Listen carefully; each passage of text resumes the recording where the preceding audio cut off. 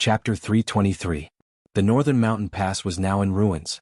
3 peerless cultivators of the Empyrean realm were fighting with their lives on the line. The terrifying energy ripples from their battle shook heaven and earth. The overwhelming demonic chi enveloped the world, and the extremely cruel and evil demonic chi made people tremble with fear. Aside from the mysterious green-robed lady who fought against the peerless cultivator from the Northern Mountain Pass, no one else could see what was going on in the Northern Mountain Pass. Chu Gu, who had fallen into a state of madness, seemed to have turned into a terrifying demon. He slashed at the 2 peerless cultivators with his saber. Thousands of feet-long saber rays shot out from the demonic aura from time to time. The saber aura from the heavenly demon saber was extremely terrifying. Everywhere the saber ray passed through, not only did it devour all the spiritual chi in the surroundings, but it also severed all vitality, causing the trees to wither. The cultivators who were watching the battle from hundreds of feet away were forced to retreat. Only the mysterious green-robed lady seemed unafraid of the saber aura from the heavenly demon saber. She stood at the top of the tree and watched the battle unfold before her. The 3-eyed divine mink crouched on the lady's right shoulder. If it were not for the lady's timely intervention, the little beast would have been captured by the peerless cultivator. A demon? Gu Fei was shocked that the peerless cultivator had called out the mysterious woman's identity. Moreover, the mysterious woman did not deny it. The other cultivators who rushed over from the Northern Mountain Pass were also shocked when they heard the peerless cultivator's words. After all, the lady in green was in the form of a human. If she was truly a demon, then she was a demon that could shapeshift. A demon that could shapeshift would have a terrifying cultivation base. She would at least be at the Empyrean realm of the human race.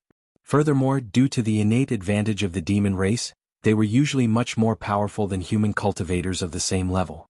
The mysterious green-robed lady definitely had the strength to intervene in the battle. However, she had no intention of doing so.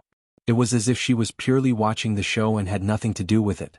Gu Fei found it difficult to defend against the terrifying energy waves that were constantly spilling out from the front. He kept retreating until he was half a mile away from the battle before he felt a little better. The pressure from the peerless cultivator was truly shocking. It was as if a 1,000-pound boulder was pressing down on his heart. It was extremely heavy and oppressive. Gu Fei did not join the cultivators from Bailing City. Instead, he stood alone in the snowy forest, paying close attention to the battle before him. After all, Minister Dan was fighting Chu Gu together with that peerless expert. Gu Fei couldn't leave by himself. More and more cultivators appeared in the snow forest. The Northern Mountain Pass was not far from Northern Mountain City. The cultivators in Northern Mountain City had already sensed the abnormality at the Northern Mountain Pass and were heading towards the Northern Mountain Pass. Gu Fei sensed several powerful auras appearing in the snowy forest. At first he did not care, but soon he felt that someone was watching him. The few experts who exuded powerful auras approached Gu Fei intentionally or unintentionally. There was one person on each side and they were actually surrounding Gu Fei. Who are these people? Gu Fei's heart trembled. The 4 people who were slowly approaching him seemed to be no weaker than him. Gu Fei moved carefully in the snowy forest. He moved towards the person on the left who seemed to be the weakest. He had no chance of winning against 4 people alone. Everyone's attention was attracted by the battle before them. No one noticed the silent scene that was happening in the snowy forest. Swoosh! Gu Fei suddenly pushed off with both feet on the snowy ground and flew towards the person on the left. While he was in the air, his right hand had already pressed forward. Rumble? There was a violent tremor. Surging golden yuan qi surged out from Gu Fei's right hand. The violent power shook the void. A large golden hand quickly appeared and pressed towards the person. The distance between the two was less than 300 feet. Gu Fei pounced like a tiger pouncing on its prey. In an instant, he pounced more than 200 feet forward, and then when he was less than 4 feet away from the person, he directly struck out with his palm. Gu Fei's movements were extremely fast. The other 3 didn't expect Gu Fei to suddenly be in trouble and were stunned for a moment. By the time they regained their senses, Gu Fei had suddenly launched a palm strike at the person on the left with the weakest cultivation. 1,000 blades and 10,000 swords. That person let out a soft shout. A dazzling golden light burst out from his body, like a sun had fallen into the snowy forest. His hands drew a mysterious trajectory in the void. A golden light spread out, like a golden wave, towards Gu Fei's palm of light. Amidst the surging golden waves, tens of thousands of saber and sword shadows quickly condensed. Like tens of thousands of saber and sword shadows, they fiercely slashed out. Boom! With a loud bang, the endless golden swords and sabers collided with the palm of light. The aftershock spread in all directions, and the trees near the two of them were directly shattered into splinters that flew all over the sky. The thick snow on the ground was rolled up by the mighty waves of air, revealing the soil under the snow. 5 elements magical power. You are from the Beitang clan. Gu Fei recognized the terrifying magical power of this person at a glance. He did not retreat, instead he strode forward. He sent out another palm strike, and the man was pushed back by the violent force of the palm strike. His mask was wet, and it was obvious that he had suffered internal injuries. These 4 masters did not show their true faces. Their faces were covered with black scarves. Gu Fei could already see that among these 4 people, there was a graceful young woman dressed in white. Just as Gu Fei was about to charge out of the encirclement after forcing that person back with an absolute advantage, the masked woman moved. Swoosh! She directly disappeared on the spot. The next moment she directly crossed a distance of tens of feet and appeared behind Gu Fei. Without saying a word, the veiled woman waved her hand and a dazzling golden blade of light shot out. It was like a golden heavenly blade that slashed down on Gu Fei. The terrifying power of the divine ability seemed to draw in the power of the metal element between heaven and earth. The nearby spiritual chi seemed to be sucked dry in an instant and gathered on the golden blade of light. Roar! Gu Fei shouted angrily. A powerful force suddenly burst out from his body. He used the 8 desolation steps. It was as if he had teleported. In an instant he rushed forward more than 300 feet. Bang! The unparalleled golden light blade fiercely struck the ground. The snow mixed with the soil was sent flying, and a 10 feet deep trench appeared on the ground. At this moment, the other cultivators in the snow forest had already sensed that something was wrong. However, no one cared about the battle between Gu Fei and the 4 people. Battles between cultivators were too common. However, a battle between peerless masters was rare. No one would miss it. It was very beneficial for cultivators in the transcending mortality realm to be able to watch a battle of this level. They might be able to comprehend many things from it, which would be very helpful for their cultivation to have a breakthrough, especially for cultivators in the 8th or 9th heaven of the transcending mortality realm. Just as Gu Fei dodged the masked woman's slash, a tall man who was approaching Gu Fei from the right took out a black bow that was surrounded by a black aura. It was a ghost bow that was refined with black bones. The entire bow looked like a spine. The black aura was not devil chi, but the eerie and terrifying occult ghost chi. The tall man in black pulled the bowstring of the black bone ghost bow in his hand. The pitch-black ghost bow glowed with a faint black light. The spiritual energy of heaven and earth surged towards the ghost bow. A faint black arrow appeared as the ghost bow was pulled. A powerful wave of energy spread in all directions with the tall man as the center. The tall man was immediately surrounded by a dense ghost chi, as if he had turned into the 9 serenities of hell. Gu Fei felt the danger. All the pores on his body opened. He did not dare to stay any longer. He rushed into the depths of the snow forest as if he had turned into a phantom. At this moment, the tall man had already pulled the ghost bow and shot an arrow at Gu Fei's back. The faint arrow shadow was extremely fast. It caught up to Gu Fei in an instant. A gloomy aura enveloped Gu Fei. The ghost arrow, which was surrounded by black aura and seemed to be possessed by thousands of evil spirits, had already shot behind Gu Fei. Gu Fei was shocked. He tried his best to dodge to the side, but he only managed to avoid the vital parts of his back. Gu Fei only felt a chill on his shoulder. Then he felt an extremely cold and evil energy shooting into his body. The black arrow did not penetrate Gu Fei's shoulder. Instead, it sank into Gu Fei's shoulder and entered Gu Fei's body. In an instant, Gu Fei's skin turned purplish-black. Wisps of black aura seeped out of his pores. Then, faint and illusory ghost shadows appeared on Gu Fei's body. He seemed to be haunted by thousands of evil spirits. He looked extremely ferocious and terrifying. Roar! Gu Fei howled in pain. He felt as if there were countless ants gnawing at his internal organs and flesh. It also felt as if there were countless evil spirits tearing at his body. He was in extreme pain. The profound Yin ghost chi almost froze Gu Fei's blood. Gu Fei's vision darkened. He staggered forward for dozens of feet and almost fainted. When the 4 masked men saw that Gu Fei had been hit by that extremely evil arrow, they did not seem to be in a hurry to attack. Instead, they slowly surrounded Gu Fei. No one who has been hit by the 9 nether black bone bow's 9 nether black bone arrow can survive, the tall man said as he held the ghost bow that was surrounded by black aura. Wah! Gu Fei roared. Suddenly, a powerful sword chi exploded from his body. Two rays of purple light shot out from his eyes like two sharp swords. The ghost chi all over his body was suppressed by the sword chi.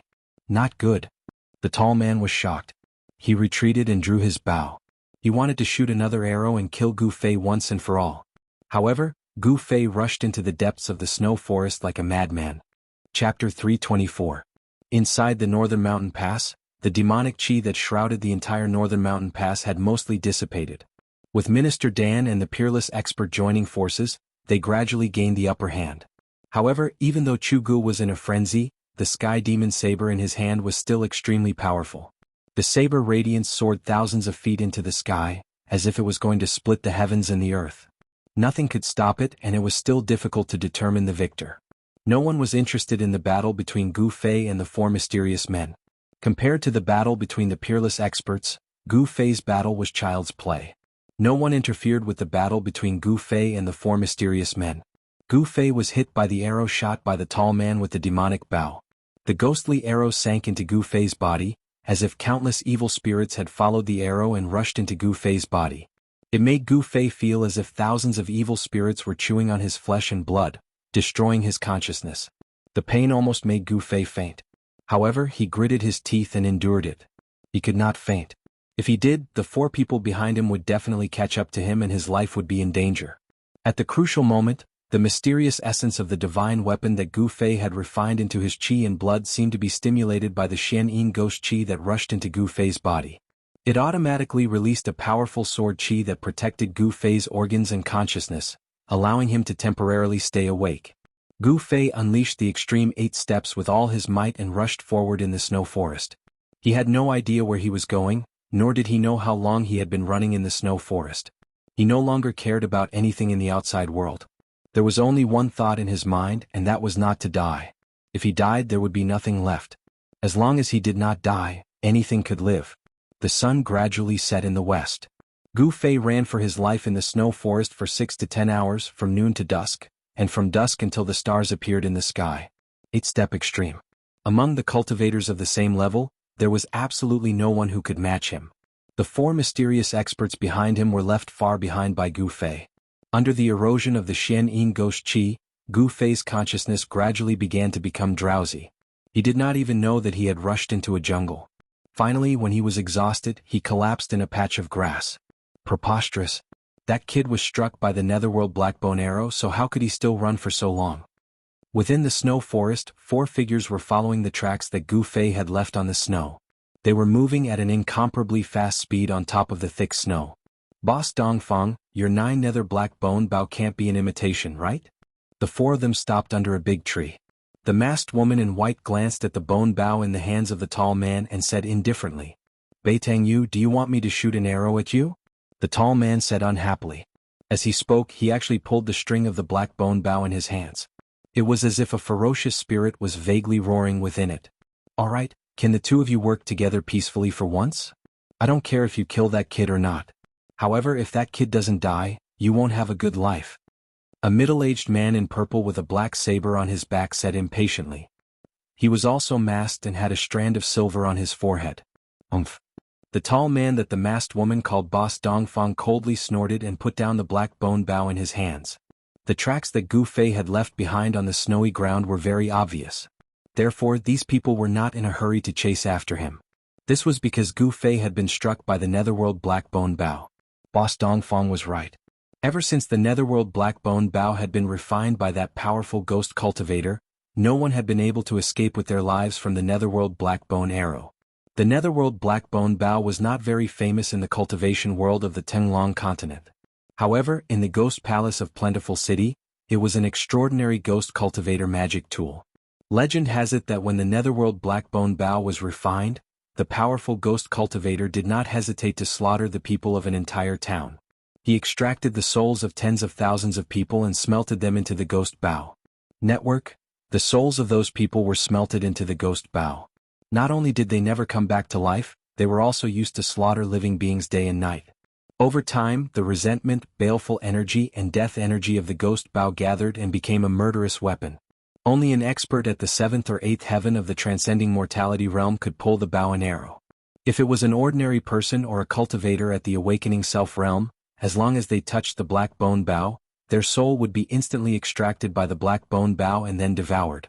The Dongfang clan used countless manpower and resources and paid a great price to obtain this netherworld black bone bough.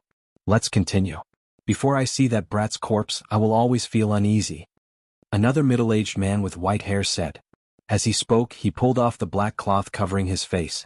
The middle-aged man who was hit by Gu Fei's 2 palms and vomited blood was Beitang Yi, who had not been seen for a long time.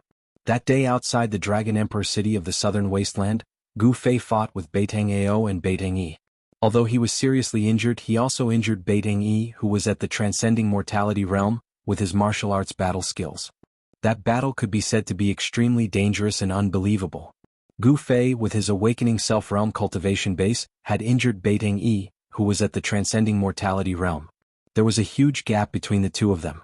Everyone who paid attention to that battle thought that the Supreme Mystery Sect had produced a disciple with unlimited potential. They were already in the depths of the snow forest, far away from Biling Pass. They could no longer sense the fluctuations of energy coming from Biling Pass, so there were definitely no outsiders here. The other 3 mysterious experts also pulled off the masks covering their faces. The tall Dongfang clan's eldest brother was a rugged man. Beitang Yu was a beautiful woman with a cold expression. She seemed to be around 27 or 28 years old. As for the middle-aged man with a black saber on his back and a strand of silver hair floating in front of his forehead, his appearance was not outstanding. His face was a bit pale, as if he had not seen the sun for a long time. Age didn't mean anything. In the cultivation world, the most unreliable thing was a cultivator's appearance. Often, a young man with white teeth and red lips was an old monster who had cultivated for hundreds of years. Obviously, the Beitang clan and the Dongfang clan already knew that not only did Gu Fei not die in the virtual sky world, but he had also come out. The 2 experts of the Beitang clan, the eldest brother, and the middle-aged man with the saber, continued to follow the traces left by Gu Fei. After walking for hundreds of miles, they noticed that the ice and snow around them gradually decreased. Vegetation began to appear on the ground, and some large stones could be seen everywhere on the snowy ground. The forest became lush. After chasing for more than 100 miles, the shadows of the ice and snow could no longer be seen. Beitang Yu and the others entered a dense forest where ferocious beasts could be seen everywhere. What's going on? Dongfang clan's eldest brother and the others became cautious. Something's wrong. Beitang Yu glanced around, her cold face revealing a solemn expression. She faintly felt that there seemed to be something wrong in this forest. The 4 of them gradually slowed down, and the traces left by Gu Fei in the forest gradually decreased. If it weren't for the 9 nether black bone bough in Dongfang clan's eldest brother's hand, which could sense the mysterious Yin ghost aura in the air, they would have long lost the direction in which Gu Fei escaped. We're not going south. There shouldn't be a forest here. The middle-aged man with the saber said in a deep voice. Everyone was shocked when they heard that. That's right. They weren't going south. The area thousands of miles north of the northern Yan Empire was a world of ice and snow. It was impossible for a forest to appear. They seemed to have broken into a mysterious place. The weather here was pleasant, and there was no ice and snow. Birds and beasts could be seen everywhere in the forest. It seemed to be an oasis full of vitality. Beitang Yu and the others, however, couldn't feel happy. They had entered an unknown area, and they had no idea what unknown dangers there were. Do we still want to chase? The middle-aged man with the saber said.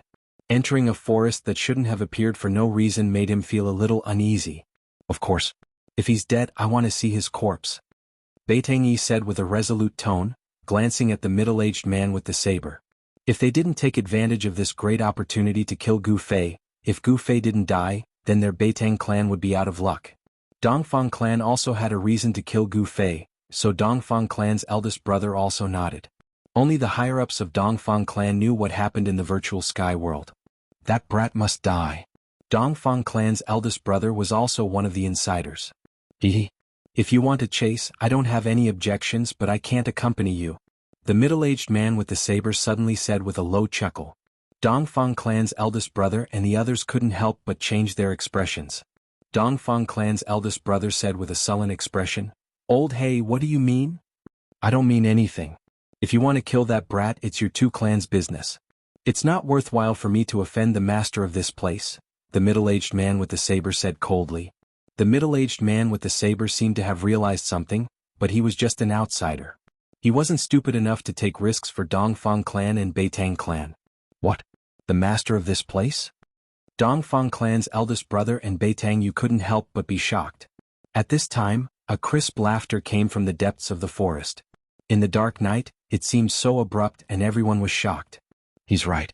If you're tactful, you should leave immediately. The crisp and sweet-sounding voice rang out again. Judging from the voice, it seemed to be the voice of a young girl. We're looking for an injured friend. After we find him, we'll naturally leave. Beitang Yu said. Everyone immediately understood Beitang Yu's intention. That's right. We have no intention of offending the master of this place. Have you seen our friend? Dongfang clan's eldest brother said. Although he looked like a straightforward man, he was no less attentive than a woman.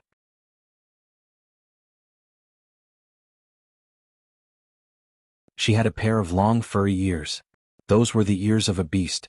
She was a demon that could already transform. If others were to see that someone was actually able to order around a greater demon that had taken human form as a maidservant, it would surely cause them to be extremely dumbstruck and shocked. One must know that a demon that could take human form could already be called a great demon. This kind of great demon strength was extremely terrifying, and it was sufficient to be mentioned in the same breath as the human peerless experts of the void-resisting realm.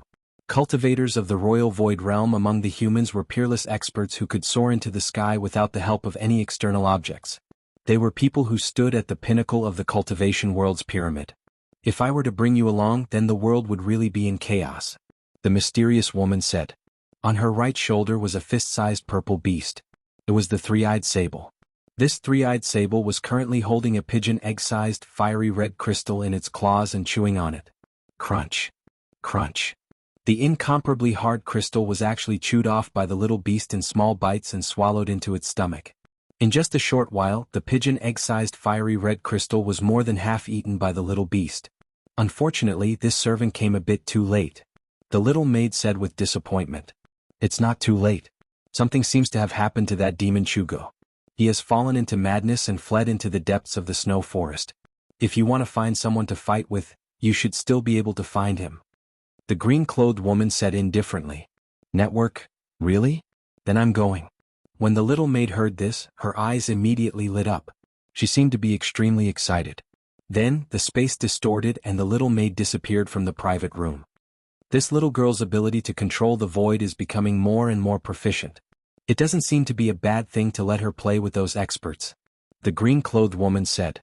Even in the private room, her face was still a blur. She still used her magic power to conceal her true appearance. At this time, she suddenly put down the wine jug in her hand.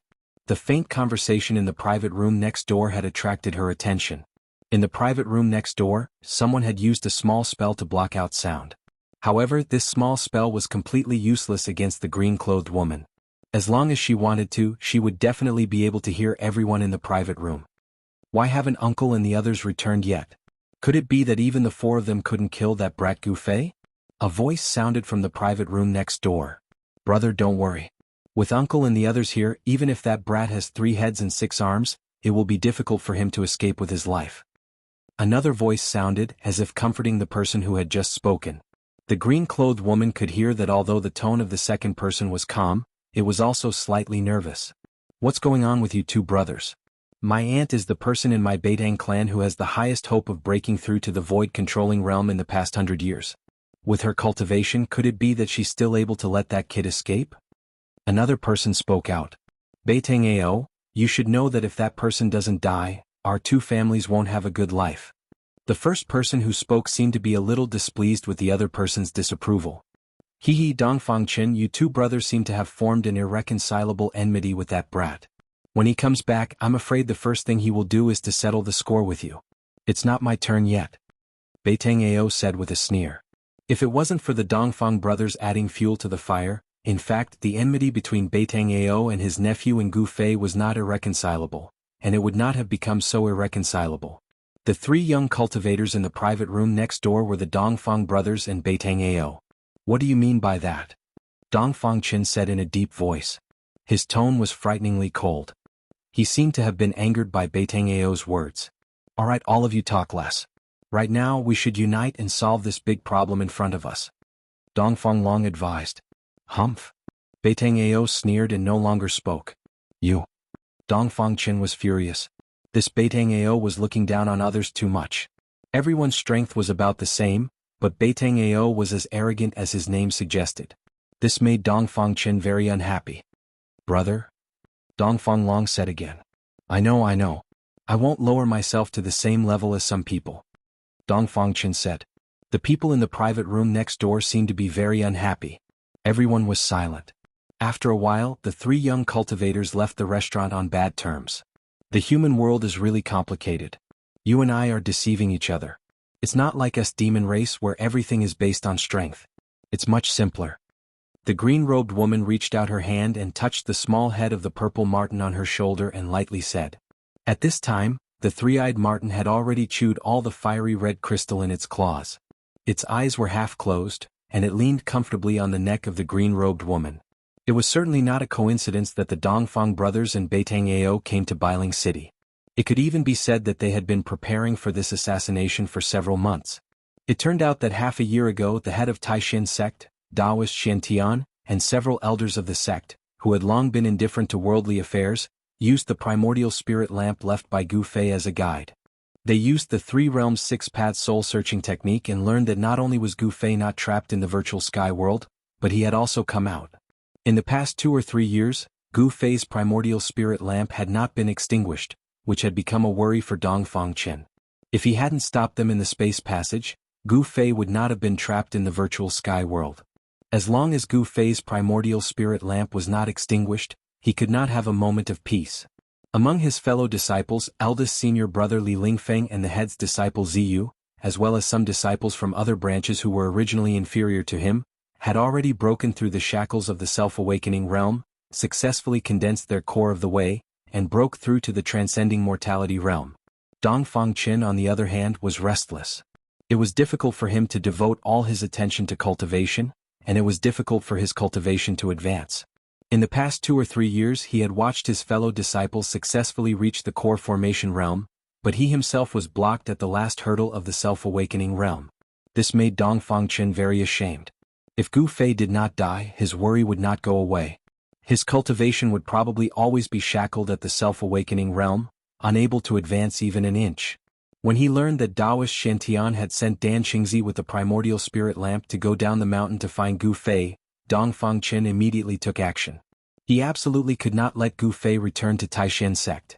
If Gu Fei returned to Taishan sect alive, he would die without a burial place.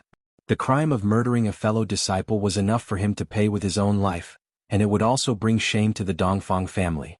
This kind of thing absolutely could not happen. That was how the 4 mysterious experts had ambushed Gu Fei and killed him outside Bailing Pass. However, the 4 experts of the older generation were now in big trouble.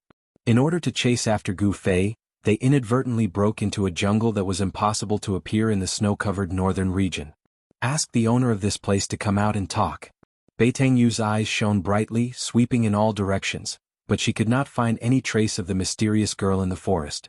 I know where the friend you are looking for is. In the forest, it suddenly became incomparably quiet. Other than the voices of the crowd, there was no other sound. Thank you so much, Boss Dongfang said. They didn't expect things to be so simple. But the mysterious girl in the forest seemed to be a little hesitant. When Boss Dongfang and the others heard this, their hearts jumped. Beitang Yu quickly said, But what? But just now, I seemed to hear you saying that you wanted to kill the friend you were talking about. I am very curious, since it is your friend, why do you want to kill him? The mysterious girl's clear voice sounded in the forest. Chapter 326. You want to deceive me? I'm not that easy to deceive. In the darkness of the night, the girl's clear and melodious voice resounded from within the forest. She seemed to be angry. Please don't misunderstand, Dongfang first brother hastily said. At the same time, he signaled to the 3 people standing beside him with his eyes. However, Beitang Yu and the others shook their heads. It was difficult for them to detect the location of the mysterious girl in the forest. The mysterious girl's voice seemed to come from all directions. It was erratic, but it was clearly transmitted to the 4 people's ears. It was as if she was speaking right next to their ears. This was obviously a profound sound technique. The mysterious girl didn't want Dongfang first brother and the others to know where she was. There was no doubt that she was secretly watching Beitang Yu and the others' every move. I didn't misunderstand. The bow in your hand is enough to explain everything, the girl said. I don't welcome you here. You should leave quickly or else. Or else what? Beitang Yu coldly said. She was a proud person and couldn't tolerate others threatening her. Hand over that boy and we will naturally leave. Dongfang first brother couldn't help but tighten his grip on the 9 secret black bone bow. He vigilantly observed the surrounding movements. The Beitang and Dongfang families didn't want to leave because this matter involved too many people. If they didn't handle it well, it would bring great trouble to their families.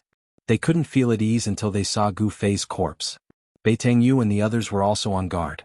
The middle-aged man with the black saber on his back had already stretched his right hand to his back and grasped the hilt of the black saber. He could unsheath the saber at any time. Very good. Since you don't want to leave, then you can play with my pet. As soon as the girl finished speaking, a whistling sound resounded in the forest. This whistling sound seemed to follow a certain rhythm. It was sharp but not ear-piercing. Listening to it gave people a comfortable feeling. Roar. Brr. As the whistle rang out, a deafening roar immediately rang out in the originally quiet forest. The roar was so close that it sounded like it was about to explode. An intense baleful aura suddenly erupted from all directions, sweeping towards Beitang Yu and the others. They seemed to have been surrounded by countless ferocious beasts. Sensing the aura of the ferocious beast that suddenly appeared, everyone's expression changed greatly, and they were extremely shocked. They were unable to understand how the young woman in the dark was able to do all this. Why was she able to hide so many fierce beasts in the nearby forest, but they couldn't sense any of them at all? This seemed to be an impossible thing. The surrounding beasts seemed to have appeared out of thin air. Peng! A golden light suddenly shot out from the forest in front of them. A giant golden wolf with wings on its back rushed out. The wolf's body was about 2 zhang long and nearly 1 zhang tall. Its entire body was flashing with a golden light, and a pair of golden wings that were about 4 to 5 zhang long spread out, stirring up gusts of wind. The golden fur flickered with a sparkling luster, as if it was cast out of gold. A bizarre energy fluctuation flowed on it, and a terrifying ferocious might spread out from the giant wolf's body. After the golden divine wolf rushed out, its pair of ferocious and flickering bloody eyes never left Beitang Yu and the others. Danger shrouded them. Umph! Beitang Yu sneered, then he took a step forward and directly threw a punch forward. A golden spiritual light surged out from his fist and rushed towards the golden divine wolf. At the moment when Beitang Ao threw his punch, the grass and trees beside him were instantly crushed by the powerful force.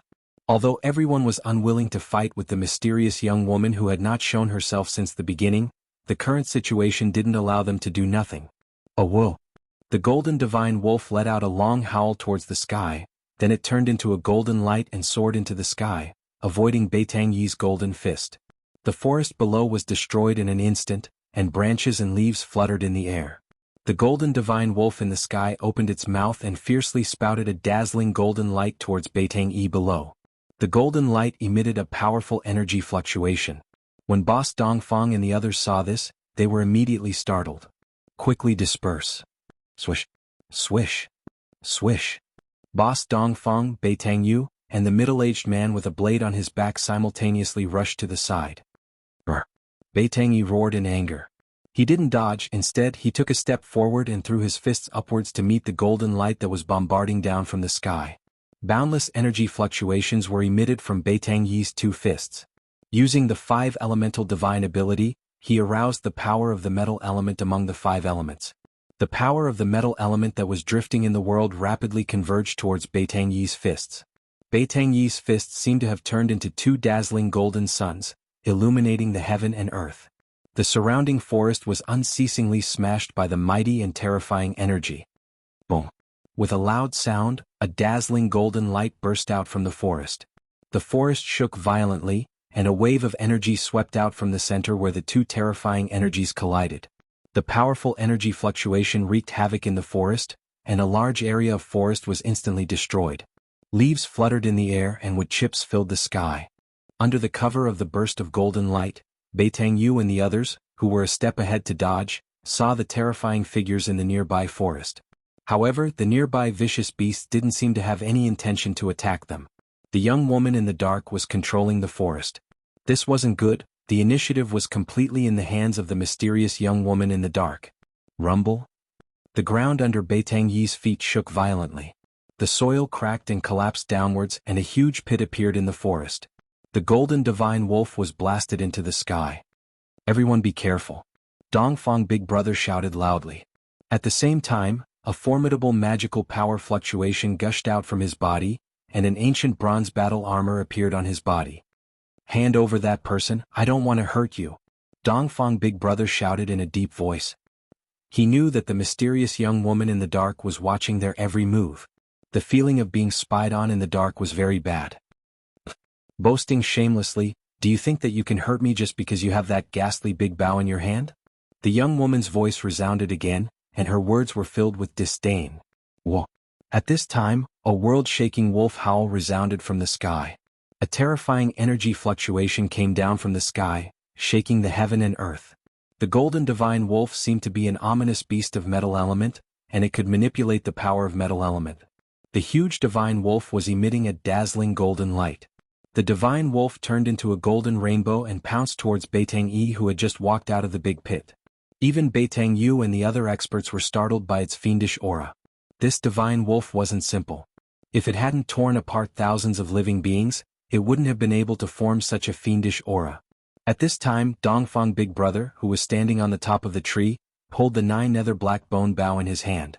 Black mist curled up around it, and endless profound ghost energy erupted from the black bone bow.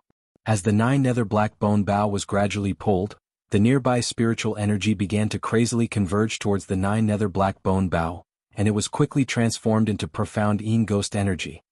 The spiritual energy here. At this time, everyone felt that the spiritual energy in this part of the forest seemed to be denser compared to other places.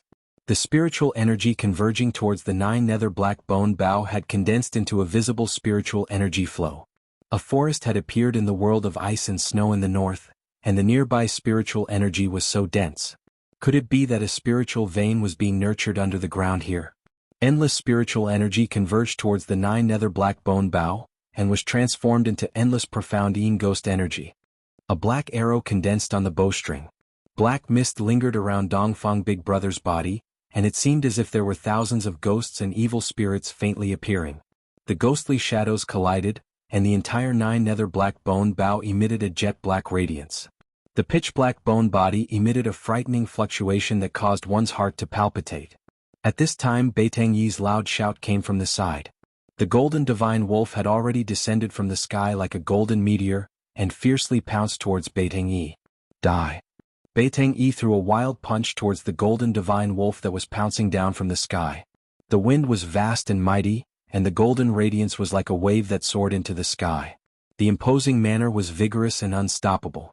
The golden divine wolf that was pouncing down fiercely flapped its wings forward. Streaks of sharp golden radiance immediately shot out, and collided with Beitang Yi's vast fist energy with a loud rumble. A ball of golden radiance like the scorching sun burst out in the sky, and illuminated the entire mountain forest in a golden color. Beitang Yi's feet fiercely stomped on the ground, and at the same time he shattered the ground. His figure transformed into a streak of golden light, and directly pounced towards the golden divine wolf that was flying backwards in the sky. His right arm was like a heavenly blade, and a several-meter-long golden radiance swept across the sky diagonally towards the golden divine wolf. Oh whoa! The golden divine wolf let out a long howl, and dodged the several-meter-long golden radiance with lightning speed. A pair of golden and dazzling claws fiercely clawed towards Beitang Yi's chest. Beitang Yi didn't dodge, and directly chopped towards the wolf's head with a knife hand. Screech! The golden divine wolf's sharp claws instantly tore the clothes in front of Beitang Yi's chest to shreds, and Beitang Yi's knife hand also blasted on the wolf's head without any fuss, and actually emitted the sound of metal colliding. Beitang Yi only felt that his knife hand had chopped on a piece of godly steel, and was unable to cause any substantial damage to the golden divine wolf. The golden divine wolf's claw didn't injure Beitang Yi at all. The golden divine wolf and Beitang Yi both flew backwards. Golden wolf and Beitang Yi flew backwards. Beitang Yi didn't have the ability to fly, so he slowly descended from the sky. That golden divine wolf was very extraordinary, and it seemed to be a mutated species. It was actually able to fight endlessly with a transcending mortality realm expert, and it didn't even fall into a disadvantageous position. What made Beitang Yu, Boss Dongfang, and the others feel a chill in their hearts was that there seemed to be a lot of vicious beasts like the golden divine wolf in the surroundings. If those vicious beasts in the vicinity were to swarm them together, Boss Dongfang and the others could only escape. So, Boss Dongfang shot an arrow, but he didn't shoot in a certain direction. Instead, the ghost arrow, which was shrouded in black energy, soared into the sky. At this moment, a purple figure appeared beside a figure that was lying in the grass a few hundred meters away from Beitang Yu and the others. Chapter 327. Under the moonlit night in the forest, a golden beast silhouette was fighting against Beitang Yi. The winged golden divine wolf was incomparably valiant. Its body, which seemed to be cast from gold, was emitting waves of incomparably fierce baleful aura. The golden battle wolf could also control the power of metal between heaven and earth. Its physical body was extremely powerful, and as it constantly bombarded Beitang Yi, a large area of the forest was constantly being destroyed by the powerful explosion. The golden light illuminated the heaven and earth. Beitang Yu and the middle-aged man with a black saber on his back were standing on top of a tree. They nervously swept their eyes over their surroundings. The shadows of the beasts in the forest were emitting powerful fluctuations, which made them feel uneasy. The whistle only rang for a while before it stopped. The shadows of the beasts in the nearby forest didn't attack Beitang Yu and the others, as if they were waiting for an order. At this time, the tall and big boss Dongfang had already pulled open the 9 nether black bone bow. The spiritual qi in the surroundings was vast and mighty, unceasingly converging towards the man and the bow standing on top of the tree. The spiritual qi here seemed to be very dense. The spiritual qi that was converging towards the man and the bow had even formed a visible spiritual qi flow. When the endless spiritual qi converged on the 9 nether black bone bow, it was instantly transformed into profound yin ghost qi. Around Boss Dongfang's body, ghost qi lingered, gloomy and terrifying, as if he had turned into a ghost domain. The endless profound yin ghost qi condensed into a ghost arrow with black qi lingering around it. Boss Dongfang let go of the arrow. Whoosh! The ghost arrow soared into the sky, emitting a dreadful whistling sound like the wailing of ghosts. It flew towards the southeast corner, leaving behind a black shadow in the void. Although Boss Dongfang didn't know the exact location of the girl in the dark, the profound yin ghost arrow was able to sense the ghost qi on Gu Fei's body. Boss Dongfang didn't want to make a move against the mysterious girl in the dark. His arrow wasn't used to deal with the mysterious girl, but to kill Gu Fei. A purple figure appeared next to Gu Fei, who had fainted in the grass when eldest brother Dongfang shot the arrow. Just then, a sharp ear-piercing sound that sounded like the howls of thousands of ferocious spirits rang out from the sky. What is that? The purple figure hurriedly looked in the direction of the voice. The moonlight shone on this person's face. Her skin was creamy white, her eyes were like autumn water, her nose was straight and her lips were red and moist. This was a young girl dressed in purple, so beautiful that it was suffocating. She was slender and elegant, her dress swaying gently in the night wind, and 2 purple hair ribbons hanging down her back. She was like a fairy from the 9 heavens who had descended to the mortal world. A trace of astonishment flashed in her limpid eyes. She saw an arrow wrapped in black qi flying towards the young girl. Humph! Those people are quite capable to be able to detect my position. A crafty smile appeared on the young girl's beautiful face. Actually, the purple-robed girl did not know that Boss Dongfang's arrow's target was not her. Gu Fei's life was not fated to end. If the purple-robed girl had not been by his side, he would not have been able to avoid Boss Dongfang's profound yin ghost arrow in his unconscious state. Even a peerless cultivator of the Imperial Void Realm would not be able to withstand 2 arrows in a row. The profound yin ghost arrow was extremely fast. In an instant, it had flown close to the young girl. An eerie and terrifying aura rushed towards them, blowing the young girl's beautiful hair like a waterfall. The purple-clothed girl pointed a finger and a golden light immediately shot out from her slender jade-like finger. Bang! A muffled sound rang out and the golden light instantly collided with the profound yin ghost arrow that was shot out. The profound yin ghost arrow exploded in an instant. The terrifying profound yin ghost qi in an instant condensed into thousands of faint and illusory arrow silhouettes and shot towards the purple-robed girl and Gu Fei. One arrow silhouette had split into thousands of arrow silhouettes. This boss Dongfang was quite impressive. The arrows that he had shot were not simply energy arrows that contained powerful profound yin ghost qi. Without a doubt, this arrow had been infused with his arrow will. Damn it! The purple-robed girl frowned and a trace of displeasure flashed across her face. Then she formed a seal with her hand and a large green net flew out from her body. It instantly unfolded and wrapped upwards. The large net shrouded the heavens and the earth and emitted a powerful energy fluctuation. Rays of dark green light shot out from the net. The thousands of profound ghost arrows shot onto the large net and exploded in an instant, turning back into a dark and eerie profound ghost chi. The Shen ghost chi was swept away by the emerald green light that surged out of the big net, and it immediately dissipated in the void. The thousands of faint and illusory profound arrow shadows were all caught by the dark green net that was spread out, and then they were refined by the dark green light in the net. Outrageous. If I don't show them what I'm made of, they will think that I'm a pushover. The purple-robed girl waved her hand and the large net immediately shrunk and flew back into her hand. After keeping the large net, the purple-robed girl took out a purple jade whistle and blew it. Roar! Roar! When the fierce beasts in the forest heard the whistle, they immediately roared. The sound was deafening and terrifying beast shadows rushed out from all directions. Not good. Beitang Yu and the others were shocked. Roar! A furious roar came from behind Beitang Yu. A huge black ape rushed over from the distance and slapped the tree trunk that Beitang Yu was standing on. Bang!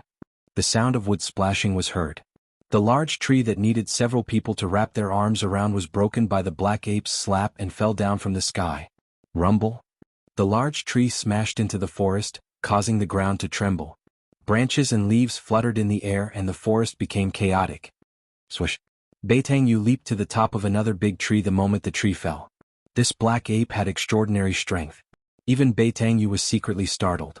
It must be known that the black ape only used the strength of its body to break the tree.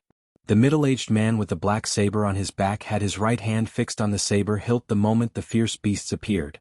At this time, a big golden bird was staring at him. This big bird looked like the legendary divine beast, the golden-winged roc. It had golden feathers, golden claws, and even its eyes seemed to be golden.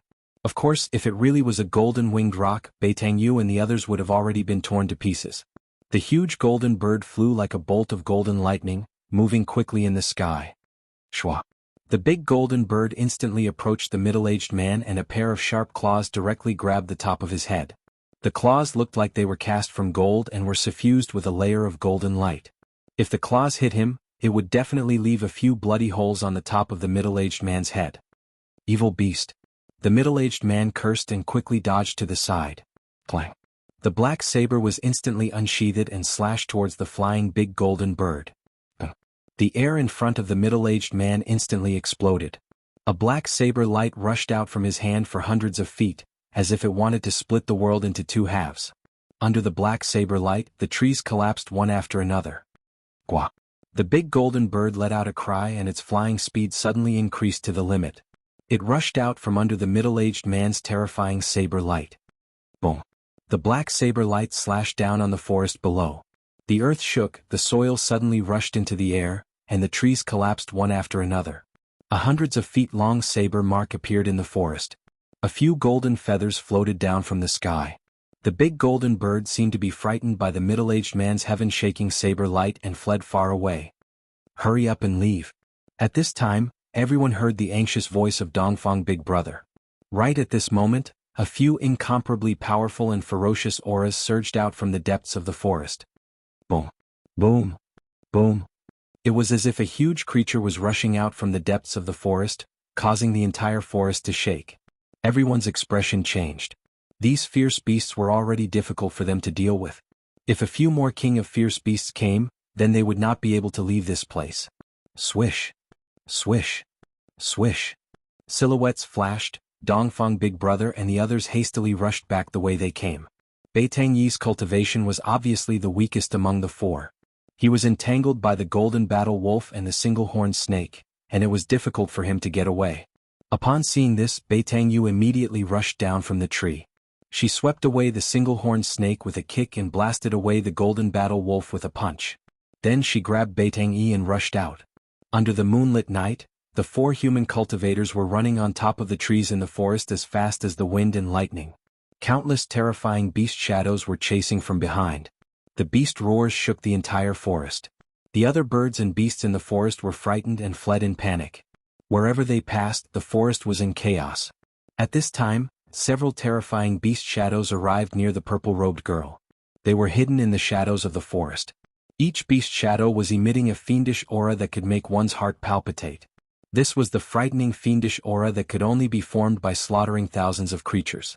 In this forest there were obviously several terrifying vicious beast kings. And these vicious beast kings seemed to have been summoned by the purple-robed girl's whistle. The purple-robed girl stopped whistling.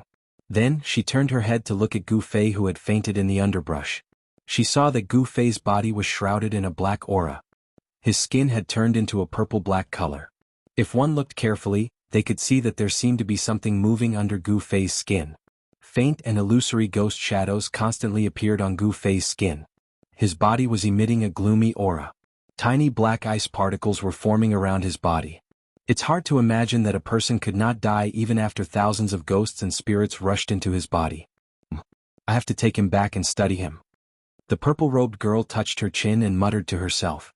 After pondering for a moment, she whistled to summon the golden bird. Then she jumped on the bird's back. The golden bird grabbed Gu Fei, who was lying in the underbrush. It flapped its golden wings and soared into the sky, flying toward the depths of the forest.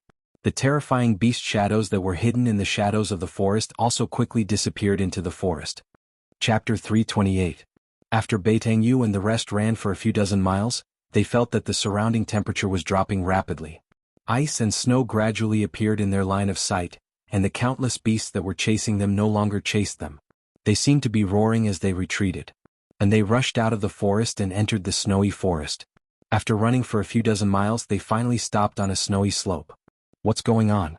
Why is there such a place here and we didn't even know about it beforehand? The blade-carrying middle-aged man said with lingering fear. I think that there should be a spiritual vein under the ground there. Beitang Yu said.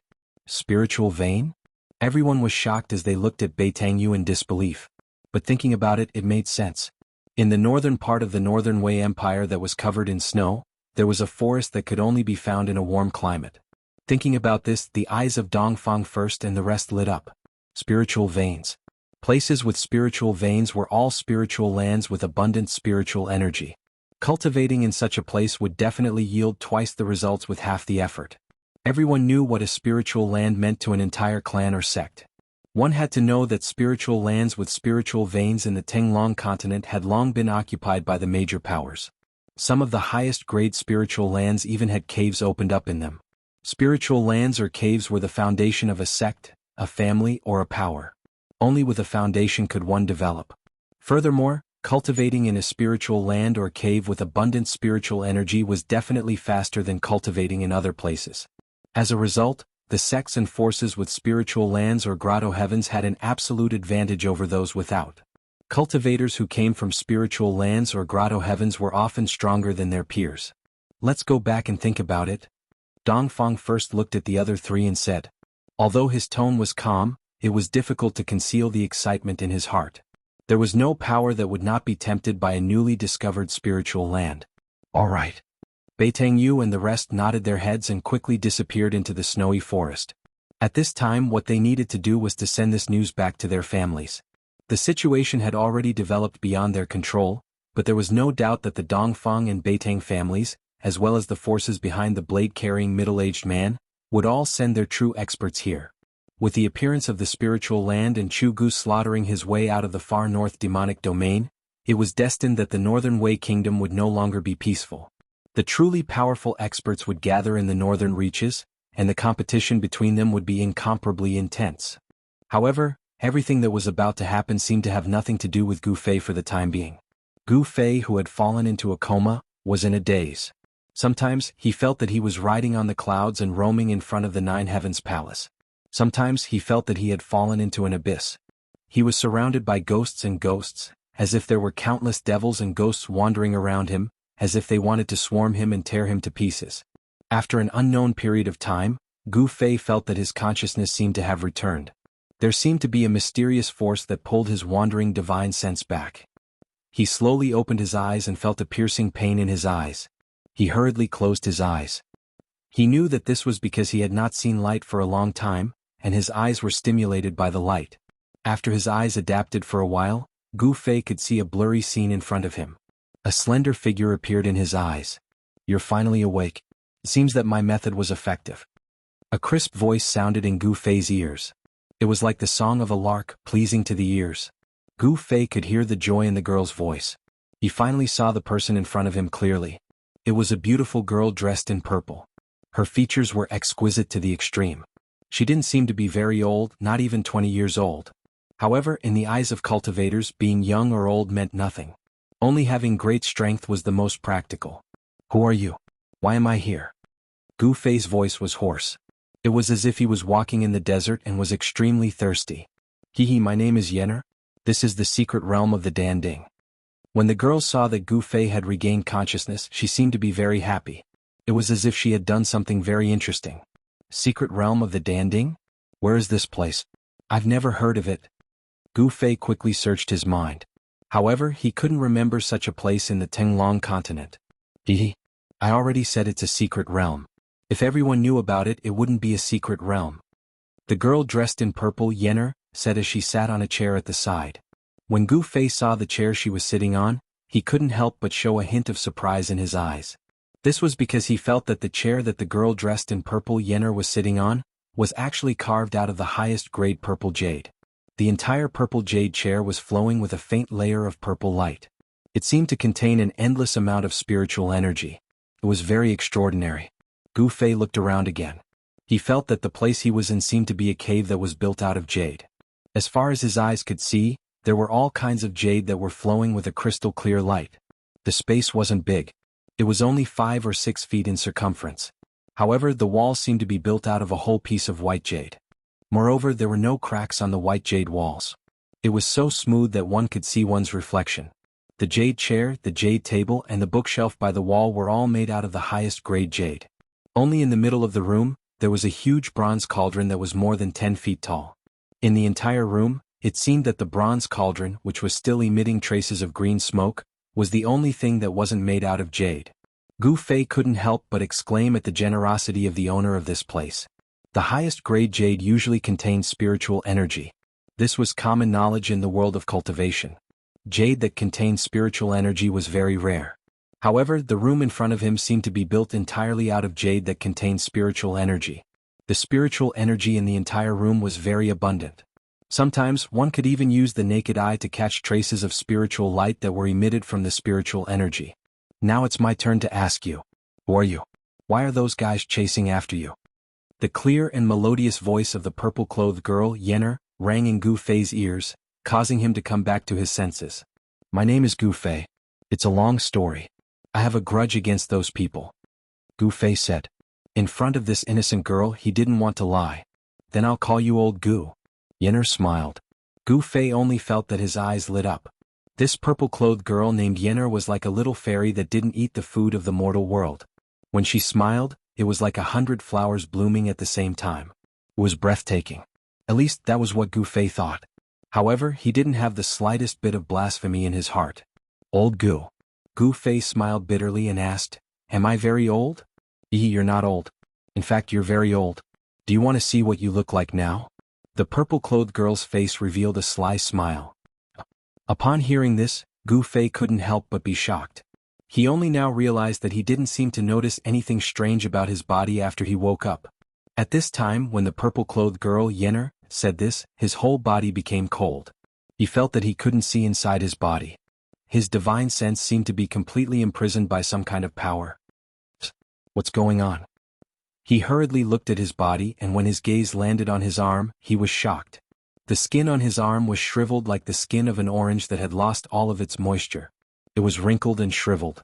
Not only his arms, but even his body was in the same condition. He was like an old man who was about to die. His body seemed to have aged to the extreme.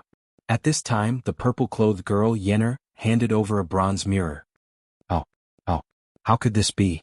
When Gu Fei saw his reflection in the mirror, his heart was shocked to the extreme. He was so excited that he almost fainted again. Gu Fei couldn't believe it. His reflection in the mirror was actually a white-haired old man. The wrinkles on his face were like ravines, filled with the traces of time. It was as if hundreds of years of his lifespan had been taken away and he had become a skinny old man. No wonder the purple-clothed girl called him Old Gu. It turned out that he was really old, the kind that couldn't be any older. Why is this happening? Gu Fei excitedly asked Yenner. This girl in front of him definitely knew what had happened to his body. He wanted to know the reason. Only by knowing the reason could he solve the problem. Yenner said, There are countless evil spirits rushing into your body. If I didn't use the 18 soul-suppressing nails to suppress the evil spirits in your body, your blood would have been devoured by the evil spirits in your body. Your blood would have dried up and you would have died. That arrow. Gu Fei recalled that he had been struck by the arrow shot by the man with the ghost bow. What a vicious fellow. You and I cannot exist under the same sky. Gu Fei had never wanted to take revenge on a single person or a group of people. Right now, he wanted nothing more than to kill his way to the Dongfang and Beidang families and completely erase these two cultivation worlds from this world. The people of the Dongfang and Beitang clans had repeatedly tried to harm him, causing Gu Fei's anger to soar to the 9 heavens. The hatred in his heart was so great that his eyes had turned red. You look so scary. Yen'er couldn't help being alarmed when she saw Gu Fei's current appearance. I'm sorry. Gu Fei realized he had lost control and slowly calmed down. But he swore to himself that he would definitely take revenge for this. Only then did Gu Fei realize that his body was actually pierced by 18 pitch-black iron nails. Each iron nail was the size of a chopstick and was deeply embedded in his body. Only a very short section of it was exposed outside his body. Gu Fei felt as if his body had become numb. He couldn't feel any pain and he didn't even know what 18 soul-suppressing nails were. It was clear that the 18 soul-suppressing nails had suppressed the evil power of the profound Yin Ghost Arrow, but at the same time, they had also completely sealed his divine sense. Actually, you don't need to be too sad. You still have a chance to recover. Yen'er said. Chapter 329. Danding School was a sect that had long disappeared from the world of cultivation. It was a branch of Taoism. Legend had it that after the Great War between Taoists and demons 1,000 years ago, Danding School began to decline until it completely disappeared from the world of cultivation. From then on, Danding School became history. No one knew that Danding School would discover a spiritual land in the northern land. Later on, they moved to the northern land and established a Danding paradise. Danding School became a secluded sect. During his conversation with Yen'er, Gu Fei learned some things about Danding School. Danding School was a sect that entered the Tao through pill cauldrons. This sect was best at alchemy. Using elixirs, they refined miraculous elixirs that could help cultivators increase their cultivation and help them break through the shackles of cultivation. Elixirs could allow people to be reborn. It could allow those who could not cultivate to enter the ranks of immortal cultivators. It could allow the stupid to become smart and it could allow the dying to be reborn. The Tao of Pill Cauldron was a heaven-defying technique. Elixirs and elixirs could make the impossible possible. According to Yen'er, she was already the last successor of the Pill Cauldron Gate and also the owner of the Pill Cauldron Heavenly Abode. Her cultivation shocked Gu Fei as she was about to break her core and condense her nascent soul. Moreover, Yen'er's real age was only in her early 20s. Due to the help of the elixirs left behind by her master, her cultivation base had increased very quickly. However, the result of this increase in cultivation base was that her realm was not very stable. Apart from Yen'er, there was no one else in Danding Paradise. On this day, after Gu Fei took a qi-gathering pill refined by Yen'er, he immediately felt relaxed. He could even feel the qi-gathering pill turning into a stream of heat in his dantian and flowing throughout his body. The spiritual energy transformed from the qi-gathering pill was nourishing his old body. However, Gu Fei's body was like a leaking ball. Before long, the spiritual energy transformed from the qi-gathering pill would be devoured by the countless souls imprisoned in his body. The 9 nether blackbone bow was definitely an incomparably evil and terrifying ghostly weapon. Even though Gu Fei's life force was incomparably vigorous, and he had the essence of the divine weapon refined into his blood and qi, the blood and qi in his body were still drying up day by day. The evil spirits and ghostly aura were devouring his life force, causing his life force to fade away at every moment. The qi-gathering pill could only replenish the lost life force in Gu Fei's body, so that Gu Fei could continue to live, and not die of his blood and qi being devoured by the Yin spirits and ghost qi. Actually, this was also a risky move. Gu Fei taking the qi-gathering pill was undoubtedly equivalent to using the spiritual energy of the pill to feed the ownerless spirits in his body. Those ownerless Yin souls would continue to devour the spirit qi transformed from the qi-gathering pills, and the Yin soul ghost qi would gradually become stronger. When the 18 soul-subduing nails on Gu Fei's body could no longer suppress those Yin souls, there would only be one outcome for Gu Fei, and that was death. It was a beautiful morning, and Yen'er had already run off to God knows where. Gu Fei walked out of the Immortal's cave. His body was trembling, and he looked exactly like an old man whose body was in decline. With a head full of white hair, wrinkled skin, and emaciated body, Gu Fei's body no longer had that exuberant life force. His body was like a withered old tree that had lost its vitality, and it looked like it would collapse at any time. Gu Fei already knew that the Danding School's Immortal's cave was built in the belly of a jade mountain. Below the Jade Mountain was a spirit vein, and around the Jade Mountain, there was a chi-gathering array laid by the Danding School. The chi-gathering array could not only gather the spirit chi from all directions, but it could also restrain the spirit chi emitted by the Jade Mountain spirit vein, preventing it from spreading. This is really a good place. Gu Fei stood outside the entrance of the Immortal's cave and looked around. He didn't even breathe but was inhaling and exhaling the spirit chi. The spirit chi here was really too thick, and he could even see the colorful green lights floating between the flowers and trees. Gu Fei soon discovered that the other places on the mountain seemed to have been reclaimed into a square of spiritual fields, and the spiritual fields were planted with spiritual herbs. Purple gold ginseng, fire dragon grass, scarlet fruit. Gu Fei recognized a few spiritual herbs, but he had never seen most of the spiritual herbs planted in the spiritual fields. Even in the ancient books that he had read in the sect, there were no relevant records about them. Every spiritual herb was surrounded by spirit chi, and under the nourishment of sufficient spirit chi, each spiritual herb was extraordinary, and seemed to have matured for hundreds of years. Gu Fei sat in front of the Immortal's cave and looked up at the rising sun. He couldn't help but feel a myriad of emotions in his heart. A few days ago he was still a young expert with extremely lofty ideals. He was thinking about how to revitalize the Green Spirit Peak, and how to pass on the Green Spirit Peak's orthodoxy. But now, with his deteriorating body, it was difficult for him to even walk down the mountain. Gu Fei thought a lot, looking back on the path of his growth until now. He was bullied on Taishan Mountain, and then he was proud at the 9 Vein Trials. Then he went to the virtual sky world, and then he escaped from the Devil's territory in the far north. It seemed that he never really stopped to rest. Suddenly, Gu Fei felt a little tired, not physically but mentally. The path of the strong was not easy to walk. It was full of thorns and bumps, and one careless mistake could lead to injury or even death. Looking at the beautiful scenery in front of him, the floating clouds in the sky, and the red-crowned cranes and spiritual birds soaring in the sky, Gu Fei felt an unprecedented peace in his heart. There was no fighting here, no mutual deception, no intrigue, and no need to always be on guard against the attacks of enemies hiding in the dark. This was a pure land, a paradise outside of the world. He didn't know how long he sat on the white jade steps in front of the cave. Suddenly, Gu Fei saw a figure flash on the bamboo path at the foot of the mountain. A purple figure walked out of the bamboo forest. "You look good today." Soon Yenner arrived in front of Gu Fei. Gu Fei stretched lazily, then stood up and said, "Have you found a way to cure me?" Gu Fei was very direct. It's not difficult to cure you, but..." Yenner wanted to say something but stopped. A trace of imperceptible cunning flashed in her black jewel-like eyes. Gu Fei could no longer keep calm. He hurriedly asked, "But what? What are your concerns? Just say it." Gu Fei was always thinking about how to revitalize his deteriorating body. However, he knew that unless he could dispel the Yin and ghost aura in his body, there might be a glimmer of hope. Why are you in such a hurry? I will definitely cure you. Don't worry." Yenner patted Gu Fei's shoulder and said. In fact, she was already calculating in her heart. "Then when do we start?" Gu Fei was very anxious. He couldn't wait to get out of his current predicament. His deteriorating body had almost made him lose the will to fight. "When do you want to start?" Yenner looked at Gu Fei and asked with a smile. "Of course, the sooner the better," Gu Fei said.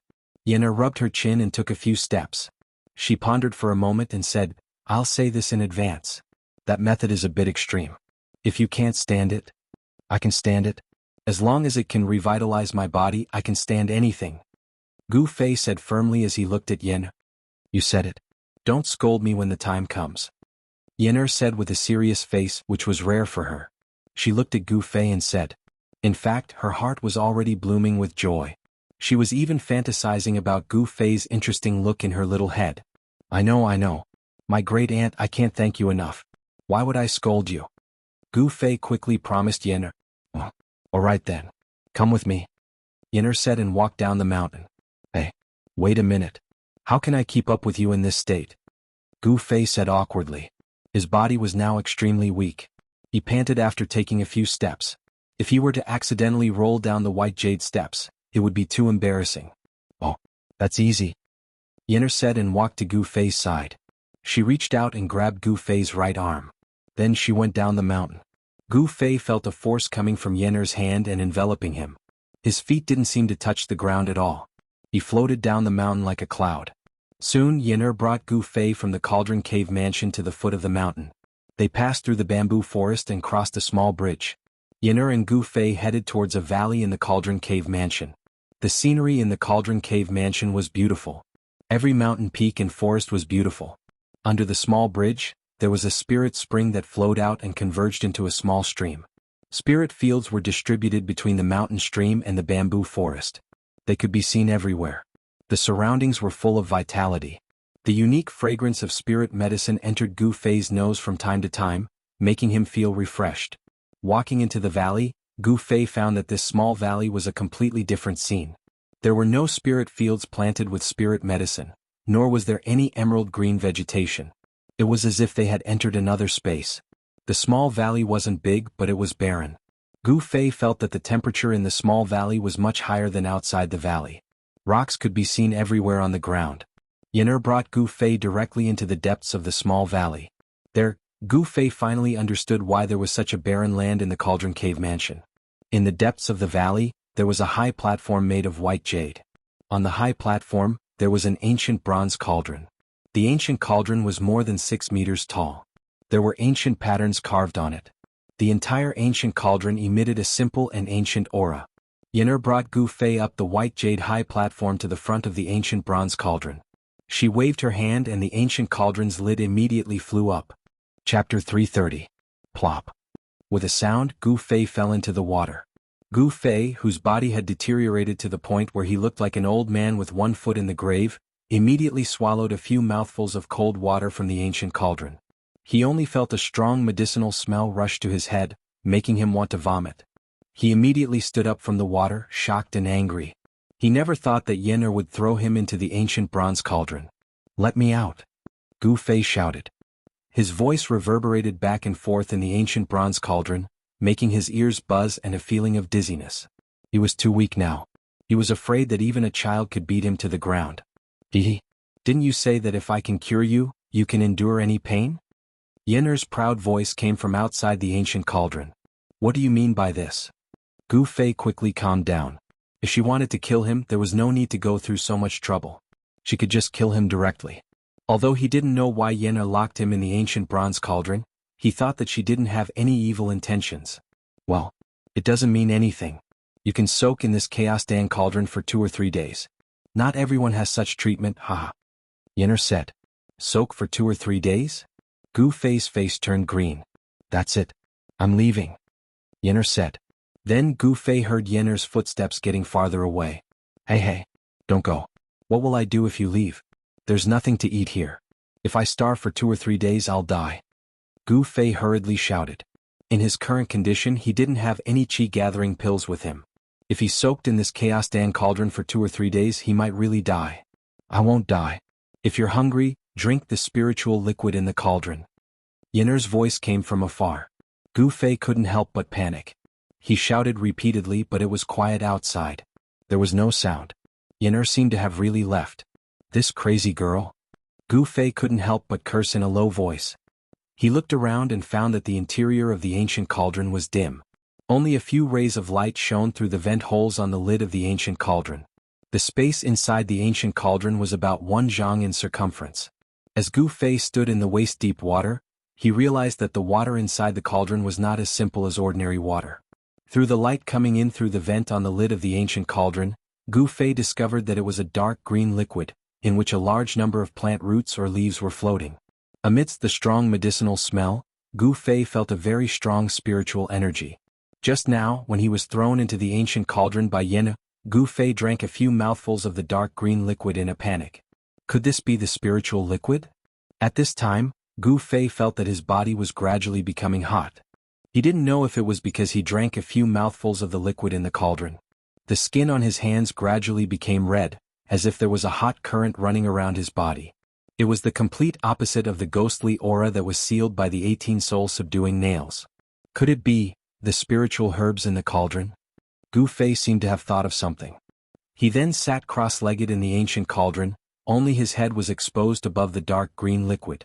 He tried to circulate his Xian Qi, guiding the spiritual herbs in the cauldron to permeate into his body. Gu Fei's Xian Qi was different from ordinary cultivators. His strength came from his body. As long as there was spiritual energy in his body, he could circulate his Xian Qi. As time passed, Gu Fei gradually entered a deep meditative state. The medicinal energy in the surrounding liquid began to seep into Gu Fei's body through the pores of Gu Fei's body. The top of Gu Fei's head gradually emitted steam, and his face gradually turned red. In one of the rooms in the Cauldron Immortal's cave, Yin-Er was sitting on a purple jade chair. In her hand was the storage bag from Gu Fei's body. To be more accurate, it was an unremarkable little black bag. The bag was a little old, but it wasn't sealed by spiritual energy. Even an ordinary person could open it. This guy actually didn't seal the magic treasure bag. He saved me a lot of effort. I want to see what's inside. Yin-Er said as she opened the bag. The moment the bag was opened, Yin-Er felt a wave of spiritual energy rush towards her. But she immediately frowned. This was because the spiritual energy was mixed with a fiendish aura. This was the aura of devil chi. Yin-Er was very clear. The Cauldron Immortal's cave was not far from the abyss of immortals and demons. Moreover, she often went to the abyss of immortals and demons to pick herbs. The abyss of immortals and demons was close to the Northern Wei Empire. Immortal spiritual energy was extremely chaotic and unstable, making it difficult for cultivators to absorb and use. However, it was still immortal spiritual energy. Places where immortal spiritual energy gathered could often breed rare spiritual herbs and even heavenly treasures. Yin-Er had walked on the ancient stone bridge before, and had seen the surging demonic energy on the other side. What's going on? Yin-Er was a little surprised. However, following that, Yin-Er's gaze stopped at a corner of the storage bag. She could no longer move her gaze away.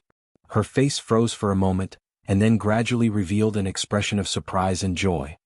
Unbelievable, such a thing actually exists in this world. Yin-Er's voice trembled. She seemed to be very excited. Then she reached into Gu Fei's storage bag and carefully took out 3 stalks of grass. They were not ordinary grass, but immortal grass that was surrounded by 9 colored lights. The immortal grass did not seem to have any color, as if it was transparent. However, there were 9 colored lights flowing on top of it. Longevity grass, it really is the longevity grass. It's exactly as described in the ancient records. 9 colored lights. This is a phenomenon that only occurs when an immortal grass matures. Yin-Er muttered to herself. The Danding sect was a sect that cultivated alchemy. There were countless records of all kinds of spiritual essence in the sect. Yin-Er was the last descendant of the Danding sect. Of course, she knew about the 9-colored longevity grass. If a mortal consumes it, they will live for 200 years. Moreover, they will be immune to all kinds of diseases. If they consume it, they will be able to solidify their soul and extend their lifespan by 200 years. Yin-Er muttered to herself as she looked at the 3 stalks of 9-colored grass in her hands. The reason why she had her current cultivation base was completely due to the help of the medicinal pills. Of course, it was also related to her talent. However, there was a fatal flaw in the cultivation base that relied on medicinal pills. That was that the state of mind could not keep up with the cultivation base. Although Yin-Er was at the peak of the 9th heavenly layer of the transcending mortality realm, her state of mind was not proportional to her cultivation base. The power of the 9th heavenly layer had to be controlled by the state of mind of the 9th heavenly layer. Yin-Er was very clear about her own situation. The reason why she did not dare to take that step was because she was afraid that she would follow in the footsteps of the seniors of the Danding sect. She was afraid that her Tao core would shatter and her soul would dissipate. For cultivators, breaking through from the transcending mortality realm to the ascending void realm was not a guaranteed success. There was no danger involved. In fact, the situation was the exact opposite. The higher the cultivation base, the greater the risk one would have to face when breaking through to the next realm. For cultivators at the peak of the 9th heavenly layer of the transcending mortality realm, if their Tao core was shattered but they could not condense their nascent soul, it meant that they had failed to break through. There was only one outcome for those who failed to break through, and that was death. The terrifying power that erupted from the shattering of the Tao core could not condense a nascent soul. Once that power went out of control, it would destroy the cultivator's physical body and primordial spirit in an instant. Those who were lucky might be able to return to the heavenly Tao and be reincarnated as a human. Those who were unlucky would have their souls scattered and their life imprints completely erased. The longevity grass had another effect, which was to condense the spirit and solidify the soul. It could eliminate the hidden dangers left behind by consuming spiritual pills to increase one's cultivation base. This was what Yin-Er urgently needed now. With the longevity grass, she could try to take that step. I didn't expect that kid to have such a spiritual herb of heaven and earth. Where did he get it from? Yin-Er was shocked and couldn't help but be astonished. The longevity grass was a legendary item. For thousands of years, the cultivators of the Danding sect had walked through the endless mountains and rivers of the Tinglong continent, but they had not even seen the shadow of the longevity grass. One could imagine that it was not easy to obtain this kind of spiritual herb of heaven and earth. It seems like there is a need to find out where this kid came from, Yennefer thought to herself. However, the longevity grass was in her hands now. It was impossible for her to hand it over. She was already thinking about how to take the longevity grass for herself. Kill Gu Fei? That doesn't seem possible. I have no enmity with him. How can I kill him for no reason? Yennefer shook her head. Actually, she had always been cultivating in the Danding cave and rarely went out. She had never killed anyone before. Otherwise, Boss Dongfang, Beitang Yu, and the others who broke into the outer area of the Danding cave would have been torn into pieces by the countless ferocious beasts she controlled. How could they escape so easily? Actually, with Yennefer's cultivation base at the ninth heaven of the transcending mortality realm, it was easy for her to kill Boss Dongfang and the others. Sigh. So annoying. How can I get the longevity grass from that kid legitimately? Yennefer stood up from the purple jade chair irritably. And? I got it. After I cure him, this longevity grass will be my reward. Ah. Yennefer laughed happily. She then carried the 3 9-colored longevity grass and walked into the depths of the cave. The depths of the cave was connected to the underground spiritual vein. It was the place with the densest spiritual energy in the entire Danding cave. The ancestors of the Danding sect had opened up a medicinal herb field there. The real heaven and earth spiritual essence was planted in the medicinal herb field in the depths of the cave. Yennefer moved the 3 9-color longevity grasses into the medicine field. Spots of spiritual light immediately gathered toward the 9-color longevity grasses. The 9-color glow that lingered around the 9-color longevity grasses became brighter. There's a 9-leaf mysterious ginseng. Alright. This is mine too. Yennefer took out the 9-leaf mysterious ginseng from Gu Fei's storage bag and planted it in the medicinal herb field. Mysterious sky vine, Juxian fruit, Yin-yang lotus. These are all mine. Yennefer murmured to herself. She kept taking out heaven and earth spiritual essence from Gu Fei's storage bag and planted them in the medicinal herb field. Chapter 331. Over the past few days, peerless experts had started to appear in the northern region of the Northern Wei Empire. People would occasionally see divine rainbows flying across the sky. There were more and more cultivators in Bailing City. There was a rumor circulating among the cultivators that someone had discovered a spirit vein in the northern lands. It was a spirit land that had yet to be developed. This wasn't a baseless rumor. The appearance of peerless experts in the northern lands was a very good proof.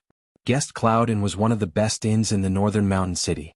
However, in the northern mountain city where cultivators gathered, this place seemed a bit deserted. This inn had been completely booked by a cultivation family from the east. The cultivators who entered and left the inn were only disciples of this family or cultivators who were on good terms with this family.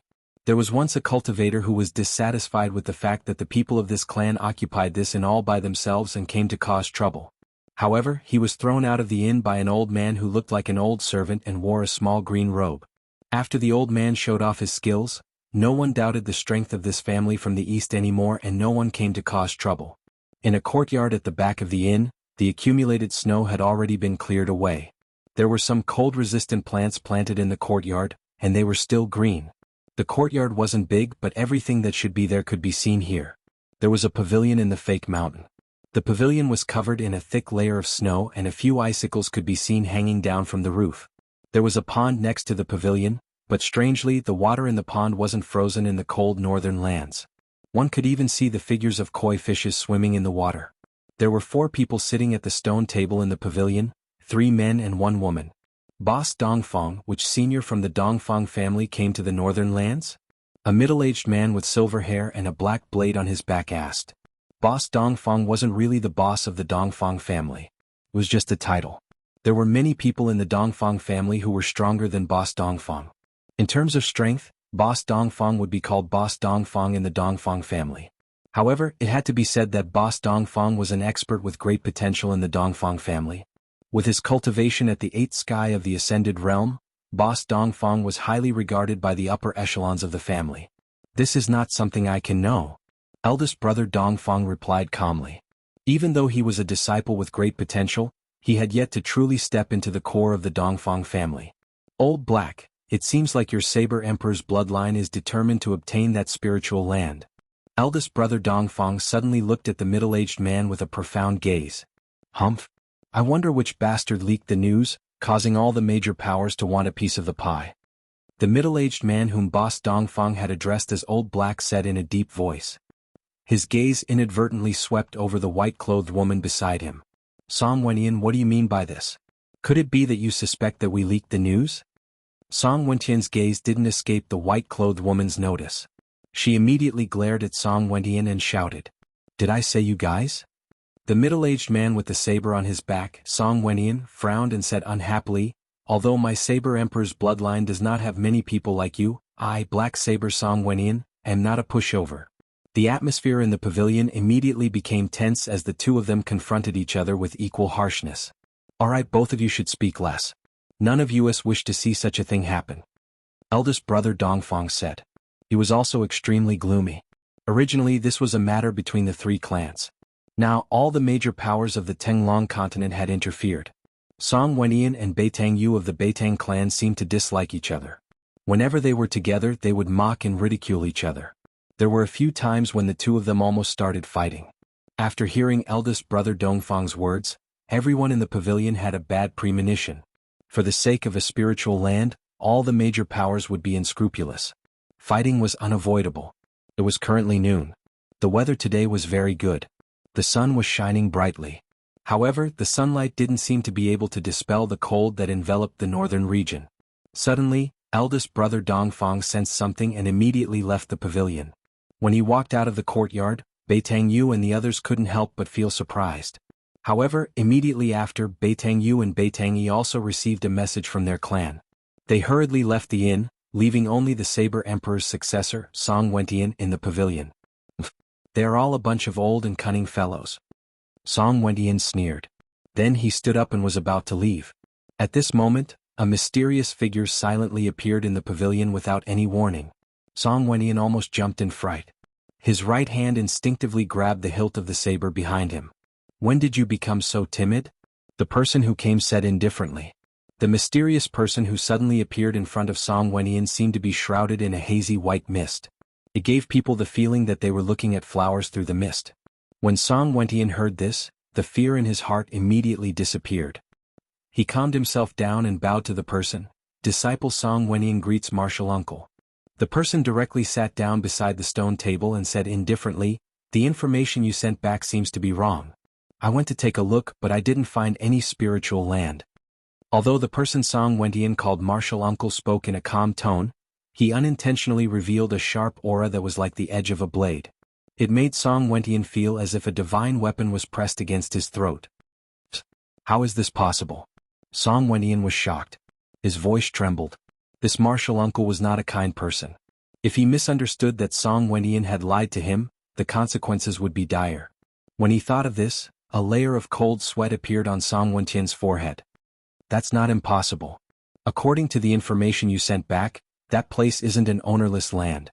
I'm afraid that someone used their power to hide that spiritual land. That person's tone was still calm, as if he was talking about something insignificant. Just now Big Brother Dongfang and Beitang Yu left in a hurry. Song Wentian said carefully. Yes. I think those old fellows went to ask them questions. You have to be careful. This is a very special time. Even I don't know how many old fellows have come to the northern lands. If you offend those old fellows, even I won't be able to save you. The mysterious person said. Thank you for the reminder, martial uncle. Song Wentian replied respectfully. The mysterious person did not say anything else. His figure immediately disappeared from the pavilion. Just like when he had first appeared, he had left without a sound. Song Wentian wiped away the cold sweat on his forehead. His entire body seemed to collapse as he slumped onto the stone bench. This martial uncle of his was a temperamental person. Every time he saw him, he would have to be extremely careful when dealing with him. Just as the mysterious person left, a blurry figure charged out from another courtyard behind the inn. He stood high up in the sky and looked in all directions with a pair of eyes. I seemed to sense the old saber monster's aura. The person scanned his surroundings but did not find any trace of the mysterious person. He then rushed down to the courtyard below. A faint and illusory figure stood in the sea of clouds in the distance, watching the scene coldly. I didn't think that the old saber monster and Dongfang Lai would also come to Bailing City. The person murmured to himself. Then, his figure disappeared into the sea of clouds. The bitter cold northern lands was no longer peaceful. Bailing City was no longer deserted. At this moment, the entire northern lands was filled with turbulent undercurrents. Many great figures had turned their attention to this place. The Pill Cauldron's paradise was isolated from the rest of the world. Although countless cultivators from the northern lands had entered and there was no lack of peerless experts among them, it was difficult for them to break the peace of the Pill Cauldron's paradise. The forest that Beitang Yu and the others had inadvertently entered seemed to have disappeared from the world. The Dongfang family, the Beitang family, and the Saber Emperor's bloodline had sent many experts into the depths of the snow forest. However, they could no longer find the forest that was filled with roaring beasts. Some people began to doubt the reliability of the spiritual land. However, the people from the Dongfang family and the Beitang family knew that the spiritual land definitely existed. Eldest brother Dongfang, Beitang Yu, and the others would never dare to lie to the higher-ups of their families. The more they could not find the spiritual land, the more shocked the experts from the three families became. The spiritual land had an owner. It was obvious that someone with great power had hidden the spiritual land. Forcefully concealing an entire spiritual land, this sort of method was too terrifying.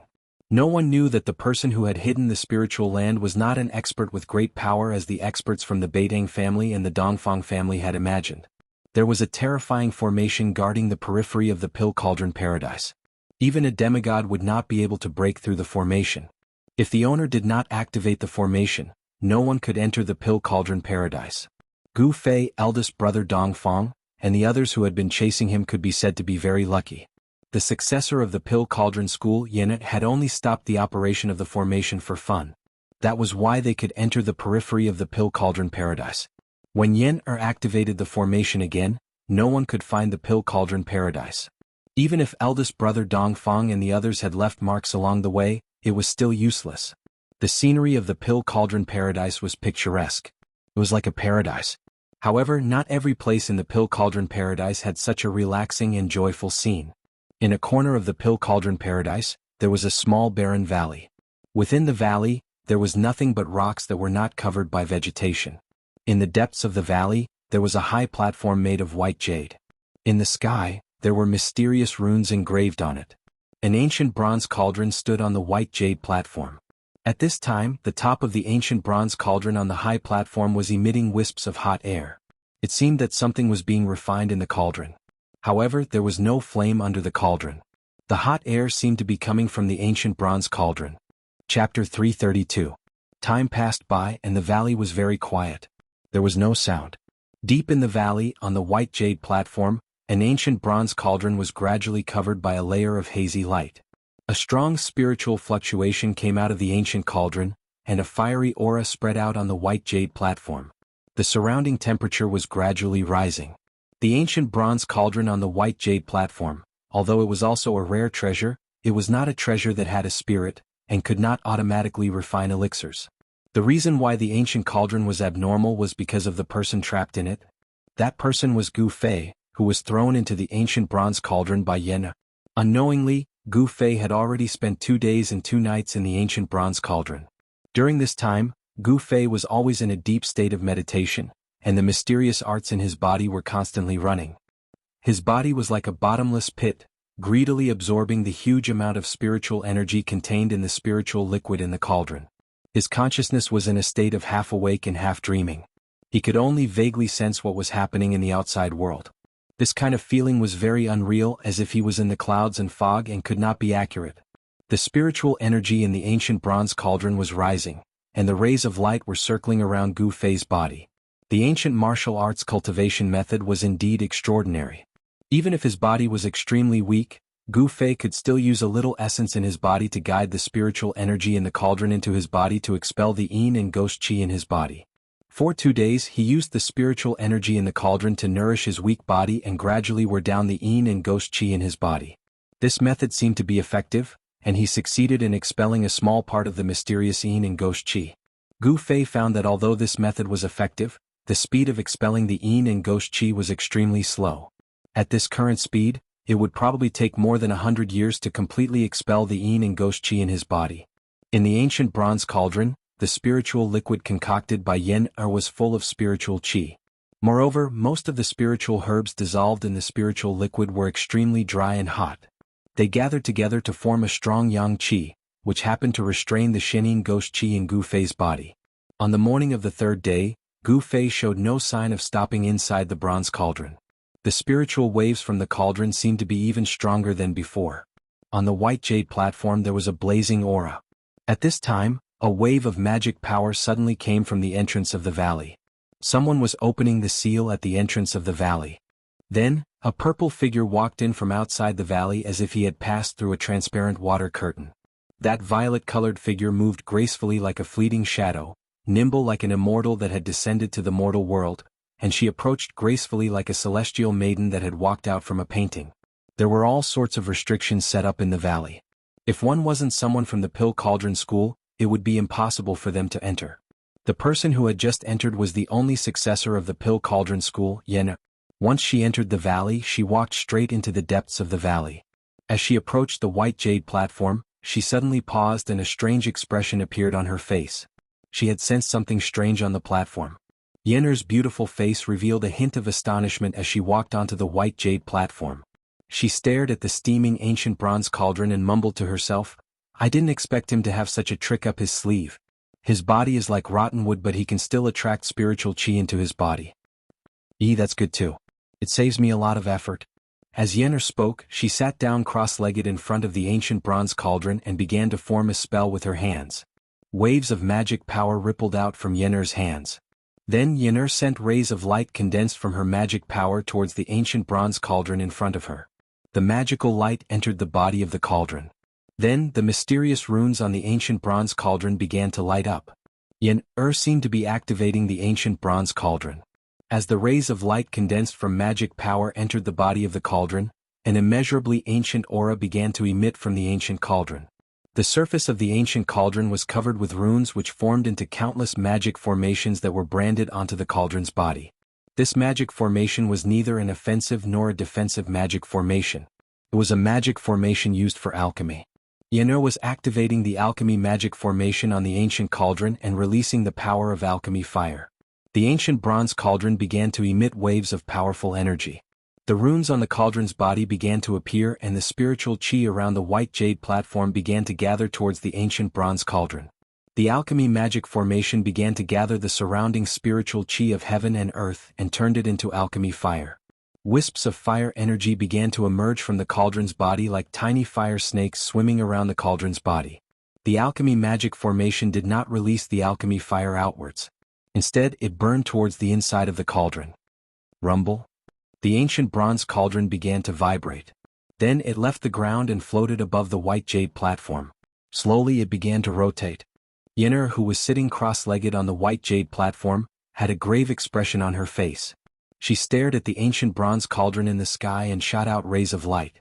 As more and more magic formations were activated, the entire ancient bronze cauldron began to flow with fiery red fire energy. It was not an ordinary fire. Instead, it was the alchemy magic formation on the ancient bronze cauldron. It condensed the spiritual qi of heaven and earth and transformed it into alchemy fire. It was the Taoist true fire. This small mountain valley was actually where the Pill Cauldron School concocted pills. The reason why it was completely barren without any plants was because the people of the Pill Cauldron School concocted pills here. The heat released by the people of the Pill Cauldron School had turned this place into a wasteland. As the alchemy magic formation on the body of the ancient bronze cauldron was gradually activated, wisps of fire energy began to seep into the cauldron from the outside. The dark green spiritual liquid in the cauldron began to be evaporated by the fire energy and turned into spiritual mist. As more and more alchemy magic formations were activated, the temperature in the ancient bronze cauldron began to rise rapidly. Gu Fei, who was in a deep meditative state, seemed to feel something strange around him. What's going on? Very quickly, Gu Fei woke up from his meditative state. All he saw was a blurry mist in front of him. Waves of heat surged from all directions, making him feel like he was in a furnace. In reality, he really was in a furnace. What are you doing? Gu Fei shouted. He felt that something was wrong. The surrounding temperature was still rising rapidly. The high temperature in the cauldron made him feel pain all over his body. His skin felt like it was about to split open. Outside the ancient bronze cauldron, Yen did not answer. In reality at this moment she could not speak at all. Yen's entire body was filled with spiritual energy. Her movements of summoning spiritual energy became slower and slower. She even felt a wave of exhaustion. She really wanted to stop. However, she could not stop. This was a critical moment. If she stopped, all her previous efforts would be wasted and she would have to start all over again. I still need 10 more alchemy magic formations. Yen clenched her teeth and continued to summon spiritual energy. At this moment she was sweating profusely. Beads of sweat the size of soybeans rolled down her face and dripped onto the ground. Although she was activating the simplest alchemy fire magic formation on the ancient bronze cauldron, it was still extremely taxing. Wah! Gu Fei's scream came from within the cauldron. He felt as if he had jumped into a volcano. His entire body felt like it was surrounded by magma. The spiritual liquid in the cauldron was boiling.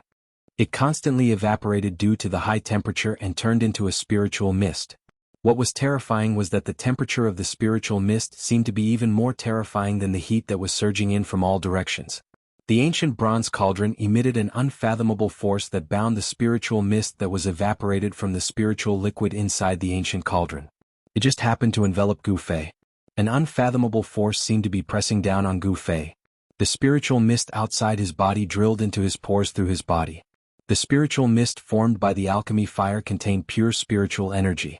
However, at the same time, it also contained a terrifying heat.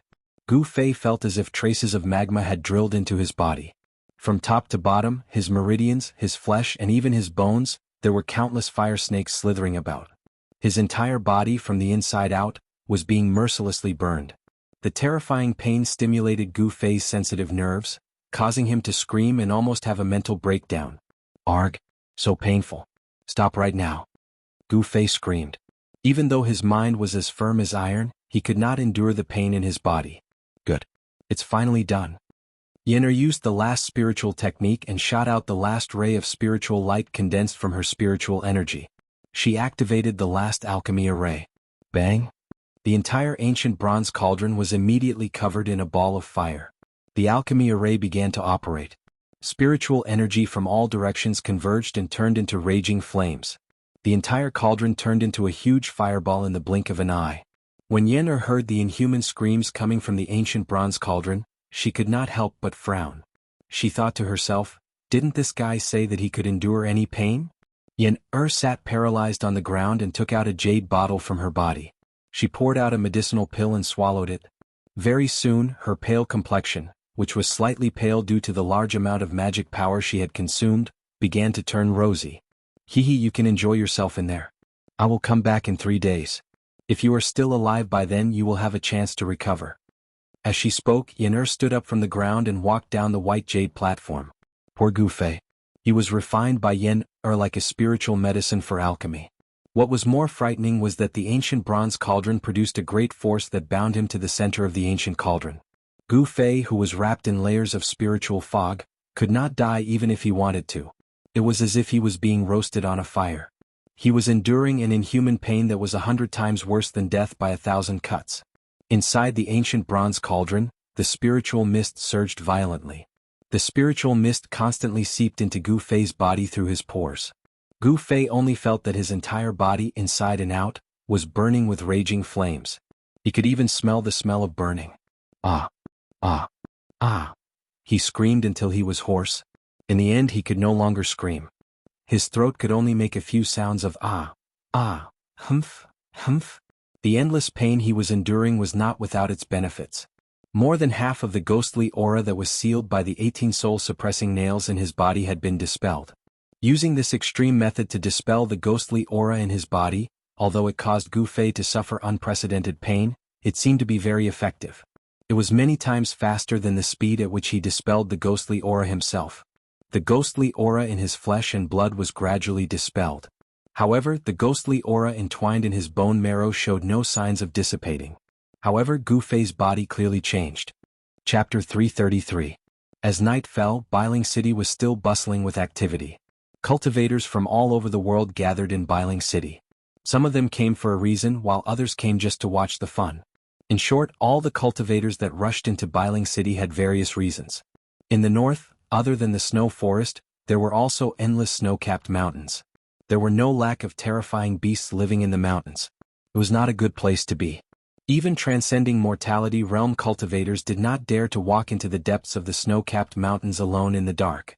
On this night with a bright moon and few stars, under the moonlight, 3 figures quickly walked on the thick snow. They did not even leave any footprints wherever they went. In the eyes of ordinary people, this was the legendary lightness technique of stepping on snow without a trace. The cold wind whistled, blowing off the snow on the trees from time to time. From time to time, there were mournful roars of beasts coming from the depths of the snow-capped mountains. These 3 uninvited guests passed through the snow forest and crossed the snow-capped mountains. They lowered their heads and hurried on their way. They seemed to be heading somewhere, not aimlessly. After walking for 100 miles, the 3 stopped at the foot of a mountain. The bone-chilling wind could not reach here. A young man in a white robe with a simple long saber on his waist took out a map and looked at it. The long saber on the young man's waist was covered with runes and a faint cold and fierce aura was emitted from it. This saber seemed to be extraordinary. "Hey Dongfang Long, how far are we from the 9 underworld spring?" A handsome young man in a black robe said to the young man who was looking at the map. "Beitangao, be polite." Another young man in a white robe looked at the young man in a black robe and said unhappily. Beitangao looked at the young man in a white robe with disdain and said coldly, "If it was in the past, I could be polite to you brothers, but now, hee." It turned out that these 3 young men were Dongfang Qin, Dongfang Long and Beitangao of the Beitang clan. Although Dongfang Qin was very unhappy that Beitangao put on an arrogant attitude in front of them, he was also a little helpless. After all, Beitangao's strength was higher than his and he had the right to be arrogant. In the world of cultivation, strength was everything. If you wanted to gain the respect of others, you needed to have great strength. In these few years, Beitangao's cultivation had already broken through to the transcending mortality realm, while Dongfang Chen's cultivation stagnated in the awakening 9 heavens because of Gu Fei. The halo of a genius had long been lost. Others had long broken through, but he himself was blocked at the door of the transcending mortality realm. This made Dongfang Chen feel depressed every time he thought about it. "Beitangao, if you have the guts, then go and act crazy in front of Gu Fei." Dongfang Long put away the map and said disapprovingly. Upon hearing what was said, a hint of displeasure flashed through Beitangao's face. He said coldly, "Who said that 1 arrow is enough to kill Gu Fei, making this father come to this desolate place in the middle of the night?" After Dongfang brothers heard Beitangao's words, they became somewhat angry. "Don't we want to kill Gu Fei? If Gu Fei doesn't die, what does it mean for our 2 families, don't you know?" Dongfang Chen said angrily. Okay, I don't want to quarrel with you. How far is it from here to the 9th nether spring?" Beitangao waved his hand. Dongfang Chen and Dongfang Long looked at each other. They both knew that the matter at hand was more important. They still had to borrow the power of the Beitang family. It was not wise to fall out with Beitangao at this time. After crossing the 2 snow-capped mountains in front, we can reach the land of extreme Yin, Dongfang Long said. "Then what are you waiting for, let's go," Beitangao said coldly. The relationship between Beitangao and Dongfang brothers didn't seem to be very good, but both sides didn't want to make things too stiff. So, the 3 walked out of the call and continued to the depths of the snow-capped mountains. Dongfang brothers and Beitangao were all cultivators, so they were not afraid of the cold. They walked on the thick snow as if they were flying. Soon they crossed the 2 snow-capped mountains in front of them and came to a snow valley. They stopped, they all felt a trace of uneasiness at the same time. The entire valley was shrouded in strands of black qi, and the grayish-black underworld mist floated in the air. The valley emitted an eerie and terrifying aura that caused one's heart to palpitate, as if there was a peerless demon hiding in the valley. "The 9th nether spring is in the depths of the valley," Dongfang Long said, but he didn't move his feet. He seemed unwilling to step into the valley, at least he didn't want to be the first to enter this evil place. The 9th nether spring was definitely not a good place. Here Yin energy gathered. Just by standing outside the valley, one could feel the cold air penetrating into their body. "If we don't get the water of extreme Yin from the 9th nether spring, we can't extinguish the flame of the primordial spirit lamp," Dongfang Chen muttered to himself. No one knew who he was talking to. The 9th nether spring was a secret place in the north. Here Yin energy gathered. It was a Yin cave. For devil cultivators or ghost cultivators, it was a treasure land. Cultivating in the Yin cave would yield twice the result with half the effort. The 3 of them knew that the valley in front of them was very evil. No one was sure if there were devil cultivators or ghost cultivators cultivating in the valley. Therefore the Dongfang brothers and Beitang Ao hesitated. They didn't want to be the first to step into the valley. Under the moonlight, in the evil valley where Yin Qi gathered, the surroundings were very quiet. There was not a single sound, not even the sound of the wind could be heard. This kind of absolute silence made people feel incomparably oppressed, as if there was a huge rock pressing down on their chests. Should we go in or not? Dongfang Long said softly. His breathing was a bit rapid, he couldn't calm down. If they couldn't get the water of the 9th nether spring in the valley, they couldn't extinguish the flame of the primordial spirit lamp. Dan Qingzi brought Gu Fei's primordial spirit lamp down the mountain. With the lamp as a guide, he found the northern devil domain. As long as Gu Fei didn't die, the lamp wouldn't extinguish. Because of this, Dongfang Qin knew from Dan Qingzi that Gu Fei wasn't dead, because although the flame of the primordial spirit lamp was very weak, it had never been extinguished. Dan Qingzi was still trying to find Gu Fei. If he found him, Dongfang Chen's secret would be exposed. The crime of murdering a fellow disciple was not small. What Dongfang Chen had done had already violated the rules of the sect and violated the great taboo of the Supreme Mystery Sect. If it was light, he would be crippled of his cultivation base and expelled from the sect. If it was heavy, he would be executed. He would also shame the Dongfang family. This kind of thing must not happen. The water of the 9th nether spring was the place where the Yin cave was located. It was the place where the Yin energy was the densest. The water of extreme Yin was the only thing that could extinguish the flame of the primordial spirit lamp. The purpose of Dongfang Chen and the others was very simple. That was to obtain the water of extreme Yin, and then secretly extinguish the primordial spirit lamp in Dan Qingzi's hands. They would let Dan Qingzi think that Gu Fei was dead. Once the primordial spirit lamp was extinguished, Dan Qingzi might give up looking for Gu Fei. During this period of time he would find Gu Fei and then kill him. Everything would be solved. Since we're here, we can't go back empty-handed, Dongfang Chen said in a deep voice. His eyes suddenly became fierce and firm. He stepped forward and was about to step into the valley filled with Yin energy. If you don't want to die, leave quickly. At this moment, a cold voice suddenly came from behind Dongfang Chen and the others. The Dongfang brothers and Beitang Ao were shocked. Shua. Turning around, Zhang Xian saw a green-robed figure slowly walking over from the snowy ground 100 zhang behind him. That person only took 2 or 3 steps to cross a distance of 1,000 feet and arrive before them. He seemed to be very calm and the person didn't seem to be moving very fast on the snowy ground, but he had truly arrived before the 3 of them. Shrinking the earth into an inch? Dongfang Chen's pupils couldn't help but shrink. He could already see that this was just a shallow Dao technique, but when this person used it there was such a scene. It was really shocking. Beitang Ao and Dongfang Long couldn't help but be moved. Dongfang Long's right hand was already holding the hilt of the sword on his waist. If the person acted strangely, he would not hesitate to draw the sword. This cyan-clothed person was wearing a purple Dao crown and a cyan Dao robe. His sleeves were fluttering in the wind. His face was thin, and his whole person exuded an otherworldly aura. The person's eyes were very deep. He swept over the 3 people as if he could see the depths of their hearts. The 3 of them all had a strange feeling of being seen through. Disciples of the Taishan sect, descendants of the Saber Emperor, Beitang Ao.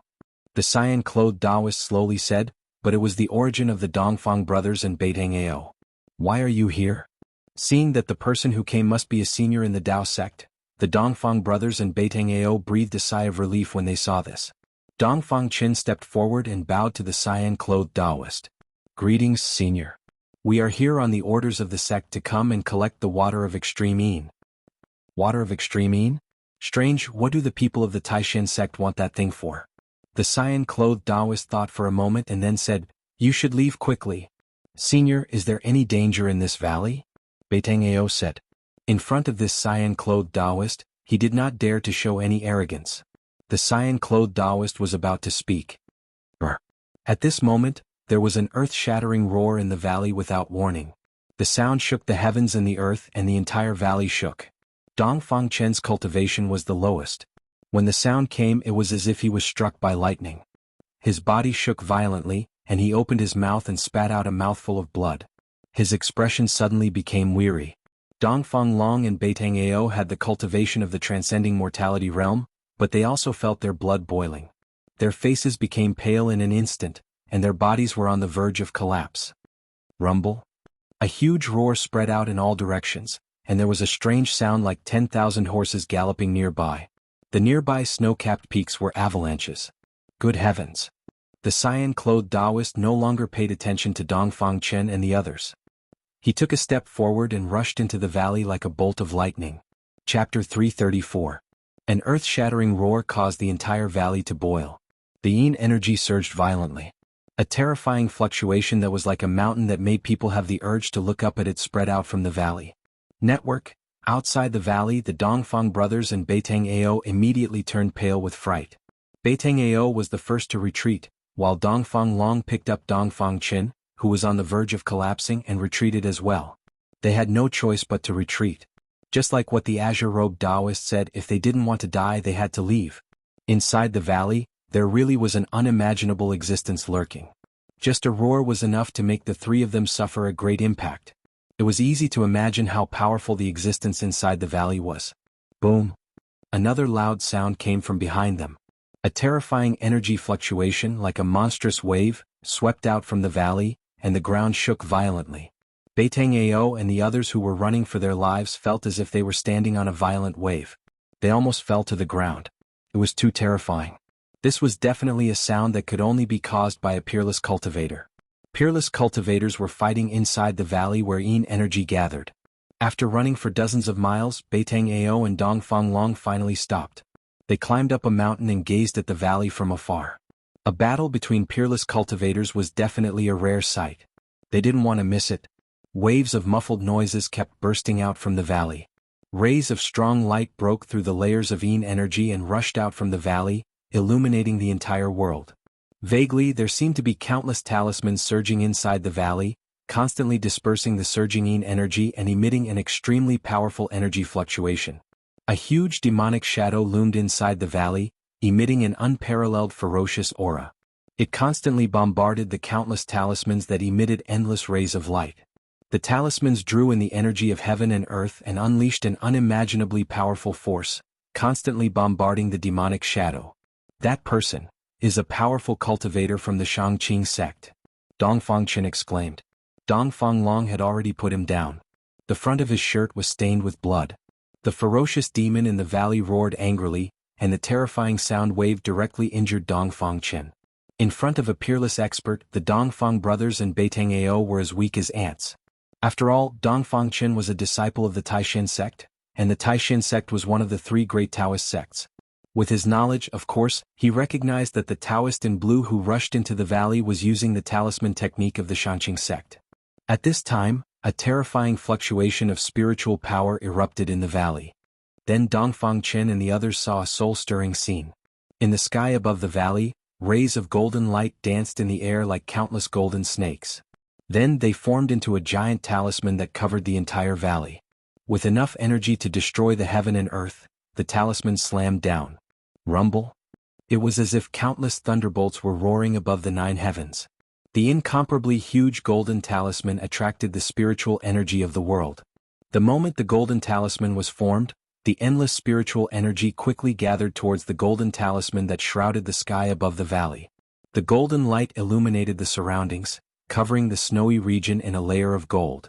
The gigantic golden talisman that enveloped the heavens and the earth sealed the entire valley. The endless yin qi that surged out from the valley was also suppressed. Brr. Inside the valley, there was an earth-shattering roar. The ferocious demon was roaring. The moment the golden talisman shrouded the giant demon, it instantly exploded. The first son of the Demon King is only SOSO. The vast voice spread throughout the sky and the earth. The Taoist in blue stood on top of the golden talisman and used all his strength to activate the golden talisman.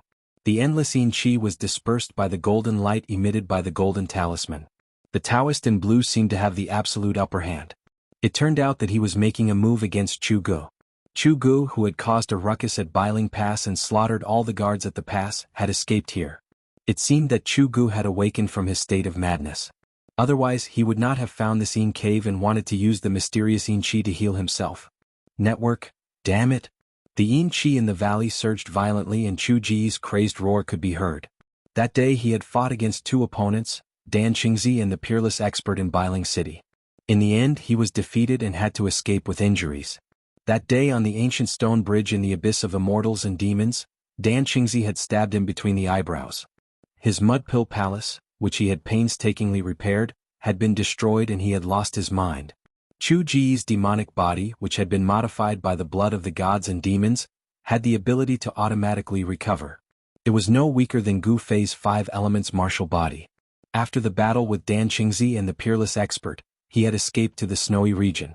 Chu Ji's mud pill palace had gradually been repaired and he had regained his sanity. The golden talisman shrouded the area and the entire valley shook violently. Boulders rolled down the mountain continuously.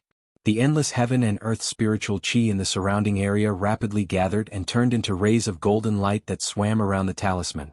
The golden talisman formed by the endless spiritual qi showed signs of becoming solid. The yin qi in the yin cave was gradually being pushed away. The Taoist in blue wanted to suppress this place where the yin qi gathered by himself. Bang! At this moment, a ray of blood-red light that exuded an endless evil aura broke through the layers of yin qi. With an unstoppable momentum, it struck the golden talisman fiercely. The golden talisman that enveloped the area immediately shook violently. The golden light that was emitting from the talisman dimmed. The sky demon blade? It is indeed extraordinary. The Taoist in blue from the Shangqing sect stepped on the talisman and continued to descend. He did not believe that the talisman, which had gathered the endless heaven and earth spiritual qi, could not withstand the sky demon blade. Using the talisman to draw the power of heaven and earth to form a terrifying attack was the specialty of the Shangqing sect. The Taoist in blue's cultivation was extremely powerful. The golden talisman had actually successfully blocked the sky demon blade's attack. Die! Chu Gu roared angrily in the dark clouds. Suddenly the yin qi in the valley retreated like the tide. A blood-red demonic blade emitted a blinding blood-red light that had never been seen before. The demonic blade was devouring the endless dark clouds and demonic qi. Break! Chu Gu shouted.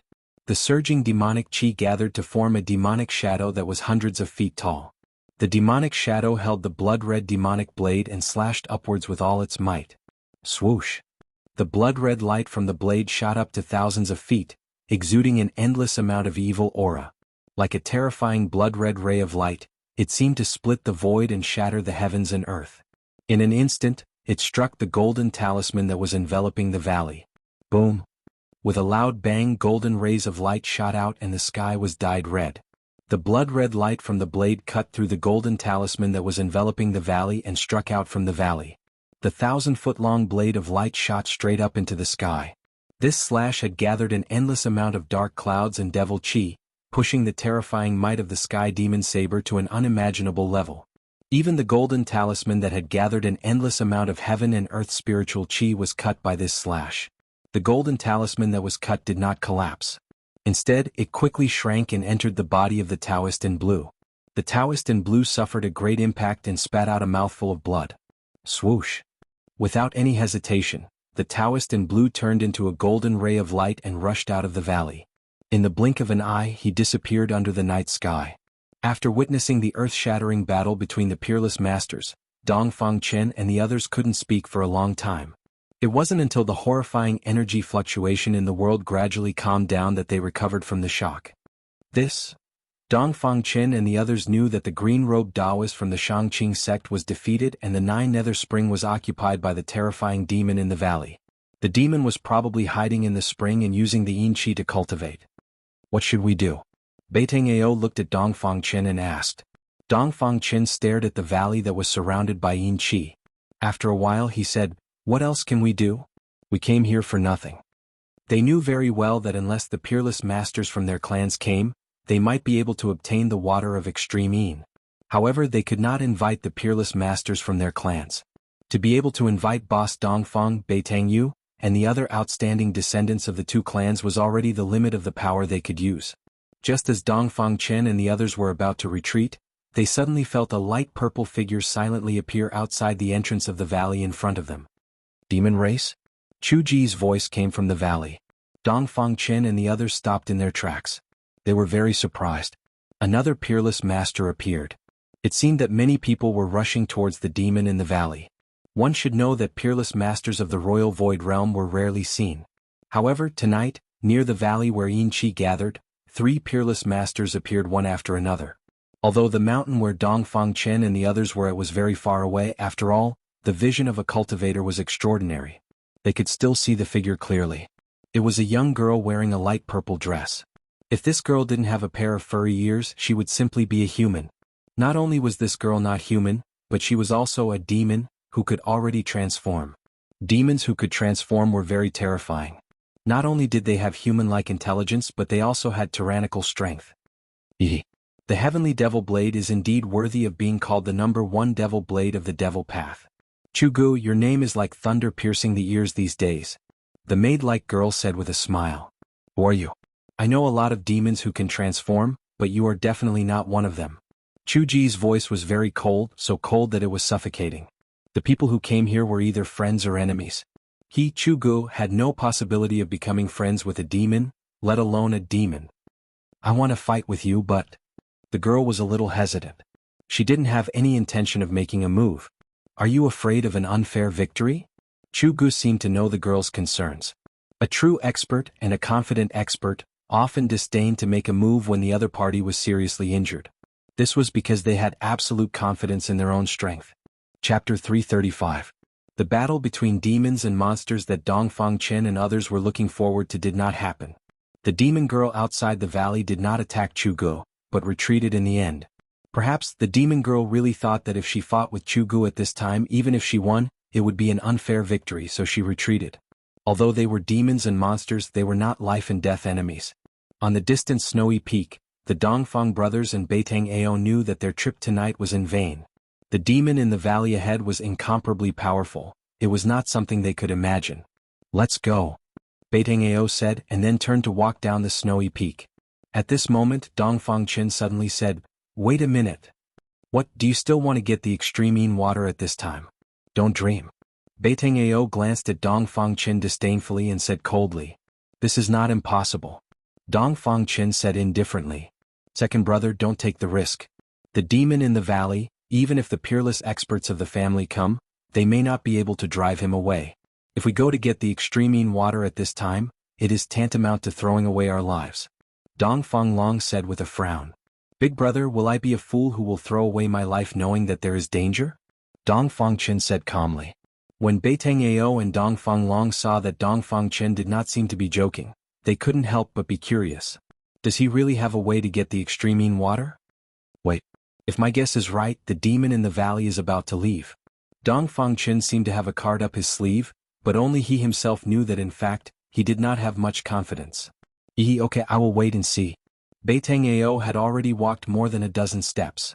After hearing Dongfang Chen's words, he laughed and walked back. He wanted to see Gu Fei suffer. However, at this time, Dongfang Long and Beitang Ao seemed to have vaguely thought of something. It seemed that what Dongfang Chen said was not impossible. It had to be said that Dongfang Chen's words were really accurate. After the demon girl outside the valley left, soon, a mass of demon chi rushed out of the valley, and a heart-palpitating and terrifying aura immediately spread.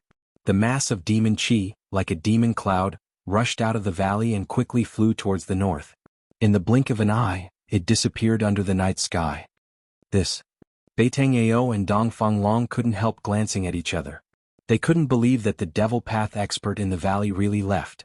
Second brother, how did you know that the demon in the valley would leave? Dongfang Long asked in shock. Dongfang Chen smiled and said, Actually, it's nothing. I just found out the identity of the demonic cultivator in the valley. Yes.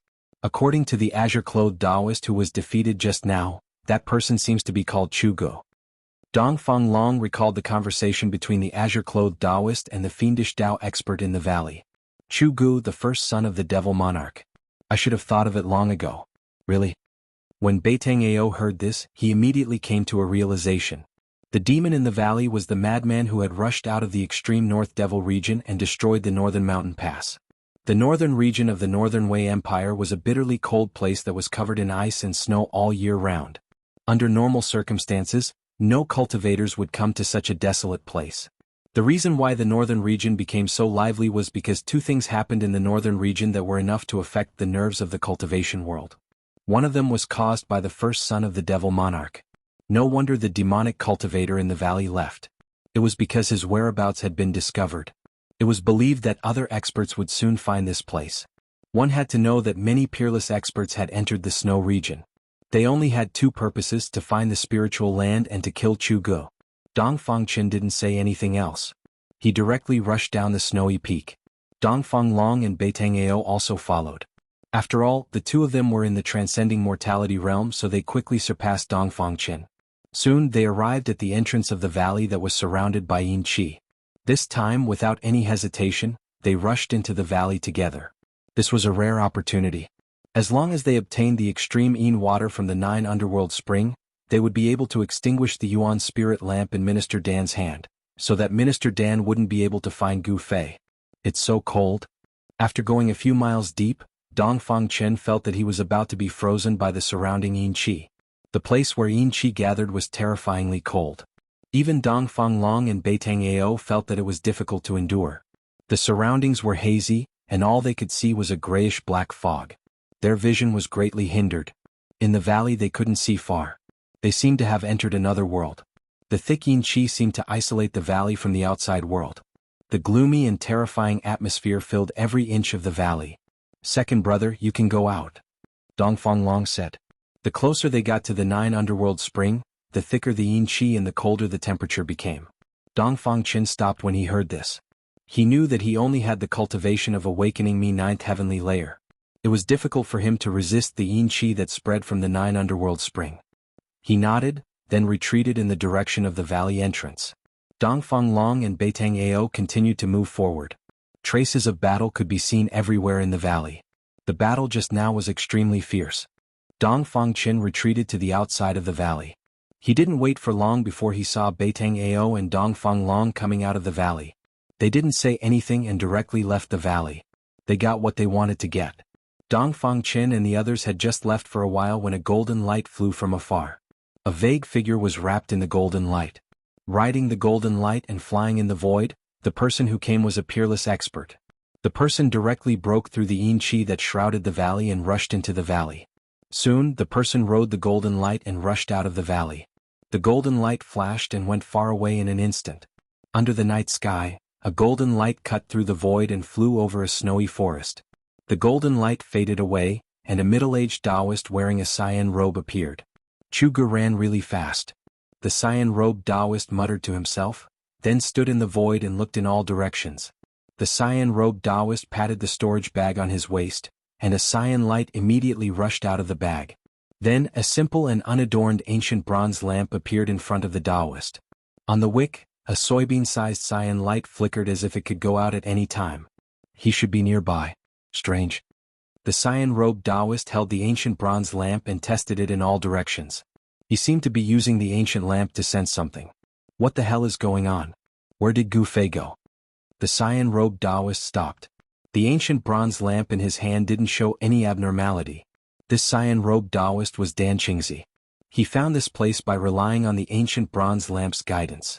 However, what he saw was only an endless snowy forest. There was no trace of Gu Fei. The ancient bronze lamp in Dan Qingzi's hand was the primordial spirit lamp that Gu Fei ignited on the day the virtual sky world opened. The fact that the lamp didn't go out meant that he was still alive. The primordial spirit lamp was actually a unique treasure of Taishin sect. By igniting the lamp with blood essence, the primordial spirit lamp and the cultivator who ignited it would have some kind of connection. Gu Fei was nearby, but Dan Qingzi still couldn't find Gu Fei. It was very strange. It seemed that someone had used great magic to conceal Gu Fei's breath, so the primordial spirit lamp couldn't sense Gu Fei's exact location. Dan Qingzi held the primordial spirit lamp in his hand and flew through the air, searching back and forth within 100 miles. In the vast snowy forest, only the cold night wind blew from time to time. After an hour, Dan Qingzi stopped. He was sure that Gu Fei was within a few hundred miles, but he couldn't find him. This was very strange. He couldn't figure it out. He thought that some great figure had used great magic to conceal Gu Fei's breath, but it didn't seem like it. Gu Fei seemed to have entered another world, and his whereabouts were unpredictable, just like when he was trapped in the virtual sky world. Dan Qingzi was helpless, so he turned into a golden rainbow and left the endless snowy forest. After Minister Dan left, ripples visible to the naked eye suddenly appeared in the air above a certain snowy slope in the forest. Then a white jade gateway seemed to appear out of thin air, standing tall on the snowy slope. The white jade archway was surrounded by spiritual aura and shrouded in a hazy glow. It was 15 feet high. At this time, a purple figure walked out from behind the archway. This was an extremely beautiful girl who possessed the spiritual wisdom of heaven and earth. She was like a fairy walking in the snow. She looked ethereal and distant. This was a truly otherworldly temperament. This girl in purple was Yen. Yen looked in the direction where Dan Qingzi disappeared and muttered to herself, "Who was that person? How did he find this place?" She pondered for a while and then withdrew her gaze. Who cares who he is? Even if he was a real immortal, it would be difficult for him to break into the Danding's paradise. I worried too much. As Yenner spoke, she walked into the white jade archway. As if passing through a layer of transparent water curtain, Yenner's figure disappeared in the air as if she had walked into another space. Then, the white jade gateway that stood on the snow slope that was surrounded by rays of light also disappeared. On the snow slope, it was as if nothing had happened at all. There were no traces left behind. 3 days later, Yenner came to the barren small valley again and climbed the white jade high platform in the depths of the valley. On the high platform, a huge fireball was burning. The terrifying heat emitted by the fireball seemed to distort the surrounding void. There was no sound coming from the fireball. Gu Fei seemed to have been refined in the ancient cauldron. Chapter 336. Above the white jade platform, heat waves billowed. The large fireball suspended in the air was like a sun, emitting a dazzling light. The runes around the high platform were also flashing with a misty light. Countless runes were engraved around the high platform, releasing waves of magical power. A wave of power enveloped the entire high platform, binding the heat emitted from the fireball to the high platform. Yen stood in front of the large fireball, and the surrounding heat waves did not seem to affect her at all. Vaguely within the fireball, a large red cauldron could be seen looming. There seemed to be fire dragons lingering around the large cauldron, and the high temperature caused the void to distort. The alchemy fire array above the primordial chaos pill cauldron gathered spiritual energy from all directions, transforming it into alchemy fire. It was not an ordinary fire, but a Taoist alchemy true fire. Although it was the lowest level of alchemy fire, not even the 3 true fire, the high temperature it emitted was enough to melt ordinary iron. Old Gu, are you dead? If you're not dead, answer me. Yen stared at the large fireball suspended in the air and said with a dignified expression. Gu Fei had been refined by the alchemy fire for 3 days and 3 nights in the primordial chaos pill cauldron. Even Yen was not sure if Gu Fei could survive it. This method could be said to have a slim chance of survival. Gu Fei was likely to be refined to death by the alchemy fire, but in order to expel the Xian Yin ghost qi from Gu Fei's body, it seemed that only this extreme method could be used. Although Yenner's voice was not very loud, it was mighty on the high platform. Her voice had a special penetrating power, and the person in the cauldron could definitely hear her voice. No one responded. There were no fluctuations coming from the giant cauldron wrapped in the fireball. Besides the raging fire, the ancient cauldron was silent. Gu Fei in the cauldron seemed to have been refined to death by the endless fire. He can't really be dead, right? Yen could not help but change her expression. She could no longer maintain her calm. Yen hurriedly formed a spiritual art and released magic power, stopping the alchemy fire array above the primordial chaos pill cauldron. The fire gradually sank into the red body of the cauldron, and the flames around the ancient cauldron began to dissipate. The spirit chi that gathered from all directions also dissipated in the void. The primordial chaos pill cauldron gradually stopped spinning and then slowly descended from the sky. With a bang, it landed in the center of the white jade platform. On the white jade platform, there was a huge Dharma array, and the primordial chaos pill cauldron landed right in the middle of it. The great flame on the cauldron had already been extinguished. The bright red cauldron began to return to its original color, and the runes faded into the cauldron. Whew! The lid of the cauldron flew up. Then a fiery red thing flew out from the cauldron and fell on the white jade floor beside the ancient cauldron. Pung! The cauldron lid fell back down and covered the ancient cauldron again. Network Yi was a man who was hugging his knees and curled up into a ball. His entire body was red like a giant roasted prawn. This person was Gu Fei, who had been thrown into the primordial chaos pill cauldron by Yenner and used as a pill to refine for 3 days and 3 nights. The clothes on his body had already turned to ash, and his long hair had already fallen off. His entire body seemed to have been roasted, and some parts of his skin had even fallen off, revealing charred flesh. Gu Fei looked extremely miserable, but he was not dead yet. Yenner could sense an extremely weak life force from Gu Fei's body. It was hard to imagine what kind of terrifying torture Gu Fei had gone through in the past 3 days and 3 nights. However, there was no doubt that he had made it through. His will to live was very strong and could even be considered abnormal. No one could be refined in the cauldron for 3 days and not collapse. Good. Yennefer heaved a sigh of relief and put down a huge stone in her heart. At the same time she could not help but look at Gu Fei in a new light. Although his life force was very weak, he had ushered in a new life. Seeing the naked Gu Fei, Yennefer's face couldn't help but flush red. She took out a set of clothes from her storage pouch and a jade bottle. She uncorked the bottle and poured out a green pill the size of a pigeon egg. A refreshing fragrance of plants immediately filled the air. Yennefer held the elixir in her palm and used her magic power to turn it into a dark green mist. Then she controlled the mist to wrap around Gu Fei, who was on the ground. The mist from the green pill contained a huge amount of life energy. It was a huge amount of vitality refined from the spiritual energy of the plants. This vitality constantly seeped into Gu Fei's body. Gradually Gu Fei's body changed. His red skin began to crack and fall off. The skin that fell off was as translucent as a top-grade jade, shining with a bright luster. The green mist that enveloped Gu Fei's body gradually thinned.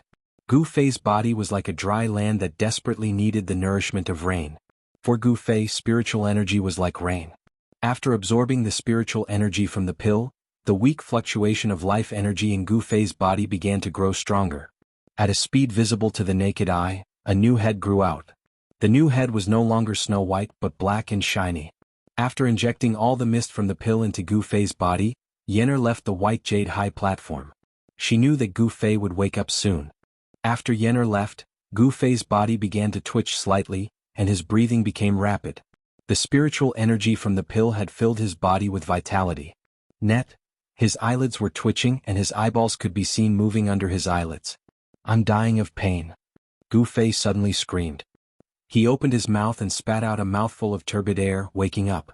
He felt a breath stuck in his chest and it was extremely uncomfortable. He could only desperately breathe in fresh air to relieve the suffocating feeling in his chest. After a long time he calmed down. "Are you out?" Gu Fei slowly stood up from the ground.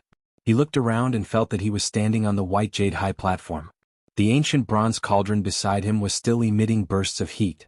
Gu Fei looked down at his hands. The skin on his arms was as smooth as white jade. It seemed to be even more delicate than a woman's skin.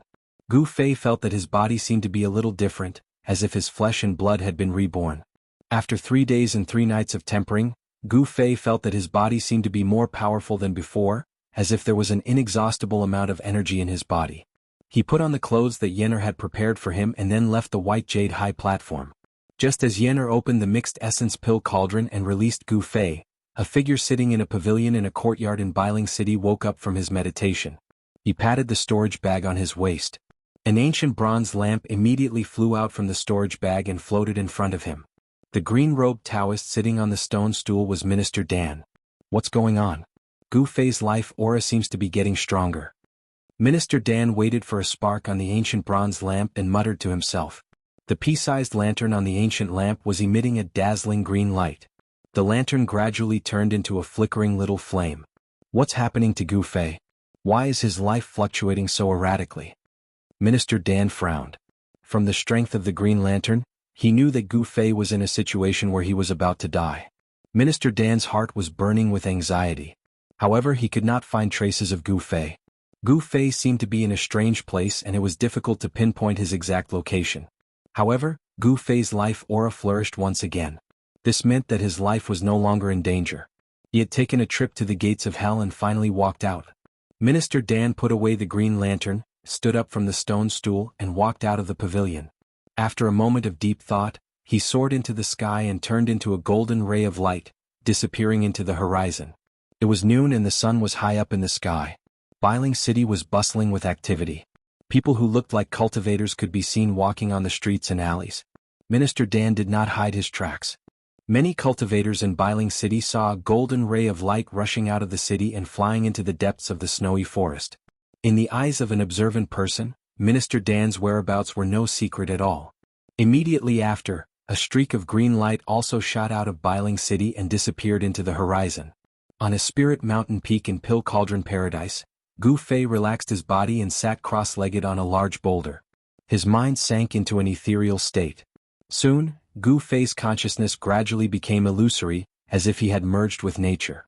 He seemed to have become one with the boulder beneath him, his surroundings, and even the spirit mountain peak. Spiritual energy swirled around the spirit mountain peak, causing the flowers, grass, and trees in the surroundings to constantly tremble. Large amounts of wood power seeped out, as if there were rays of green light drifting about. The spiritual energy in Pill Cauldron Paradise was plentiful. The spirit mountain peak was filled with thriving vegetation, filled with endless wood power. Tiny rays of green light were guided by Gu Fei into his body. The wood power contained an enormous aura of life. Vigorous vitality flowed inside Gu Fei's body. His flesh, internal organs, and bones seemed to be injected with endless life energy. The 18 soul-suppressing nails in Gu Fei's body had long been pulled out. After being refined by the alchemic fire for 3 days and 3 nights in the origin Pill Cauldron, his flesh and blood had been cleansed countless times by the endless fire element spirit energy. The mystic yin ghost chi in his flesh and blood had long been expelled from his body. Countless evil souls were also completely refined by the alchemic fire along with the dissipation of the mystic yin ghost chi. However, the mystic yin ghost chi in Gu Fei's body had long penetrated deep into his bones. Even with such extreme methods, he still could not expel the mystic yin ghost chi from his bones. According to Yener, he would have to suffer one more time before he could completely expel the mystic yin ghost chi from his body. Right now, Gu Fei only had one goal, and that was to make his life force exuberant. As time passed, the green vitality from all directions converged towards Gu Fei. It could even be clearly seen by the naked eye. A dense green mist swirled around Gu Fei. Before he knew it, 2 days had passed. The injuries caused by the alchemic fire had completely healed. His body seemed to have been infused with endless vitality. Energy surged violently in his body, but he still continued to cultivate. As for Minister Dan, he held the origin soul green lamp and searched the endless sea of trees for 2 days. During these 2 days, the flame from the origin soul green lamp in his hand grew even more resplendent. Minister Dan had searched almost every inch of land within several hundred miles, but he still could not find a trace of Gu Fei. Minister Dan could not help but feel a sense of helplessness. Gu Fei was in this forest, but he could not find Gu Fei. It was very strange. There seemed to be an unfathomable power that separated him and Gu Fei into 2 different spaces. Minister Dan felt as if he could not grasp or touch Gu Fei. That night, the moonlight was hazy. Beasts roared in the distance. In the endless forest, a speck of green light moved like a will-o'-the-wisp. Unknowingly, a faint mist began to rise in the forest. The mist drifted with the wind, causing the entire forest to become blurry. It gave off an ethereal feeling. The mist could not obstruct the radiance of the green light. Suddenly, without any warning, the moving green light in the mist was extinguished. Then an angry roar resounded from within the mist. The rolling sound waves shook the forest, causing the mist in the forest to surge violently. "Who is it? Come out." Minister Dan stood in the void. His eyes emitted 2 sharp rays of light that were as sharp as the edge of a blade. He angrily scanned the surroundings. In his hand, he held an ancient bronze lamp that had already been extinguished. He had just been ambushed. He did not know what method the person in the dark had used to extinguish his Yuan spirit lamp. Hee. A cold laugh rang out from the depths of the snowy forest. Then a ray of green light broke through the mist below the snowy forest and charged out. "How dare you!" Minister Dan was furious. He put away the ancient bronze lamp and rose into the air, chasing after the ray of green light. He wanted to see who dared to ambush him. Once the Yuan spirit lamp was extinguished, unless Gu Fei used his own blood to reignite it, no one else could reignite Gu Fei's Yuan spirit lamp. Swoosh, swoosh. 2 rays of light, one green and one gold, disappeared into the night sky in the blink of an eye like lightning. The fog that lingered in the snow forest gradually dispersed. The mist in the forest seemed to be a trick of the mysterious expert who had secretly extinguished Minister Dan's Yuan spirit lamp. There was a lot of mist in the forest. Minister Dan did not think there was anything wrong with it. Because of this, the person's sneak attack was successful. The extinguishing of the Yuan spirit lamp made Minister Dan furious. He chased closely behind that person, and from time to time he would shoot out beams of light that bombarded that person. However, the hazy figure wrapped in the green light did not plan to fight Minister Dan. He repeatedly dodged the golden streaks that Minister Dan shot out and continuously fled forward. "Who are you, scoundrel? If you have the guts, stop and fight," Minister Dan shouted. His voice reverberated in the air and traveled far. The person in front of him did not reply. He did not care about Minister Dan at all. The speed at which an unparalleled expert flew through the air was incomparably fast. In a short while, 2 rays of light rushed out of the forest and into the depths of the mountain. This book. Chapter 337. Under the moonlight, the depths of the snow-capped mountains were no longer peaceful. Beams of strong light shot out and terrifying energy waves spread out, causing all the nearby snow-capped peaks to experience avalanches. The birds and beasts that lived in the snow-capped mountains fled in shock. Peerless masters were fighting in the depths of the snow-capped mountains. One of them was the enraged minister Dan. The battle did not last long before the depths of the snow-capped mountains gradually calmed down. A golden ray of light shot out from the depths of the snow-capped mountains and flew towards Biling City. One of the peerless masters did not come out from the snow-capped mountains. No one knew where he went. At dawn, a white figure walked into a courtyard at the back of the Yunlai Inn in Biling City. It was a handsome young man dressed in white. "Come in." The young man went straight to a room in the courtyard. Just as he was about to knock on the door, an old but calm voice came from inside. The young man respectfully pushed the door open and carefully closed it. The young man entered the room and saw that it was decorated in an antique style. A screen separated the room into 2 parts. The front was the living room and behind the screen was the bedroom. The room was not gorgeous. The young man stood in front of the screen with his head down. He did not go into the back. He seemed to be very respectful to the owner of the room and did not dare to act presumptuously. "I know why you are here. Don't worry, the light has been extinguished." The old voice came from behind the screen. When the young man heard this, he could not help but reveal a smile on his face. "You can leave." The person in the room seemed to be a little annoyed. "Yes." The white-clothed young man didn't say much. After he heard the man's words, he bowed towards the screen and left the room. "Second brother, what did the ancestor say?" After the young man left the courtyard, a young man with a simple long sword on his waist walked towards him. This person was Dongfang Long, and the person Dongfang Long called second brother was none other than Dongfang Chen. "It's rare that the ancestor is willing to help. The matter has been resolved." Dongfang Chen seemed to be very happy. Dongfang Long nodded and said, "Very good, this has bought us a lot of time. The entire north is filled with our Dongfang clan and Beitang clan's eyes. As soon as Gu Fei appears, kill him. This time don't fail again," Dongfang Chen said with a gloomy face. Dongfang Long nodded and the 2 of them quickly left. In the Pill Cauldron Paradise, on the peak of a spiritual mountain, Gu Fei faced the rising sun and sat cross-legged on a large rock. For the past 2 days, it was as if he could not feel the passage of time. He seemed to have merged with nature, his body and mind condensed together with this spiritual peak, blending with heaven and earth. This was a miraculous state. He seemed to be able to hear the thoughts of the trees and flowers, understand the words of birds and beasts, and sense the pulse of the earth. He seemed to have truly blended into this vibrant world, as if he had become a part of it. The breeze gently blew, and the fragrance of all kinds of plants and flowers slowly rippled in the forest. The rising sun was not dazzling.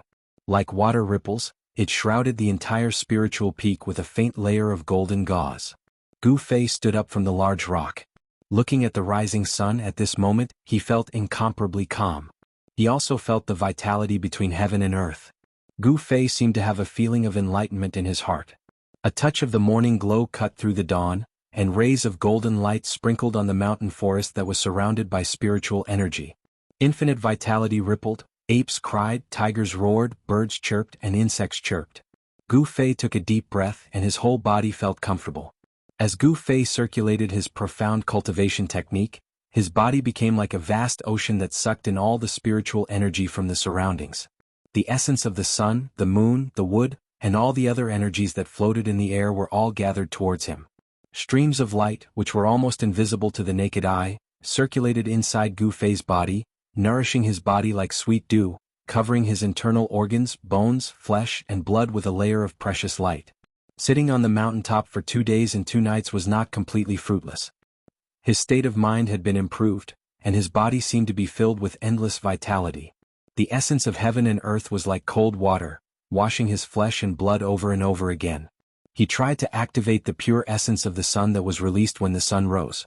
He wanted to use the essence of the sun, the pure yang energy, to dispel the remaining ghost qi in his bone marrow. However, he seemed to have failed. The essence of the sun was not that easy to absorb, and the timing was very important. Obviously, Gu Fei did not grasp this fleeting opportunity.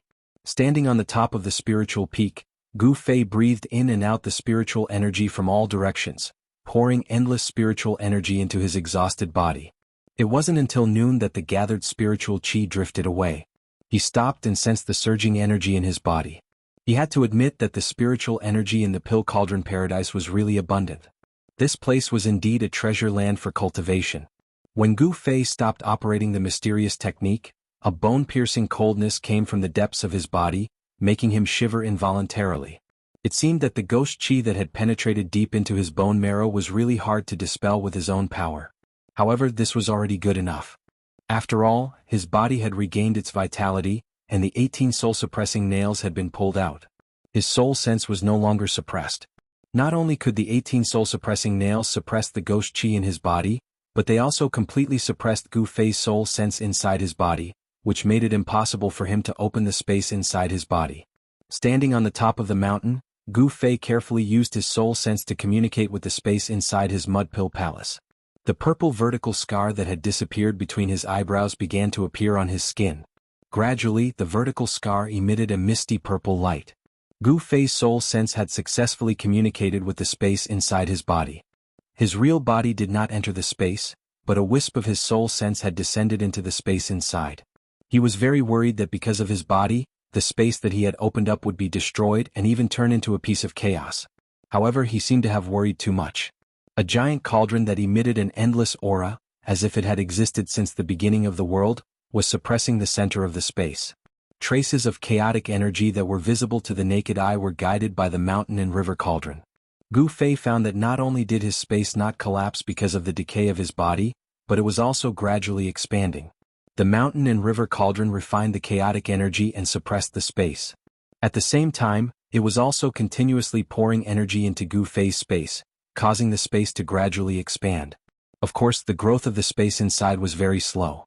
It had been a long time since Gu Fei moved the mountain and river cauldron from the chaotic zone into the space inside his space, but Gu Fei found that his space had only expanded to about 60 meters in radius. When he was in the virtual sky world, the old turtle once said that the inner world was closely related to a cultivator's body. As one's strength increased, the inner world would also grow. The stronger one was, the bigger the inner world would be. However, if one's cultivation level regressed, the inner world would also collapse and shrink. According to Gu Fei's situation, when his body deteriorated to the extreme, his inner world would have collapsed long ago. Gu Fei's luck was really good. There was a unique mountain and river cauldron suppressing the void in all directions in his inner world. Even though Gu Fei was seriously injured and on the verge of death, his inner world still showed no signs of collapsing. The mountain and river cauldron could suppress the earth veins in all directions. It was definitely a treasure. Gu Fei found that the 5 or 6 spiritual plants planted in his inner world emitted a floral fragrance.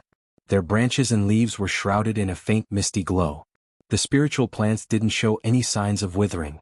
Instead, they were growing very well. The surroundings of the spiritual plants were green and green grass grew on the ground. Gu Fei's inner world was no longer lonely and lifeless. After his divine comprehension retreated from the inner world, Gu Fei jumped down from the boulder and walked down the mountain. He wanted to find out what method Yen planned to use to dispel the mysterious Yin ghost aura that had already penetrated into his bones. Minister Dan was very angry and also very depressed. Someone destroyed Gu Fei's green lamp, which made him furious and flustered. Because without the guidance of the green lamp, it would be very difficult for him to find Gu Fei. The hopes of the elders of the sect were all on Gu Fei. Minister Dan was actually shouldering a heavy responsibility. After the trip to the virtual sky world, the elders of the 3 great Taoist sects didn't find any trace of the 9-colored longevity grass on the other disciples. In the virtual sky world, everyone saw that it was Gu Fei who took the 3 9-colored longevity grass.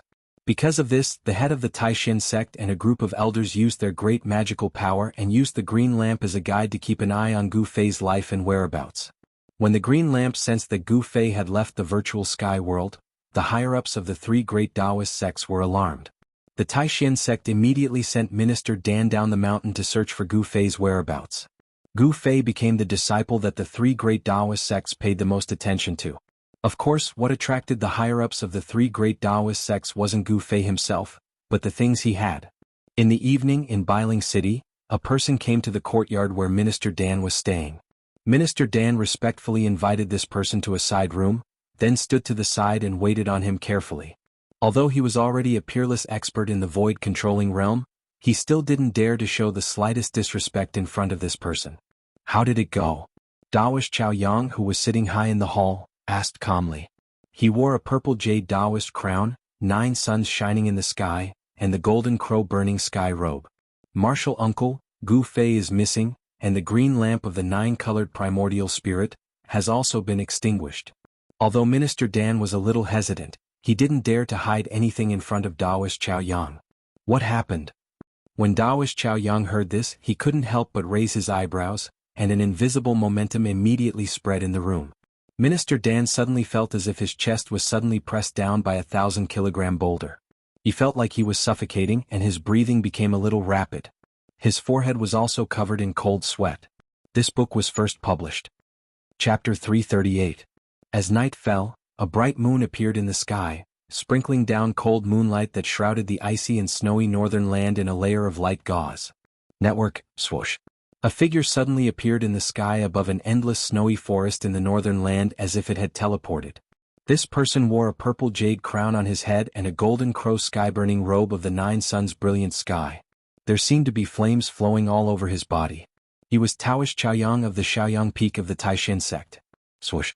A golden rainbow suddenly appeared in the distant sky, like a golden bolt of lightning, cutting through the void and flying quickly toward Taoist Chao Yang.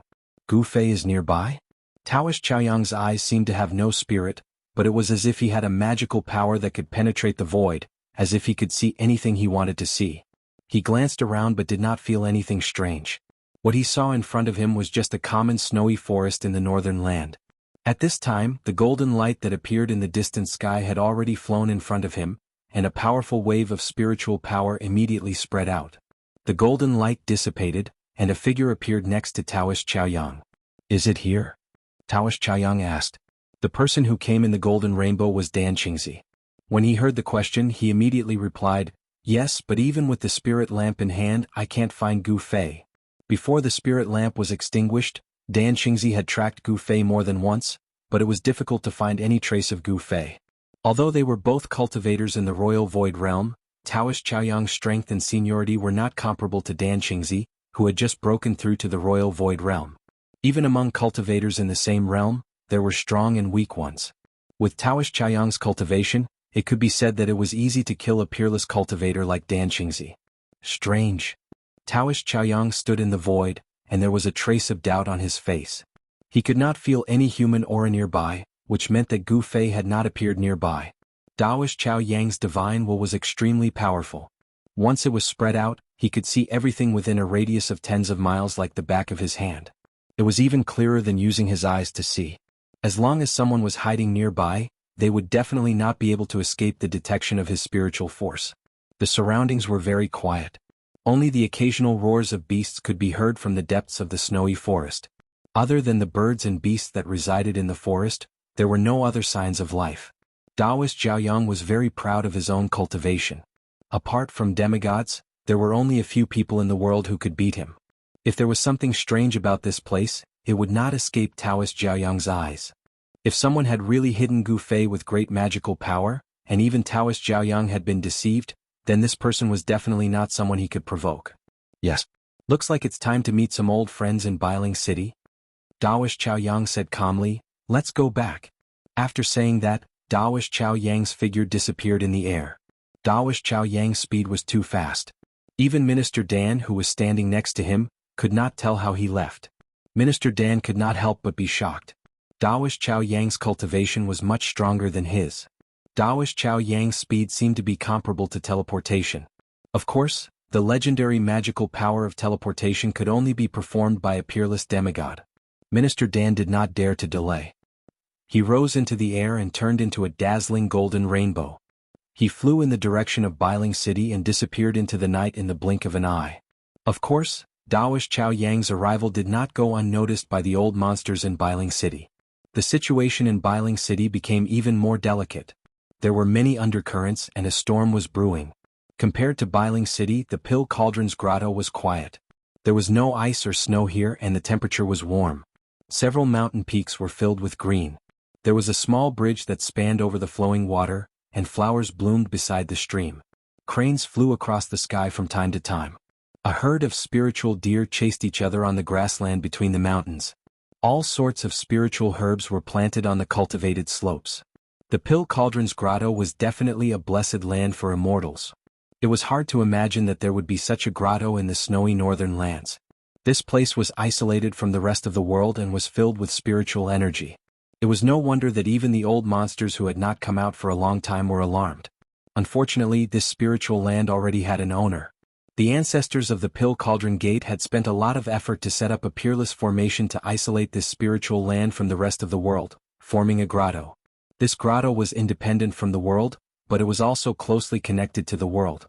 The spiritual veins of the earth were the foundation of this small world. It was hard to imagine that with this grotto as the foundation, the Pill Cauldron's grotto still declined.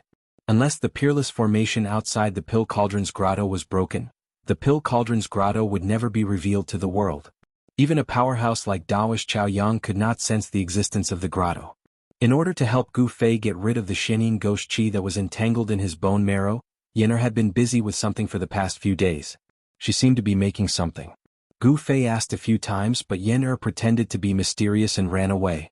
Network, Gu Fei had no choice but to find a place to circulate his mystic art and breathe in and out spiritual energy. He wanted to use the endless spiritual energy to temper his muscles and bones, using this method to get rid of the Shenin ghost qi deep in his bone marrow bit by bit. But soon, Gu Fei felt that his method did not seem to work at all. The uncomfortable feeling of coldness coming out from his bone marrow still happened a few times a day. Every time he did it, his body would feel cold and his blood and qi seemed to be condensing. This was like a bone-deep gangrene. With his ability, there was no way he could get rid of the Shenin ghost qi deep in his bone marrow. One morning 3 days later, Yener found Gu Fei at the peak of a spiritual mountain. "Follow me." Yener aroused Gu Fei from his deep meditation. This was the first sentence she said to Gu Fei. She seemed to be a little excited. "Where to?" Gu Fei asked. "Just follow me. Of course, if you don't want to get better, you can continue to meditate here." Yener revealed a sly smile and walked straight down the mountain. "Wait for me." Gu Fei hurriedly chased after her. Although he had vaguely guessed why Yener came to find him, he still could not keep calm. One had to know that the Shenin ghost qi deep in his bone marrow would come out several times a day. That kind of feeling was not pleasant. Yener brought Gu Fei to an ancient altar in the Pill Cauldron grotto and walked up. Gu Fei felt that this altar seemed to be made of purple jade. Every purple jade brick was engraved with ancient runes. The altar was 15 feet wide and emitted a misty purple glow. After walking up the altar, Gu Fei discovered that the ground of the altar was also engraved with countless runes. The countless runes seemed to form a huge formation. Gu Fei did not set foot in the formation. He could not figure out the function of the formation on the altar. Apart from the runes engraved on the purple jade ground, there was nothing else on the altar. Gu Fei was a little surprised. Why did Yener bring him here? He was about to ask, but at that moment, Yener signaled Gu Fei to stand in the center of the altar. Yener came to Gu Fei's side and took out a jade talisman from her storage bag. She handed it to Gu Fei and said, "Take it. It will be useful when we return." Gu Fei took the jade talisman and saw that both sides of the jade talisman were also engraved with runes. Moreover, Gu Fei felt that the runes on the jade talisman in his hand and the runes on the altar seemed to come from the same source. Yener's hands formed hand seals. Then the ancient purple jade altar immediately emitted a strong energy fluctuation. The runes engraved on the entire altar gradually lit up. The ancient altar obviously contained an incomparably strong energy. Yener's hands continuously formed hand seals to guide this originally dormant power out. Rumble. The entire altar began to shake. Then, thousands of runes rushed out from the altar as if they had come to life. They formed a mysterious formation that enveloped Gu Fei and Yener, who stood in the center of the altar. This. Gu Fei was shocked. This altar seemed to be a teleportation formation. Swoosh. There was a tremor in the void as ripples spread out from the center of the altar. Thousands of light talismans formed an array. The instant Yener and Gu Fei were enveloped, the two of them disappeared from the altar. Thousands of light runes dissipated on the altar. The runes engraved on the altar also gradually dimmed. The energy contained in the altar also quieted down. The space was twisting. Gu Fei felt as if he had stepped into a void tunnel. A strange feeling welled up in his heart. This feeling was not unfamiliar to him. There was no sky, no earth. It was as if he was walking in an endless void. He had no idea where he was going. Rays of light became the only thing in Gu Fei's eyes. After an unknown period of time, Gu Fei felt as if he was riding on the clouds, as if he was traveling at an extremely high speed.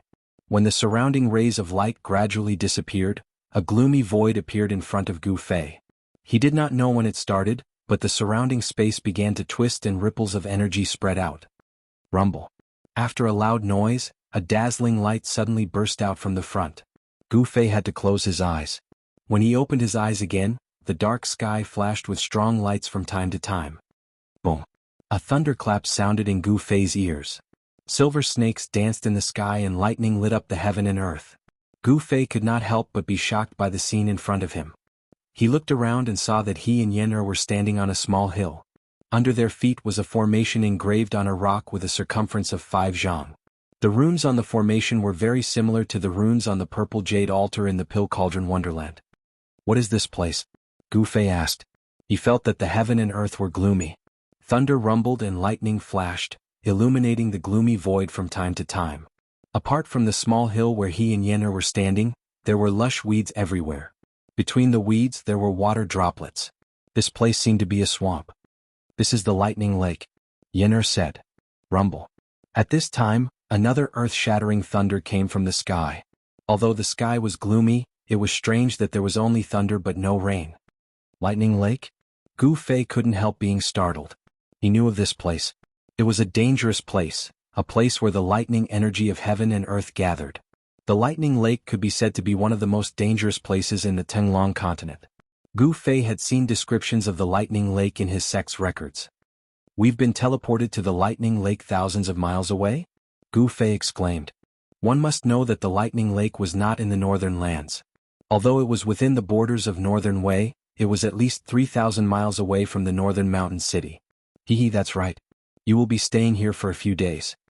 Yen'er smiled. When she smiled, she looked like a little fox who had succeeded in her evil plan. Gu Fei couldn't help being stunned for a moment before he asked, "What exactly do you want?" Yen'er's smile made his hair stand on end. "Let's go. Let's find a place with dense lightning." Yen'er didn't answer Gu Fei. Instead, she walked out of the formation and looked at the sky from the small hill. She saw thick thunderclouds surging in the east and south. The lightning in the thunderclouds was denser and more frequent than the lightning in the other two directions. Most of the thunder came from these two directions, shaking the heaven and earth. "Let's go to the east. There's a grassland under the thunderclouds. It's just the right place," Yen'er said and rushed down the small hill. Like a purple smoke, she headed east. Gu Fei had no choice but to follow her. The swamp here was different from the deathly swamp inside the virtual sky world.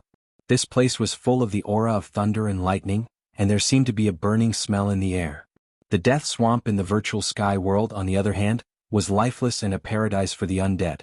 Roar! Just as Yen'er rushed to the grassland under the thunderclouds, an unforeseen event occurred. A low and deep roar seemed to come from the depths of the earth. Then, the grassland under Yen'er's feet began to tremble, as if something was about to rush out from the ground. Yen'er quickly retreated. Pung! Bang! The grassland suddenly exploded. Soil splashed in all directions, and an unusual beast rushed out of the ground. "What's that?" Gu Fei, who was following closely behind Yen'er, hurriedly came to a halt. He stared at the exotic beast that had rushed out from the ground in shock.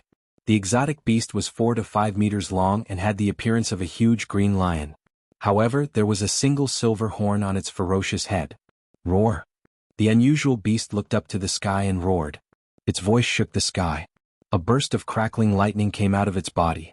At the same time, a fierce murderous aura surged out of its body. Chapter 339. The lightning lion beast was a ferocious beast in the Thunder Lake that could control the power of thunder and lightning. It had a violent temperament and was fond of fighting. Once it sensed any beast or human cultivator intruding into its territory, it would immediately attack. It was obvious that Yen'er and Gu Fei had intruded into the territory of a lightning lion. Roar! The lightning lion charged out from the swamp and let out a series of roars. Its body was surrounded by lightning, and a violent aura filled every inch of the sky. Gu Fei sensed that this lightning lion seemed to possess a powerful strength.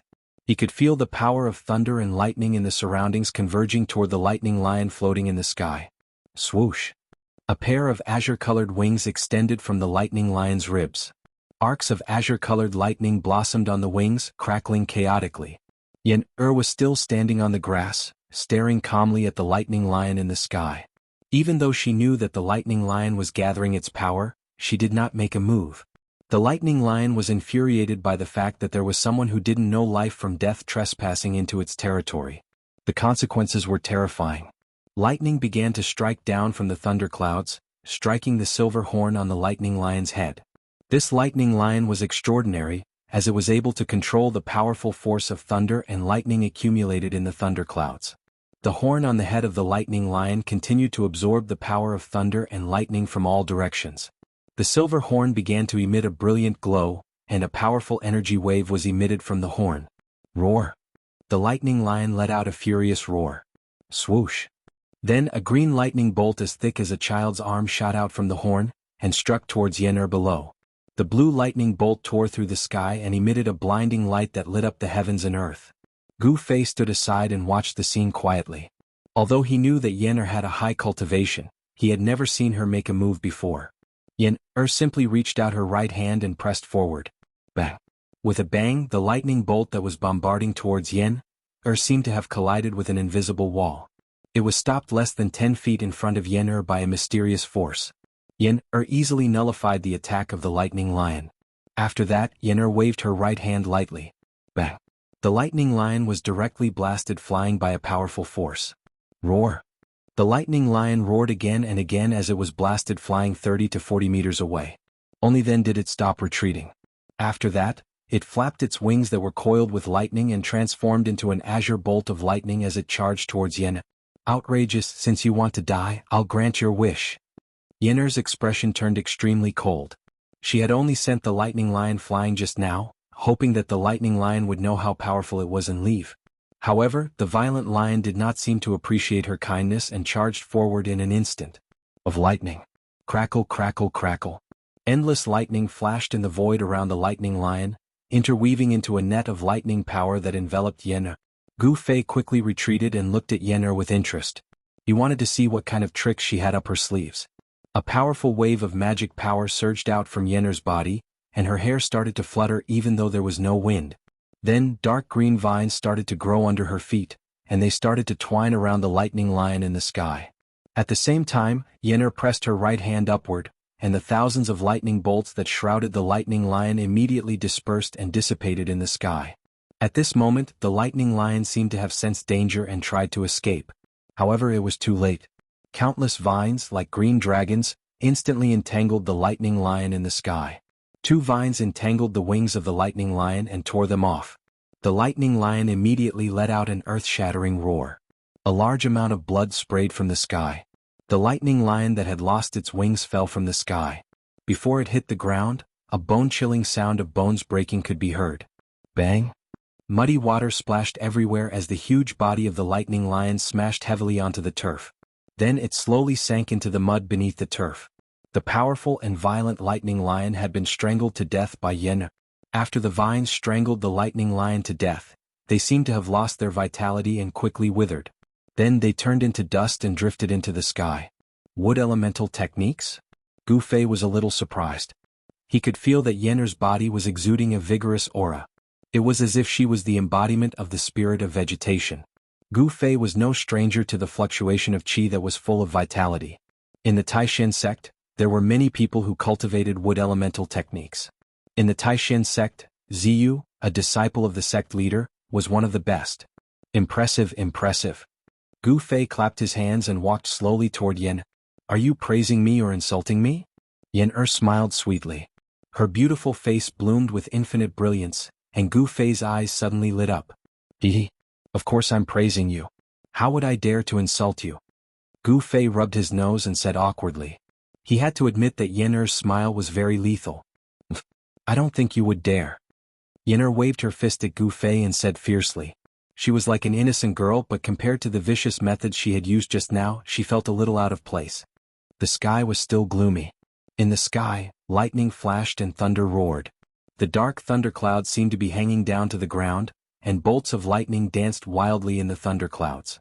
The sound of thunder was endless, and from time to time, there would be terrifying lightning striking down from the sky. Gu Fei and Yin stopped joking.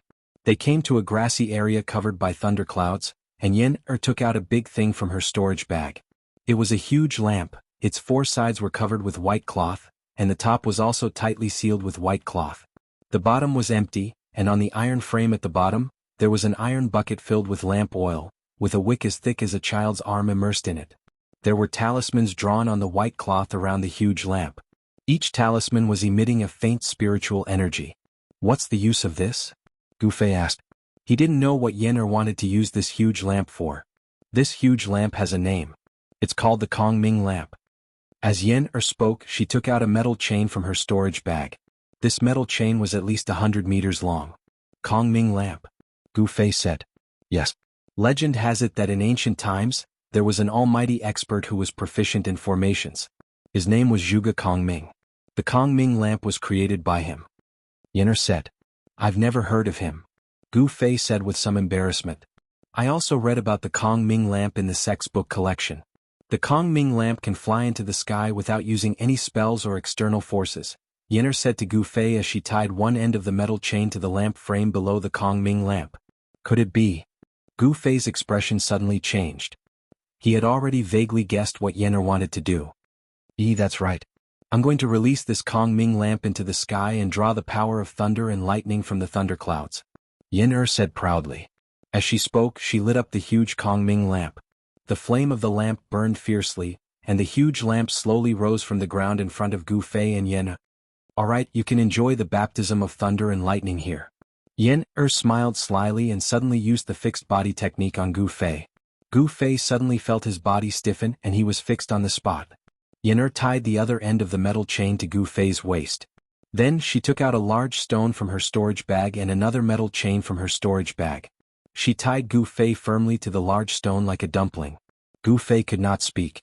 His eyes darted around and his face turned green. The power of sky thunder was not something that anyone could withstand. It was extremely dangerous to attract sky thunder to one's body.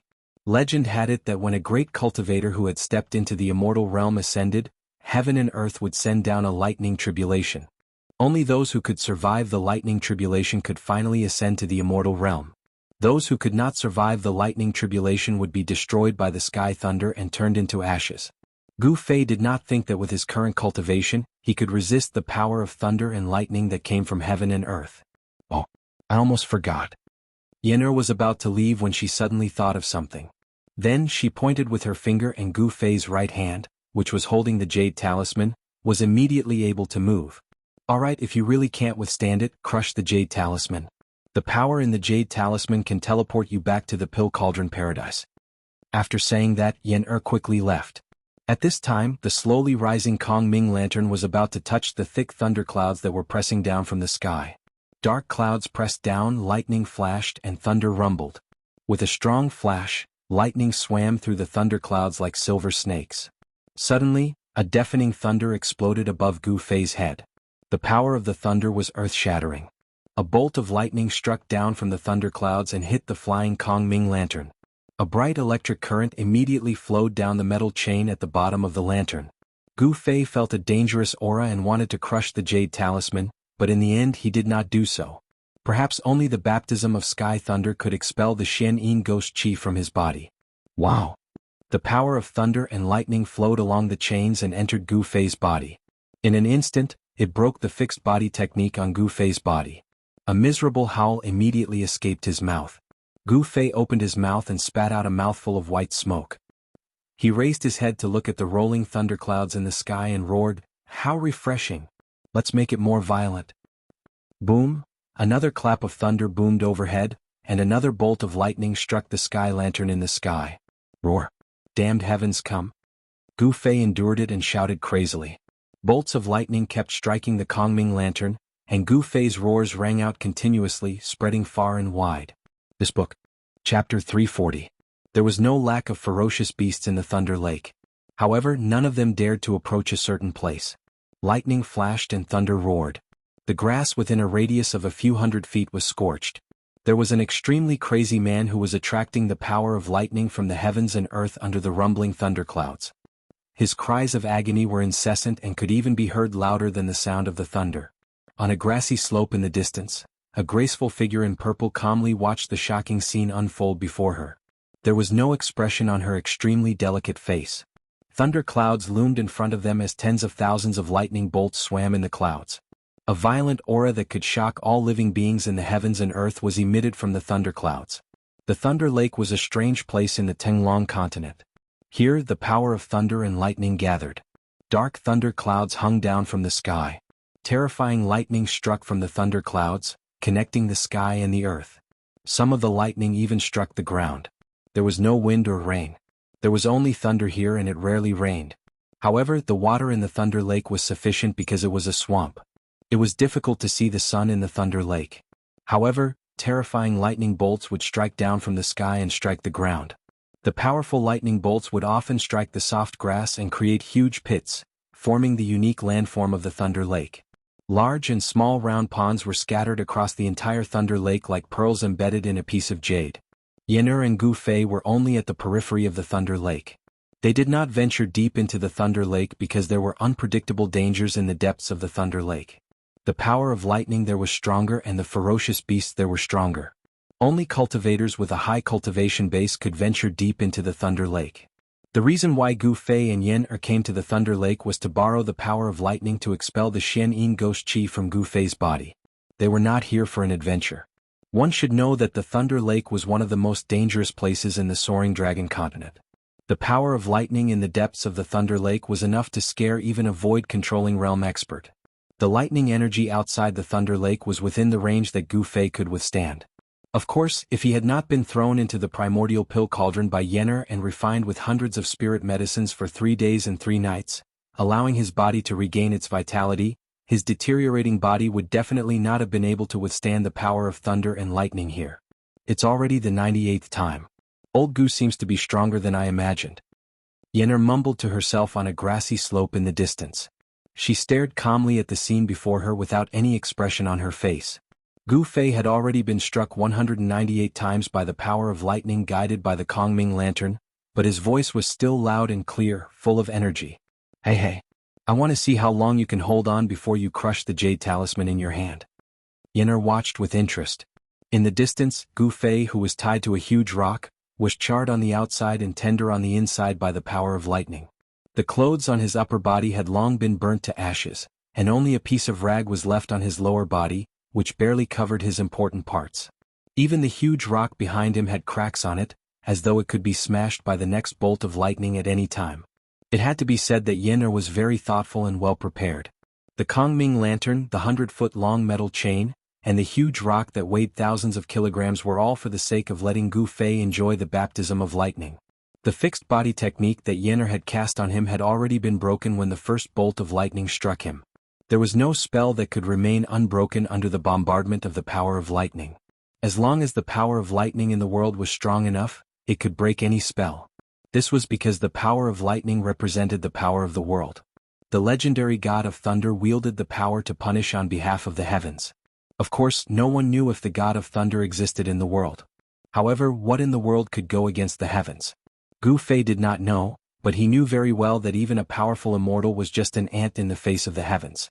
Powerful bolts of lightning were constantly guided down by the Kongming lantern in the sky and mercilessly struck into his body. Countless bolts of lightning passed through his flesh and bones before entering the ground beneath Gu Fei's feet. This was an inhumane torture. Even though Gu Fei's body had been tempered 100 times, he still felt extreme pain, as though his skin was being fried and his bones were being torn apart. Every time he was struck by lightning, it was as though there were countless sharp swords slicing his body. It made him feel a terrible pain, as though his flesh and bones were being separated and torn apart. An ordinary person would definitely not be able to withstand such terrible torture. However, Gu Fei's willpower was incomparably firm. He would not easily succumb to any power, even if it was the power of the world.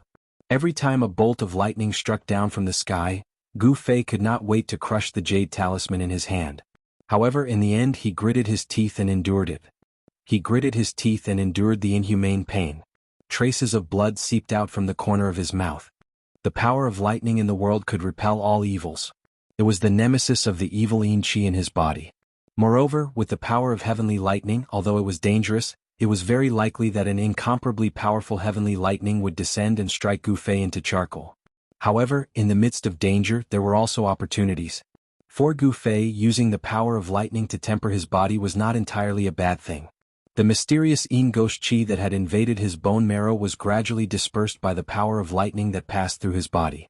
Gu Fei's miserable howls were earth-shattering. Endless vitality constantly healed his body that had been burned by the power of lightning. All the muscles in his body involuntarily twitched violently, releasing waves of vitality to nourish his injured body. The strong physique of a martial artist allowed Gu Fei to recover very quickly after being struck by lightning. Yen watched from the grassy slope for a long time. She thought that Gu Fei would not be able to endure the pain of being struck by lightning for long. He would crush the jade talisman and start all over again. However, she seemed to be wrong. 2 hours passed. 4 hours passed. Gu Fei's miserable howls were still coming from afar. His voice did not weaken at all. It was obvious that he could continue to endure it. In the Thunder Lake, black thunderclouds covered the land. It seemed as though they would never dissipate. There was no sunlight or stars in this place. There was thunder, but there was no rain. This was a strange place. It was a paradise for cultivators who cultivated lightning-based Dao techniques. However, even so, not many cultivators dared to go deep into the Thunder Lake. They could only walk around the periphery of the Thunder Lake like Gu Fei and Yen. Forget it, let's return to the Pill Cauldron Paradise first. I wonder when he will crush the jade talisman. The lightning lake was filled with a heavy pressure that came from the heaven and earth, making Yen a little uncomfortable. Yen crushed the jade talisman in her hand. A ball of green light immediately spread out from her hand, enveloping her within. Shwa! The void that was enveloped by the green light trembled, and ripples spread out like water waves. The light dimmed and then disappeared completely. Yen's figure had already disappeared along with the light. It was as though she had broken through the void. It was difficult to teleport out of the Pill Cauldron Paradise. However, one only needed to crush a jade talisman to return to the Pill Cauldron Paradise. Yen was not worried that Gu Fei would be in danger. This was because even if he was in danger, Gu Fei would not be so foolish as to not crush the jade talisman. It could be said that the jade talisman was actually a talisman. The jade talisman of the Pill Cauldron sect was very special. It was more convenient than the void-shifting scrolls that were sealed with spatial Dao techniques. The Dao technique scroll had to be unfolded to release the sealed Dao technique power. As for the jade talisman of the Pill Cauldron sect, one only needed to hold it in one's hand and crush it. The Dao technique power would explode in an instant and teleport the person to the Pill Cauldron Paradise. It had to be said that Gu Fei's willpower was perversely strong. It seemed like there was no pain that he could not endure. He did not know how many times he had been struck by the power of lightning from the Kongming lantern. Gu Fei felt as if he had become numb. The lightning energy washed over his body again and again, and the bone-chilling cold that would flare up several times a day gradually weakened. Under the baptism of lightning, his physical body and nerves were tempered to become stronger and more resilient. A day and a night passed. The place where Gu Fei was had become a huge, charred pit that was steaming. It was as if a meteorite had fallen there, producing an incomparably strong heat that burned everything. The boulder had long been shattered. The area within a radius of several dozen zhang had become scorched earth. Only a metal chain that seemed to connect heaven and earth remained intact. Even after being struck by the power of lightning countless times, it seemed like it would not leave a single mark on this metal chain. He did not know when it started, but Gu Fei felt that the cold in his body had stopped acting up.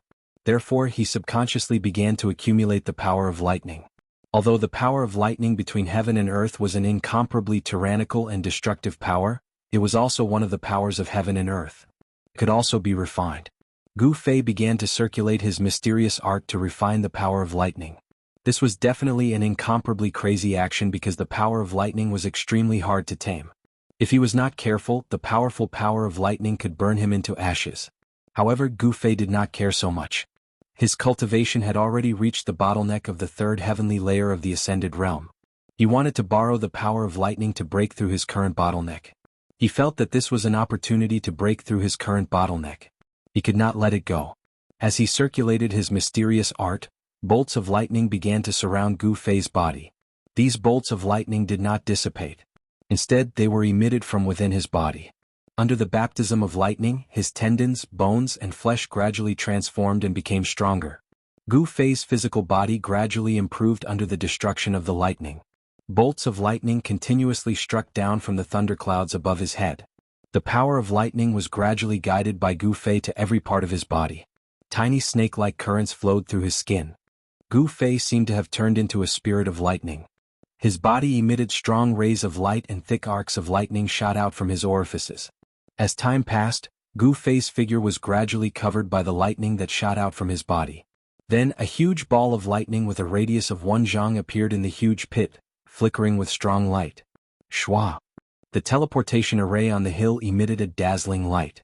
Strong waves of spiritual energy shook the void, and ripples that could be seen by the naked eye spread out. When the light dissipated, a purple figure appeared in the teleportation array. Yen'er had come to the Thunder Lake from the Pill Cauldron Cave world. She walked out of the teleportation array and headed towards the direction of Gu Fei. She waited in the Pill Cauldron Cave world for a day and night but did not see Gu Fei return. Feeling worried, she came to the Thunder Lake again. The place where Gu Fei was struck by lightning was easy to find because the power of lightning gathered there. The power of heaven and earth was very strong and could be sensed from far away. When Yen'er came closer, she was stunned by the scene in front of her. The Kong Ming lantern had already fallen into the swamp, and the lightning in the sky was still striking down from the thunder clouds. The sound of thunder and lightning was earth-shattering. In a huge pit, a huge ball of lightning formed by lightning had burnt the soil within a radius of tens of feet. The ground was scorched black. The lightning ball had a diameter of 2 to 3 feet and emitted a blinding light. What happened? Yen'er was shocked. She could feel that the ball of lightning was nurturing a strong force. A heart-palpitating aura was emitted from the ball of lightning. This fella. Yen'er was speechless for a long time. After she calmed herself down, she could vaguely guess what had happened. Gu Fei was actually using the power of lightning to cultivate. This made Yen'er's jaw drop. Gu Fei's actions were undoubtedly audacious. Yen'er did not leave. She stood guard nearby and paid close attention to the changes in the ball of lightning. Time passed quickly. In the blink of an eye, 7 days had passed. During this period of time, a few strong beasts were alarmed and rushed over from other areas of the Thunder Lake. However, they were all chased away by Yen'er. The power nurturing in the ball of lightning was gradually increasing. The mighty aura emitted from the ball of lightning made the nearby beasts very uneasy. As for Gu Fei, he was sitting in the ball of lightning with his legs crossed, enduring inhuman pain. Endless power of lightning was flowing in his body. It was as if thousands of swords were constantly penetrating through his flesh and bones, tempering his body over and over again. It was as if they were trying to forge his body into a treasure. Yen'er didn't know when Gu Fei would stop cultivating. She sat with her legs crossed on a nearby grassy slope and quietly waited for Gu Fei. She knew that not only had the evil qi in Gu Fei's body been completely expelled, his cultivation base would also increase greatly after being tempered by the heavenly lightning. Bailing City, which stood in the north of Northern Wei and was close to the abyss of immortals and demons, was definitely an ancient city. No one knew when Northern Mountain City was built. No one even knew how it appeared in the northern lands. There were many unimaginable myths and legends here. Such an ancient city standing in the border between the extreme northern demon region and the central plains would definitely arouse people's imagination. Although Bailing City wasn't as grand as the Dragon Emperor City in the southern wasteland, it was still a famous city in the northern region. In the evening, 2 young cultivators in white clothes appeared outside the city gate of Bailing City. With a cultivator's keen sense, they could sense an ancient and vicissitude aura. Bailing City was like an indomitable giant that stood in the snowy north, guarding the land of the north. Senior brother, isn't it a bit rash for us to choose this place as our first stop for training? A handsome young cultivator with the appearance of a peerlessly beautiful woman asked. This young cultivator was like a beautiful woman dressed in men's clothing. His skin was so delicate that even women would be jealous of him. He was a young cultivator with the appearance of a girl. The other cultivator standing beside the young cultivator had an ordinary appearance. He was thin and had tan skin. He looked like a farmer in the countryside who went to work at sunrise and returned home at sunset. When the 2 of them walked together, one was so handsome that even women would be jealous of him, while the other had an ordinary appearance. This combination was a bit strange. What's there to be rash about? I heard that junior brother Dongfang Chen also came to the northern lands? The unassuming young cultivator said disapprovingly. Junior brother Dongfang? The handsome young cultivator couldn't help but reveal a strange smile. At this moment, 2 young cultivators in white clothes walked out of the city gate. The 2 of them looked similar. They both had sword-like eyebrows and starry eyes. They were definitely rare handsome men. However, the 2 of them had a masculine aura that was unique to men, while the young man with the unassuming young cultivator had a feminine aura. Speak of the devil and he will arrive. The handsome young cultivator couldn't help but be surprised when he saw the two young cultivators coming out of the city. Senior brother Li, senior brother Ziyu, please forgive me for being late to welcome you. Two young cultivators came out of the city. One of them walked up to the two cultivators outside the city gate. Hey, junior brother Dongfang, your cultivation. The dark-skinned young cultivator with an ordinary appearance looked at the young cultivator who came to greet him. His eyes flashed with a strange light. Little brother is stupid. It's been more than a year since I returned to the Dongfang family, but I still haven't broken through my current bottleneck. Sigh. Dongfang Chen's expression was a bit depressed and lost. The two cultivators in white outside the city gate were Li Lingfeng and Ziyu, who were walking down the mountain. The two young men in white who came out of the city were the two brothers Dongfang Chen and Dongfang Long. However, there was no sign of Beitang Ao. Dongfang Chen had found an excuse to return to the Dongfang family more than a year ago. He did this to see if he could break through his current cultivation bottleneck with the help of the family. Secondly, he was preparing to deal with Gu Fei. In the Supreme Mystery Sect, there was the existence of Wang Yuanji and other spies. What happened in the sect, Dongfang Chen knew like the palm of his hand. When he learned that the sect had sent Minister Dan with the primordial spirit lamp down the mountain to look for Gu Fei, it was difficult for Dongfang Chen to stay in the Dongfang family to cultivate. Junior brother Dongfang, you're really well informed. There don't seem to be many people who know that senior brother Li and I have come to the north. Ziyu looked at Dongfang Chen meaningfully and said indifferently. First publication of this book. Chapter 341. The people of the three great Taoist sects began to appear in the north. Not only the three great Taoist sects, but other cultivation forces also had disciples enter the north. Some of the old monsters were also alarmed. The first son of the demon lord, Chu Gu, was wreaking havoc in the north. In the world of cultivation, there was probably no force that would not be nervous. Moreover, there was the new spiritual land. The true experts of the Tenglong continent attached great importance to the new spiritual land. Even the old monsters who had not been involved in the affairs of the world for a long time came out. The demons were the enemies of all the cultivators in the world, and a spiritual land was even more attractive. With these two factors, it would be strange if the northern lands didn't attract the attention of others. The people of the Supreme Mystery Sect did not have a fixed place to stay in Bailing City. The Dongfang family booked the entire Yunlai Inn. Dongfang Chen took Li Lingfeng and Ziyu to the inn and arranged two of the best rooms for them. Dongfang Chen and Dongfang Long, Li Lingfeng, and Ziyu only had a brief conversation in the room before the Dongfang brothers left. In Li Lingfeng's room, Li Lingfeng and Ziyu sat down at the table. Senior brother, why is junior brother Dongfang so enthusiastic about entertaining us? Is there something fishy about this? Ziyu said to Li Lingfeng. He did not hide his doubts. Li Lingfeng pondered for a moment, then said, there are not many people who know that we came down the mountain, and even fewer people who know that we came to the north. How does junior brother Dongfang know our whereabouts? In the Supreme Mystery Sect, as long as a disciple broke through to the realm of transcending mortality, they were qualified to go down the mountain and walk in the world of cultivation, gaining experience in the world of mortals. Li Lingfeng and Ziyu were the best of the younger generation of the Supreme Mystery Sect. In the past few years, they had successfully taken that step with the help of the core condensation pill. Cultivators who broke through to the realm of transcending mortality had a qualitative improvement in their lifespan and cultivation. Cultivators who had reached this realm could be considered to stand out among the thousands of people in the world and step onto the path of the strong. Cultivators could condense their power, form their core, and cleanse their marrow. After forming their core, cultivators would be transparent inside and out, and they would be reborn. They would communicate with heaven and earth, and use the surplus of the world to make up for their own deficiencies. They would use their strengths to make up for their weaknesses, steal the sky, and begin to derive power. Network, there seems to be something strange about junior brother Dongfang. Ziyu's expression became serious. And? Li Lingfeng nodded and said, let's wait and see for now. Let's see what junior brother Dongfang is planning. Li Lingfeng and Ziyu were both smart people. The other party seemed to know their whereabouts like the back of his hand. They were already on guard. However, Dongfang Chen's actions made them very puzzled. At this time, in another room in the inn, Dongfang Chen and Dongfang Long were also talking in secret.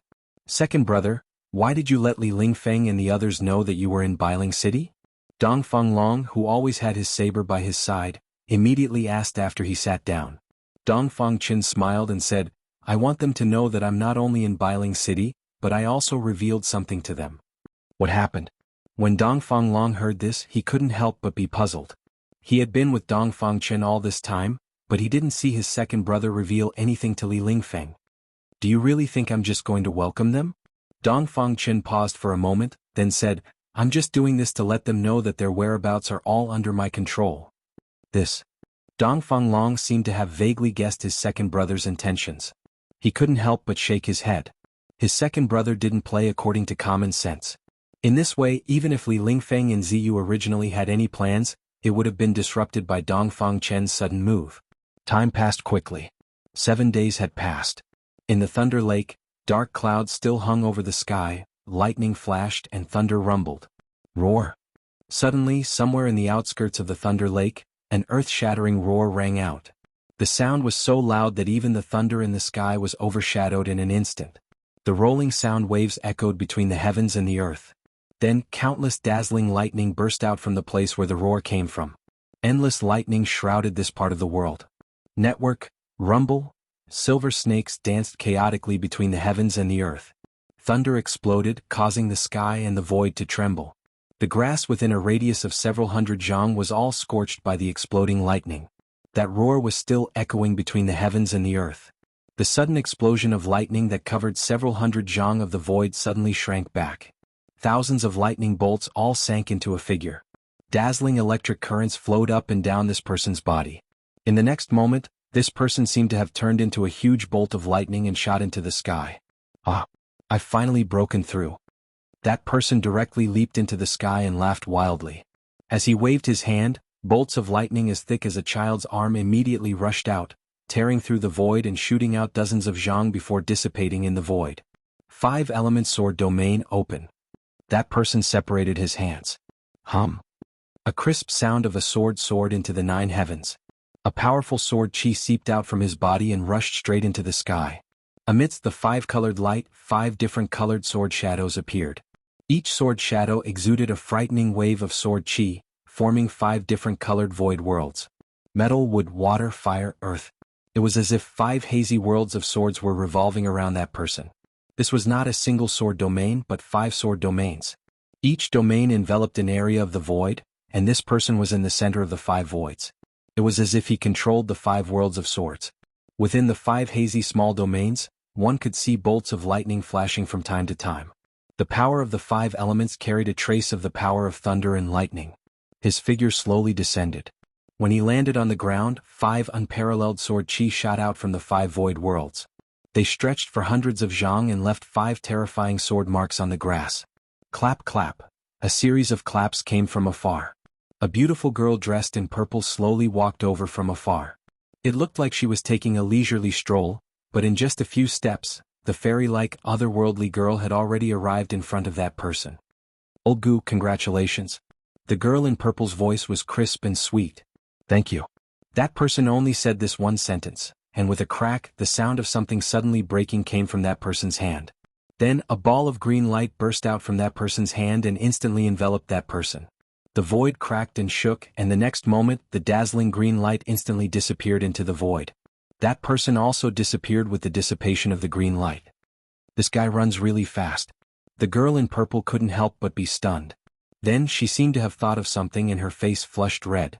She then crushed a jade talisman in her hand and a ball of green light enveloped her. Then the green light disappeared with a flash and the girl in purple's figure also disappeared into thin air. In the Pill Cauldron Grotto heaven, the sun was setting in the west. Gu Fei sat cross-legged on the peak of the spiritual mountain. After cultivating in the lightning lake for more than 10 days, not only did the Xian ghost chi in Gu Fei's body dissipate, it also allowed Gu Fei's cultivation to reach a new level.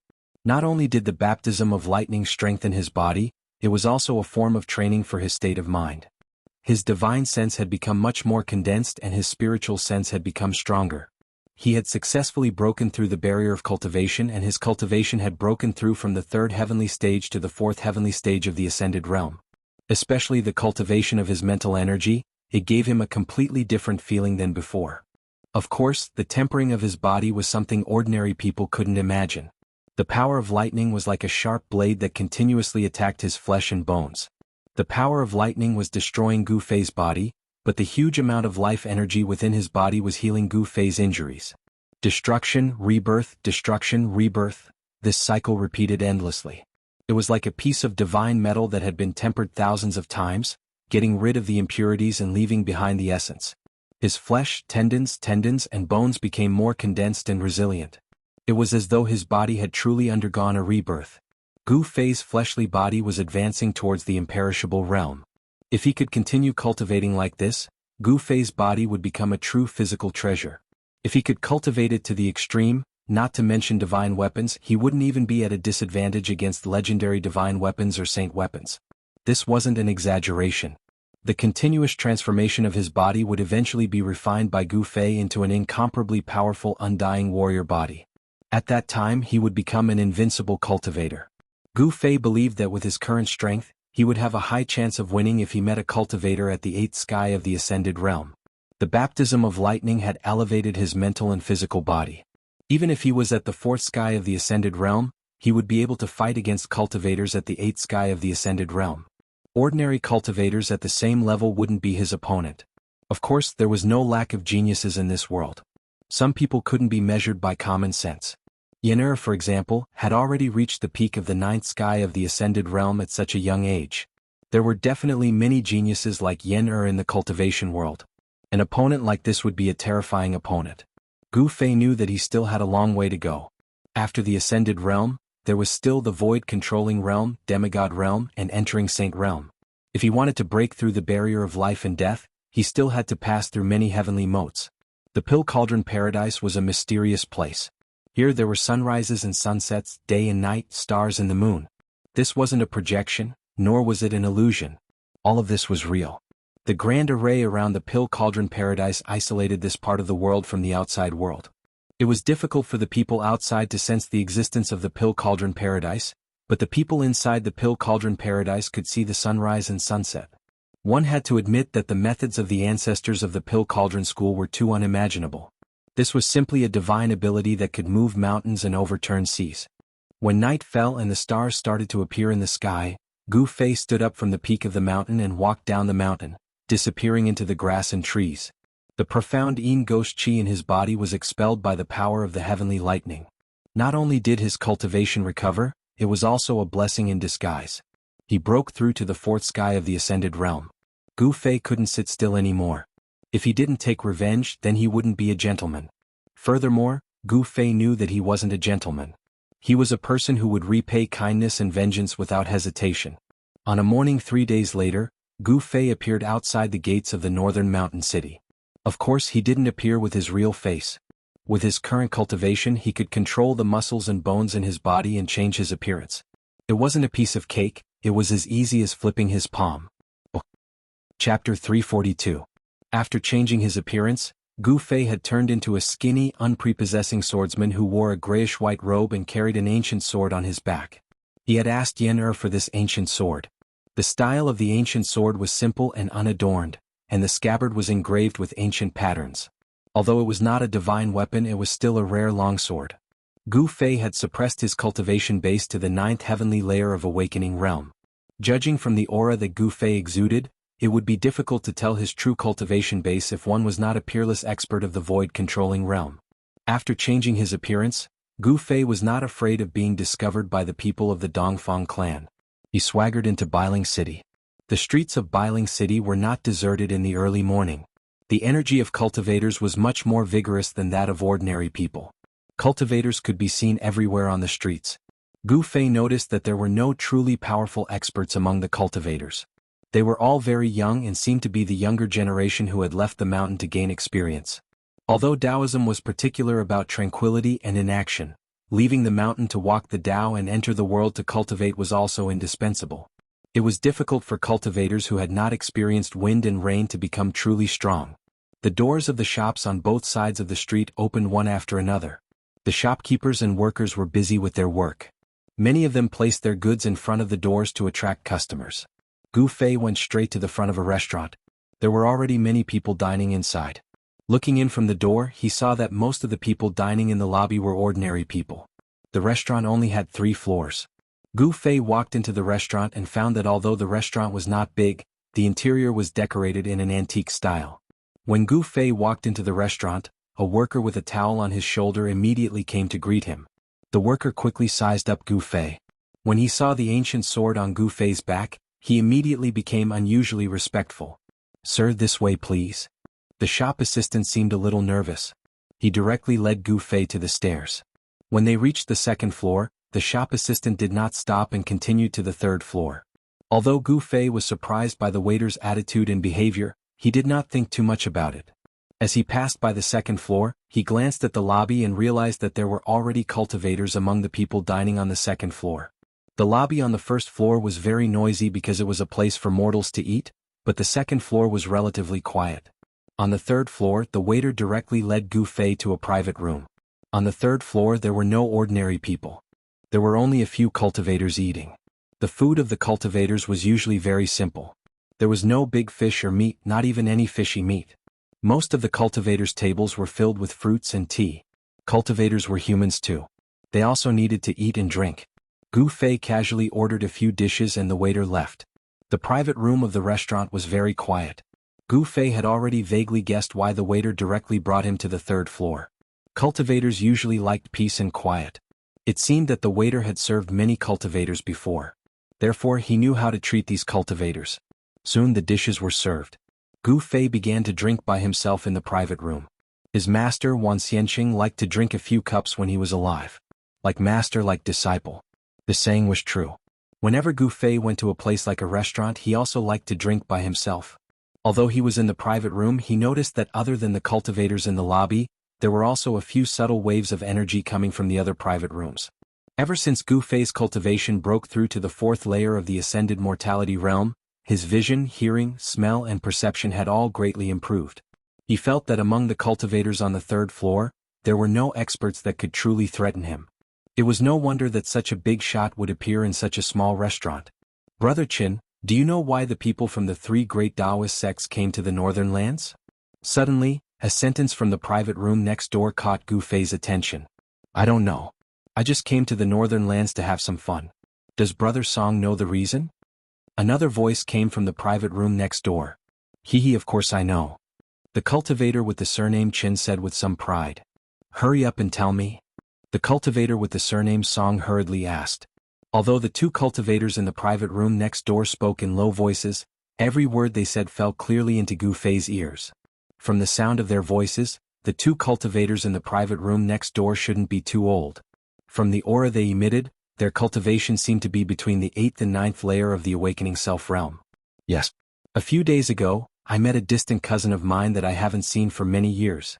My cousin is a disciple of the Shangqing sect." The cultivator with the surname Qin said. "I didn't expect you to have a relative in the Shangqing sect. It's not that easy to enter the three great Taoist sects." The cultivator with the surname Song said enviously. The people from the three great Taoist sects didn't come to the northern lands for the rumored spiritual land or the great demon Chugu. The cultivator with the surname Qin said mysteriously. "No way. Then why did they come?" The cultivator with the surname Song said in shock. After all, the news of the demon lord's son wreaking havoc in the northern lands and the rumor that the northern lands had discovered a spiritual land had already spread like wildfire in northern mountain city. "Umph." The cultivator with the surname Qin chuckled. He seemed to want to whet the appetite of the cultivator with the surname Song.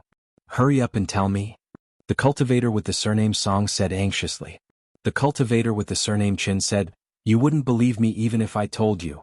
The reason the people from the three great Taoist sects came to the northern lands is to find someone." "Find someone? Who is it that the three great Taoist sects sent out experts to look for them?" "I heard that someone saw Daoist Chaoyang of the Supreme Mystery Sect in the city." The cultivator with the surname Song seemed to be very surprised. It wasn't just the cultivator with the surname Song. Gu Fei, who had been quietly listening to the conversation in the room next door, was also shocked. He had already vaguely guessed who the three great Taoist sects were looking for. Who would have thought? The people from the three great Taoist sects were all here for me. After hearing this, Gu Fei was no longer in the mood to listen. The words of the cultivator with the surname Qin shocked him. Daoist Chaoyang was the head of the Shaoyang Peak and one of the most powerful people in the Supreme Mystery Sect. Gu Fei was very confused. It made sense that the Supreme Mystery Sect would come looking for him. After all, he was a disciple of the Supreme Mystery Sect and the only successor of the Ling Chui Peak. If he died, the Ling Chui Peak would be lost. The sect leader, Taoist Shantian, would definitely not want to see the Ling Shui peak go extinct. Taoist Shantian wanted to maintain the legacy of the 9 great branches of the Supreme Mystery Sect. But why did the Shangqing sect and the Guangqing Celestial sect come to the northern lands to find him? Gu Fei couldn't figure it out, and there was no one to answer his questions. However, the words of these two people couldn't be trusted. This kind of rumor was full of uncertainty. Perhaps it was just groundless rumors. I have to find a way to verify it, Gu Fei thought to himself. He was not an impulsive person. He had to plan before he acted. Only then could he minimize the danger he was in. As Gu Fei thought of this, he walked out of the room, paid the bill, and left the small restaurant. He didn't have any currency in the secular world, but that didn't mean he was going to dine and dash. The way he paid the bill was actually very simple. He threw a gem to the restaurant manager. When Gu Fei came out of the Pill Cauldron Grotto Heaven, he conveniently picked up a few gems and carried them with him. With those gems, not to mention a meal, they could even buy the entire small restaurant. Encountering such a forthright customer, the innkeeper of the restaurant was overjoyed. As long as he encountered a few more generous customers like Gu Fei, he would be able to enjoy his old age in advance. After leaving the restaurant, Gu Fei realized that he was being watched. Gu Fei sneered, then quietly wandered the streets looking here and there. It was like this was the first time he had traveled far away, and he didn't know anything about the outside world. He realized that behind him, there really were 2 people following him. There were 2 people far behind him. Gu Fei couldn't help but feel a little strange. Logically speaking, the people from the Dongfang and Beitang families shouldn't have noticed his traces. He had already changed his appearance. Even if Dongfang Qin and Beitang Ao stood in front of him, they probably wouldn't be able to recognize him. Who are they? Gu Fei couldn't help but be a little curious. He pretended not to notice anything and slowly walked in the direction of the city gate. At this time, it was already late in the morning. The streets of the city were crowded with people, shouting and hawking incessantly. There were even cultivators in 2s and 3s appearing on the streets. The secular world was so fresh to those cultivators who cultivated in the mountains or sects all year round. Of course, the novelty of the secular world for Gu Fei had long since disappeared. Gu Fei walked out of Bailing City without batting an eyelid. The 2 men were still following him from a distance. After leaving Bailing City, Gu Fei gradually went further and further away. Then he turned into a small path next to the main road and walked into the snow forest. In the snow forest, all that could be seen was snow. The leaves of the trees had long fallen off, and on the bare branches, one could see crystalline icicles hanging down. The 2 people following behind Gu Fei were 2 young men in gray robes. They followed Gu Fei into the snow forest and continued to follow Gu Fei for a while. Suddenly, one of the 2 young men rushed into the snow forest next to the small path, while the other continued to follow behind Gu Fei. Soon, the person who rushed into the snow forest took a shortcut and ran in front of Gu Fei. Then he suddenly rushed out of the snow forest and blocked Gu Fei's path. Gu Fei stopped. He couldn't help feeling a little amused. He was well aware of the actions of these 2 fellows. Could it be that these 2 fellows wanted to rob him? Kid, if you know what's good for you, then leave that treasured sword on you. Perhaps we can spare your life. The young man who blocked Gu Fei's path approached Gu Fei step by step. He was tall and thin and his face was sallow. He looked like a patient who had been ill for a long time. However, Gu Fei sensed a powerful wave of magic power from this patient that did not match the patient's appearance. When Gu Fei heard this, he realized that these 2 people had their eyes on the ancient sword on his back. Chapter 343. In a remote snow forest outside Bailing City, Gu Fei was blocked by 2 young cultivators who were tailing him on a small path in the forest. "Brother, we don't want to take your life. Put down that sword and you can go," said a dark-skinned, sturdy young man from behind Gu Fei. The man was not tall, but he was extremely strong. The aura he exuded was like that of a ferocious tiger. His skin was visible, and his muscles were as strong as a horned dragon's. "Hee, you want my sword? Come and take it if you can," Gu Fei said with a smile. The cultivation of these 2 fellows was not high. They seemed to be in the 8th or 9th heaven of the awakening state. Perhaps it was because these 2 fellows thought that Gu Fei's cultivation was on par with theirs, and there were 2 of them. They dared to block the path and ask for Gu Fei's sword. "Boss, don't talk to this kid. Since he wants to die, let's fulfill his wish." The tall, thin, and sallow young man who seemed to have just recovered from a serious illness seemed to be a little impatient. When Gu Fei heard this, he reached out and untied the ancient sword on his back. Then, he stabbed it into the snow in front of him together with its scabbard and said coldly, "My sword is here. Seeing how calm Gu Fei was, the two young cultivators did not dare to act rashly. They could already tell that Gu Fei did not seem to care about them at all. It should be known that a sword cultivator's abilities were all in the sword in their hands. When Gu Fei stabbed the sword into the ground, he had already revealed a message to the two young cultivators. That was, he did not need to draw his sword to deal with them. Kid, you're very arrogant. Let me see if you have the ability to be arrogant. As the sturdy young man behind Gu Fei spoke, his figure suddenly sank. His feet pushed against the ground and the snow under his feet immediately exploded. At the same time, his body seemed to have turned into a ferocious tiger as he pounced at Gu Fei. A strong wind surged and swept the snow on the ground into the air. When Gu Fei saw this scene, he couldn't help but be a little surprised. This young man's pounce was very similar to the close combat technique that he had learned from Xionghu. Gu Fei did not dodge or evade. His feet were firmly nailed to the ground like the roots of an old tree. In the face of the young man's ferocious attack that was like a ferocious tiger pouncing on its prey, he only met it with a punch. It was an ordinary punch. There was no dazzling light, no powerful energy fluctuations, and no intense air waves. It was just a casual punch. However, this punch possessed the power to turn something rotten into something magical. Gu Fei's fist rapidly enlarged in the young man's eyes. Then the young man, who was like a fierce tiger, only felt his vision go black. Bang! A sharp pain came from the bridge of his nose, and he seemed to hear the sound of bones breaking. The young man was depressed to the extreme. The moment he was punched, he had a strange feeling. It was as if his face was facing the opponent's fist, and he was being punched in the face. This young cultivator came quickly, but he also left quickly. He was blown away by Gu Fei's casual punch, and a few bloody teeth flew out of his mouth. Bang! The young cultivator smashed into a big tree more than 10 feet away. His body bounced back and then smashed into the snow under the tree. Sha! A pile of snow fell on the big tree. The tall and thin young man in front of him was immediately stunned. His eyes were wide open and his eyeballs almost popped out of their sockets. It was really hard to believe that his boss was actually blown away by a punch. This. A layer of sweat appeared on the tall and thin young man's forehead. It was cold sweat. Although he was in a world of ice and snow, the tall and thin young man could feel that his underwear was already soaked in cold sweat. Impossible, my eyes are playing tricks on me. The tall and thin young man rubbed his eyes hard. His boss was blown away inexplicably. The scene that just happened was really hard for him to accept. Why do you still want my sword? Gu Fei crossed his arms in front of his chest and looked at the tall and thin young man in front of him with a faint smile. He said as if nothing had happened. How did you do it just now? The tall and thin young man's sallow face became even more yellow. This guy in front of him didn't seem to be simple. The sturdy young man was blown away by Gu Fei's punch and smashed into the snow. There was no more sound from him. It was unknown if he was knocked out by Gu Fei's punch or if he was killed. Gu Fei smiled and then said, "What you see with your eyes is not necessarily true. What you sense with your spiritual sense may also be fake. Do you think that my cultivation is only at this level? That is really a big mistake." The tall and thin yellow-faced young man finally realized that this guy in front of him was a tiger pretending to be a pig. "What do you want?" The yellow-faced young man said with a trembling voice. He was already ready to escape at any time. "I don't want anything, I just want to ask you a few things," Gu Fei said. With the cultivation of these two young cultivators, he disdained to take action. The tall and thin yellow-faced cultivator seemed to have a chance to turn the situation around.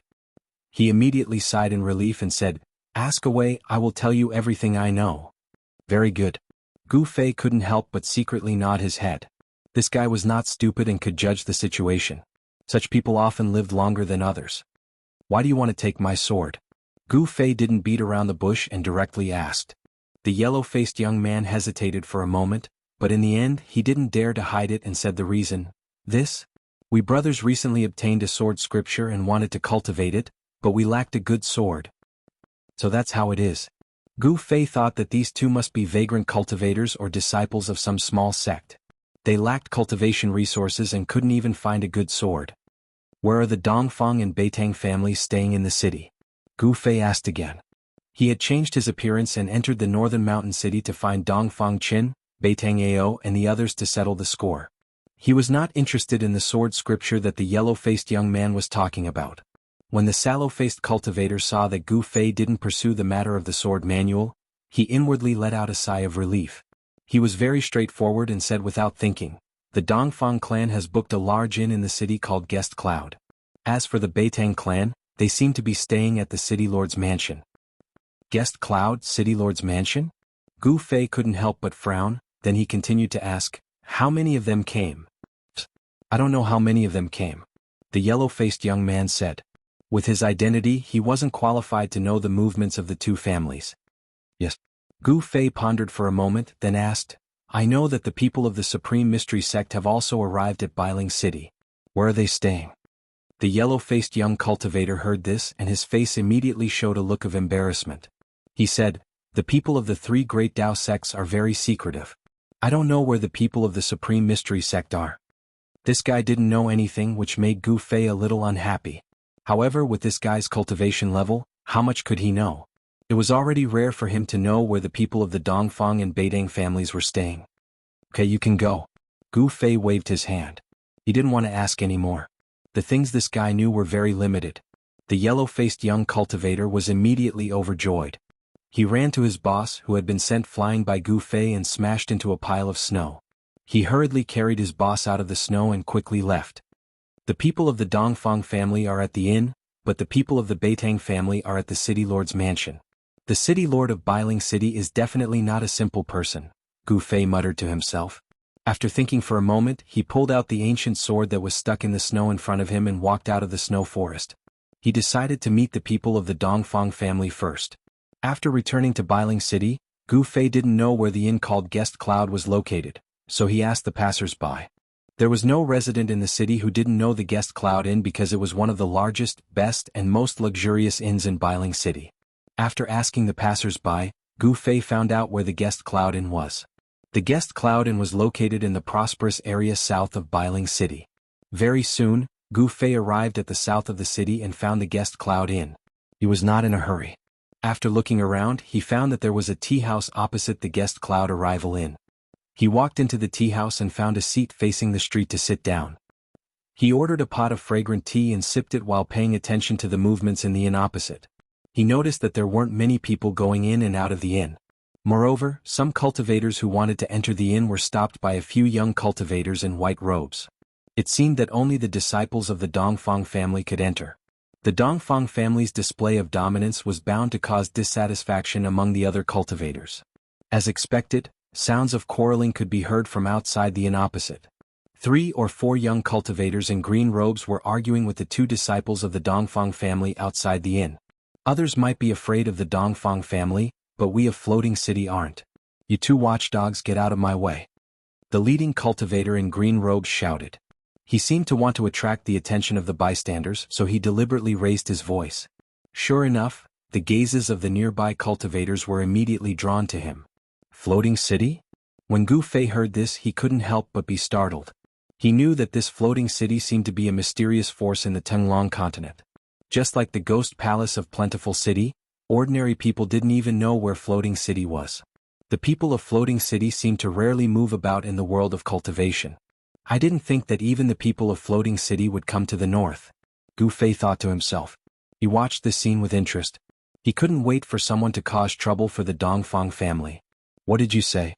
Say it again if you have the guts." The 2 disciples of the Dongfang family were obviously enraged by the words of the leading cultivator in green robes. One of the disciples pointed at the cultivator in green robes and shouted, looking like he would attack if there was any disagreement. "What, are your dogs deaf? Can't hear? That's right, how can watchdogs understand human language?"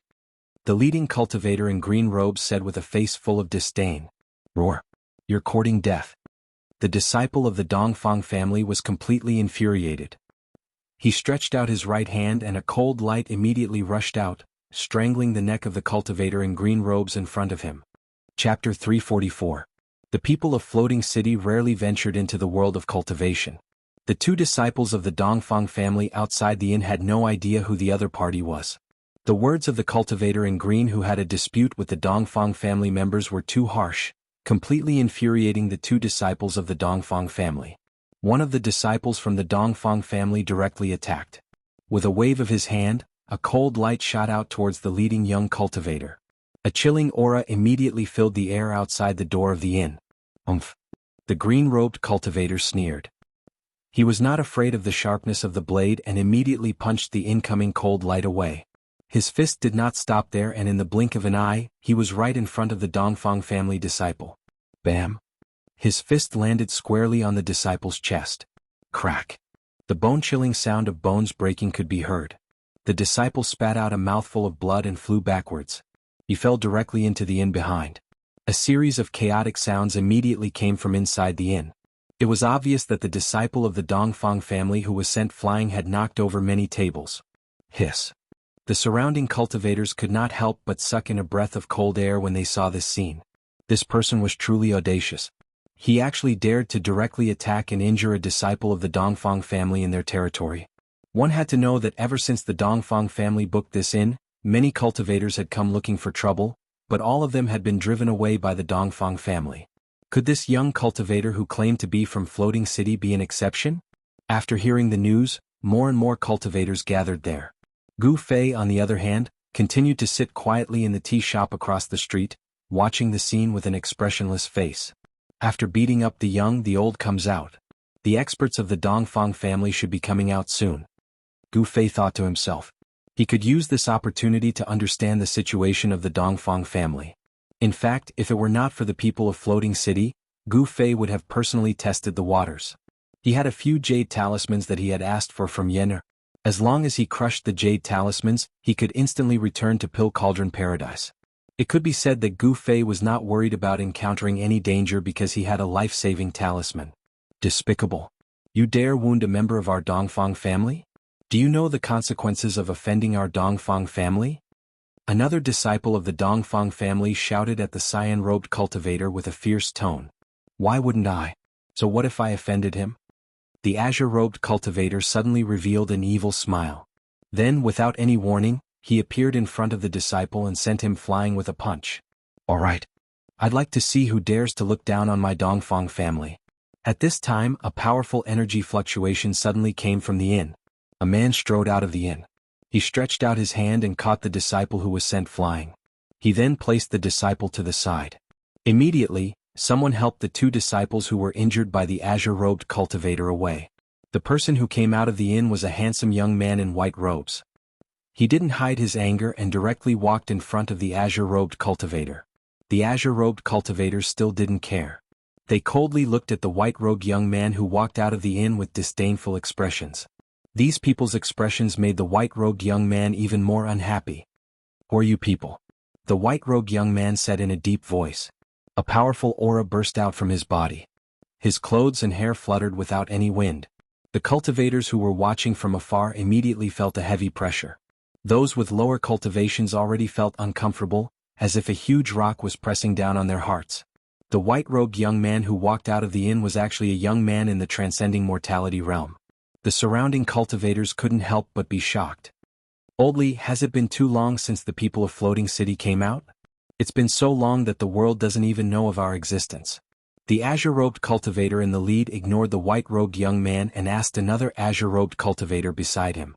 The azure-robed cultivator called Oldly chuckled and said with disdain, "It seems that we need to come out more often." Yes. The feeling of being forgotten makes me very unhappy. The other azure-robed cultivator nodded. Floating City? The white-robed young man from the Dongfang family couldn't help but narrow his eyes. Why would the people of Floating City target our Dongfang family? The white-robed young man's expression couldn't help but become serious. The Floating City and the Valley of Fallen Souls were two very mysterious forces in the Tenglong continent. No one knew where they were located. Of course, no one was willing to provoke them either. So what if you're from the Floating City? If you don't want to die, then scram. The white-robed young man said in a deep voice. These people looked down on him, but how could he look down on them? The azure-robed cultivator in the lead couldn't help but change his expression. He coldly stared at the white-robed young man and said coldly, "Very well, it's your honor to die by the hands of I, Pan Hong." Swoosh. A few figures immediately dodged. This is also what I wanted to say. It's also your honor to die by the hands of I, Dongfang Yu. The white-robed young man said coldly. At this time, seeing that the situation wasn't right, the people around them immediately dispersed and retreated to the distance. Inside the inn, 3 or 4 young cultivators in the same white robes walked out one after another. These 3 or 4 white-robed cultivators each emitted a powerful aura. Without a doubt, these people were the experts of the younger generation of the Dongfang family. Gu Fei noticed that Dongfang Chen's figure was among them. When he saw Dongfang Chen, Gu Fei's pupils couldn't help but contract, and the teacup in his hand was crushed by him. Dongfang Chen. Gu Fei almost couldn't suppress the rising anger in his heart, and his eyes gradually became red. He remembered all of Dongfang Chen's actions, especially the scene in the virtual sky world that day. Gu Fei still remembered it vividly. Dongfang Chen almost trapped him to death in the virtual sky world. Gu Fei had never hated a person so much, and he had never wanted to kill a person so much. That person was Dongfang Chen. Dongfang Chen, just you wait. I won't kill you so easily. Gu Fei gnashed his teeth. He wanted revenge, ruthlessly revenge. Let's do it here, Pan Hong said. His expression also became serious. The strength of the Dongfang family couldn't be underestimated. Why not? Dongfang Yu shouted. As he spoke, he took a step forward and directly grabbed Pan Hong with his right hand. 5 divine lights shot out from the fingers of his right hand and pierced towards Pan Hong. Just an insignificant skill, Pan Hong said disdainfully. He then stretched out his right hand and gently pressed forward. A black light bloomed in his palm like a black hole and met the 5 dazzling lights. The 5 resplendent finger flashes collided with the black light that blossomed from Pan Hong's hand. A shocking scene occurred. The 5 finger flashes actually silently disappeared into the black light that was blocking the front. It was as if they had sunk into the void. Dongfang Yu only felt that his attack seemed to have no point of force. This feeling was like a punch with all his strength hitting the air. What kind of divine ability is this? Dongfang Yu was surprised. At this moment, the black light bloomed in Pan Hong's hand. After swallowing the 5 lights, it quickly spread out and shrouded Dongfang Yu. Pan Hong's face revealed a trace of disdain. This Dongfang Yu was not his opponent. He alone was enough to sweep away all the children of the Dongfang family present. This was not an exaggeration. This person from the Mist City did indeed have this strength. Gu Fei only needed a single glance to know that the outcome was already decided. Dongfang Yu's cultivation was only around the 2nd heavenly layer of the ascended mortality realm, but Pan Hong's cultivation seemed to be between the 3rd and 4th heavenly layers. Sure enough, Dongfang Yu constantly shot out rays of dazzling lights. The magic power in his body surged violently. However, his divine light that seemed to be able to pierce through the void couldn't break through the black light curtain that enveloped Pan Hong. The rays of divine light that shot towards the black light curtain seemed to be devoured and disappeared without a sound. There wasn't even the slightest fluctuation. Anyone with a discerning eye could already tell that there was a great disparity between the two. Dongfang Yu was obviously not Pan Hong's opponent. Swish. The black light curtain that shrouded one side of the world suddenly accelerated and shrouded Dongfang Yu, trapping him in the black light curtain in an instant. At this moment, Dongfang Yu panicked. He desperately gathered his magic power and roared in anger, wanting to break through the black light curtain.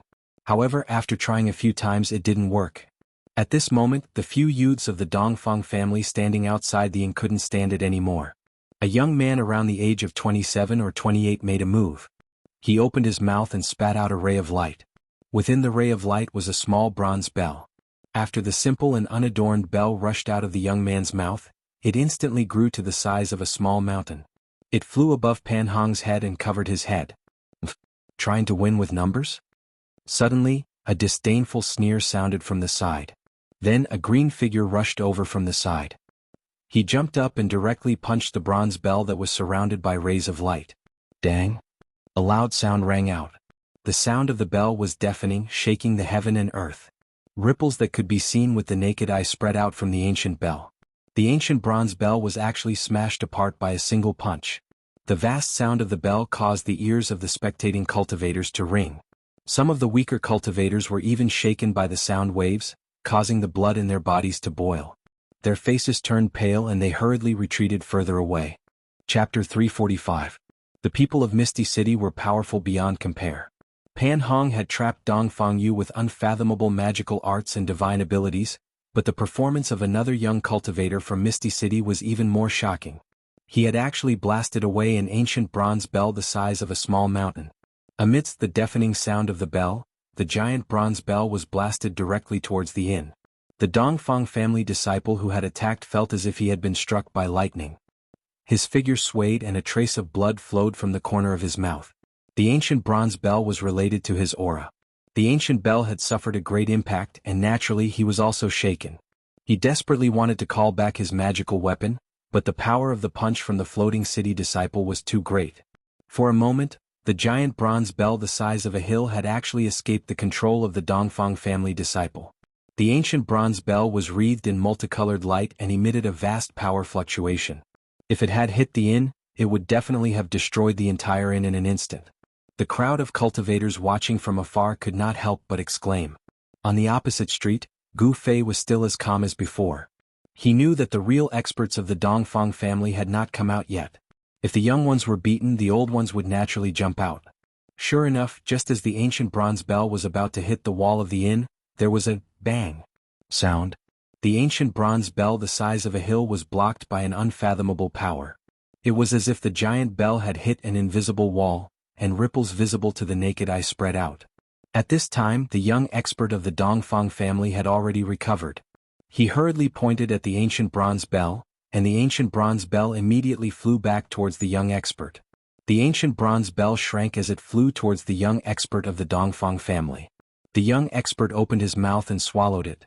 It was obvious that this young expert of the Dongfang family was also a martial cultivator, and had already cultivated to the realm where he could store magical weapons into his body. The magical weapons of martial cultivators were originally condensed and nourished by their own essential essence and magical power day and night. Martial cultivators with profound cultivation generally had the means to store magical weapons into their bodies. Unlike Gu Fei's weapon fusion refining technique, which could be fused into one's flesh, blood, and bones, the Dharma treasures that could be kept in one's body were not like those of Gu Fei. Instead, one had to open up a place in one's body, and then wrap the Dharma treasures with one's Dharma powers and true essence at all times, refining them into natal Dharma treasures that were closely related to one's body. Mist City's disciples, Pan Hong and the others, couldn't help changing their expressions when they saw their ancient bronze bell being blocked. Clearly, an expert had secretly taken action. However, Pan Hong didn't stop because of this. The black light that enveloped Dongfang Yu was still shrinking, and no one could see Dongfang Yu's figure for a long time. The goal of Pan Hong and the others was very clear, and that was to establish their might. However, everyone could hear Dongfang Yu's exclamations and angry roars coming from the black light screen. The black light screen was very mystical. It seemed to be able to devour and block any kind of power. Dongfang Yu was enveloped by the black light screen that Pan Hong had shot out. He had no strength to fight back at all, and it looked like he would not be able to hold on much longer. The other young experts of the Dongfang family wanted to rescue Dongfang Yu, but those people from the Misty City were glaring at them like tigers watching their prey. Once they made a move, those people would definitely make a move as well. For a moment, both sides were in a stalemate, and no one dared to act blindly without thinking. At this moment, a cold snort that made people's hearts tremble rang out from the inn. A terrifying pressure immediately spread out from the inn, so heavy that it made it hard for everyone to breathe. A black-haired middle-aged man slowly walked out of the inn. This middle-aged man had a ruddy complexion and a head full of jet-black hair that draped neatly behind him. However, his eyes were filled with the vicissitudes of life, which clearly didn't match his age. The old one has come out. In the tea shop across the street, Gu Fei secretly sized up this middle-aged man. He inwardly speculated that this was definitely a terrifying expert. The middle-aged man's entire body emitted an obscure aura. However, this aura made people feel as if it was surging violently. It was as dignified as a mountain and it was bottomless. Enough. The middle-aged man indifferently said before casually waving his hand. The layer of black light that enveloped Dongfang Yu immediately shattered with a chi sound. Specks of black light and black threads dissipated in the air. With his technique broken, Pan Hong's figure swayed and he took a step back. His face was flushed red as if he was drunk. Senior brother? The Misty City disciples couldn't help but be startled, and they all took a step forward. The black light screen exploded, revealing Dongfang Yu inside. He was already exhausted on the ground, and the ground around him was completely shattered, with cracks spreading in all directions.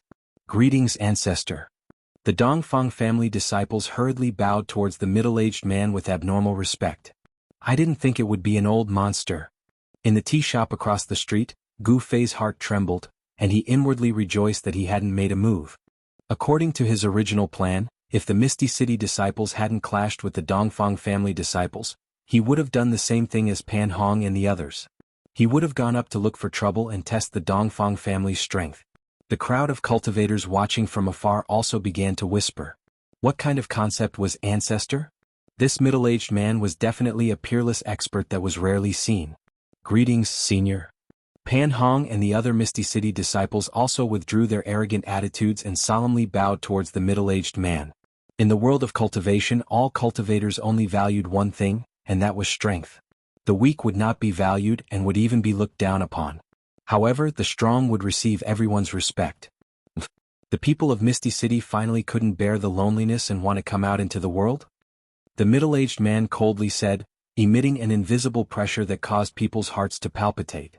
Pan Hong's forehead was already covered in a layer of cold sweat.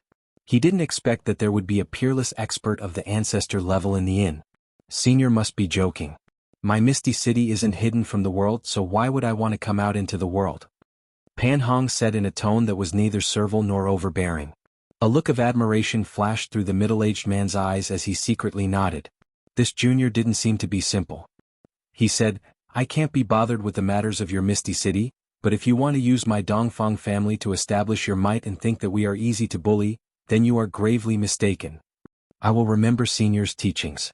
When I return, I will definitely pass on this message to my masters so that they can understand senior's intentions. Pan Hong said. Impudent. How dare you? The young experts of the Dongfang family couldn't help but berate Pan Hong's rudeness. Pan Hong's words actually contained a hint of threat, which made the Dongfang family furious. The middle-aged man smiled and said disapprovingly, the disciples of Misty City are indeed extraordinary. If the disciples of Misty City were all like you, it wouldn't be impossible for Misty City to become the overlord of the Central Plains. The middle-aged man's words carried a deeper meaning. Pan Hong and the disciples of Misty City couldn't help but change their expressions. They knew that the middle-aged man was clearly praising them, but he was actually saying it for the surrounding cultivators to hear. Overlord of the Central Plains? Don't even think about it. For thousands of years, who knew how many amazing characters had appeared in the cultivation world, but no one had ever been able to unify the cultivation world. Wouldn't the middle-aged man's words push Misty City to the top of the storm and become the target of public criticism? Although Misty City was powerful and ambitious, it didn't dare to openly challenge the entire cultivation world. Senior, we will take our leave. I hope that we can spar with the experts of the Dongfang family in the future. Pan Hong knew that he wouldn't be able to obtain any benefits today, so he wanted to leave. A wise man knew better than to fight when the odds were against him. This ancestor-level old monster could probably squash them to death with a single finger, and it wouldn't be any more than they were dead. Very well, you are welcome to spar, but I hope that something like today won't happen again, the middle-aged man said indifferently. He seemed to have some misgivings and didn't want to make things difficult for the disciples of Misty City.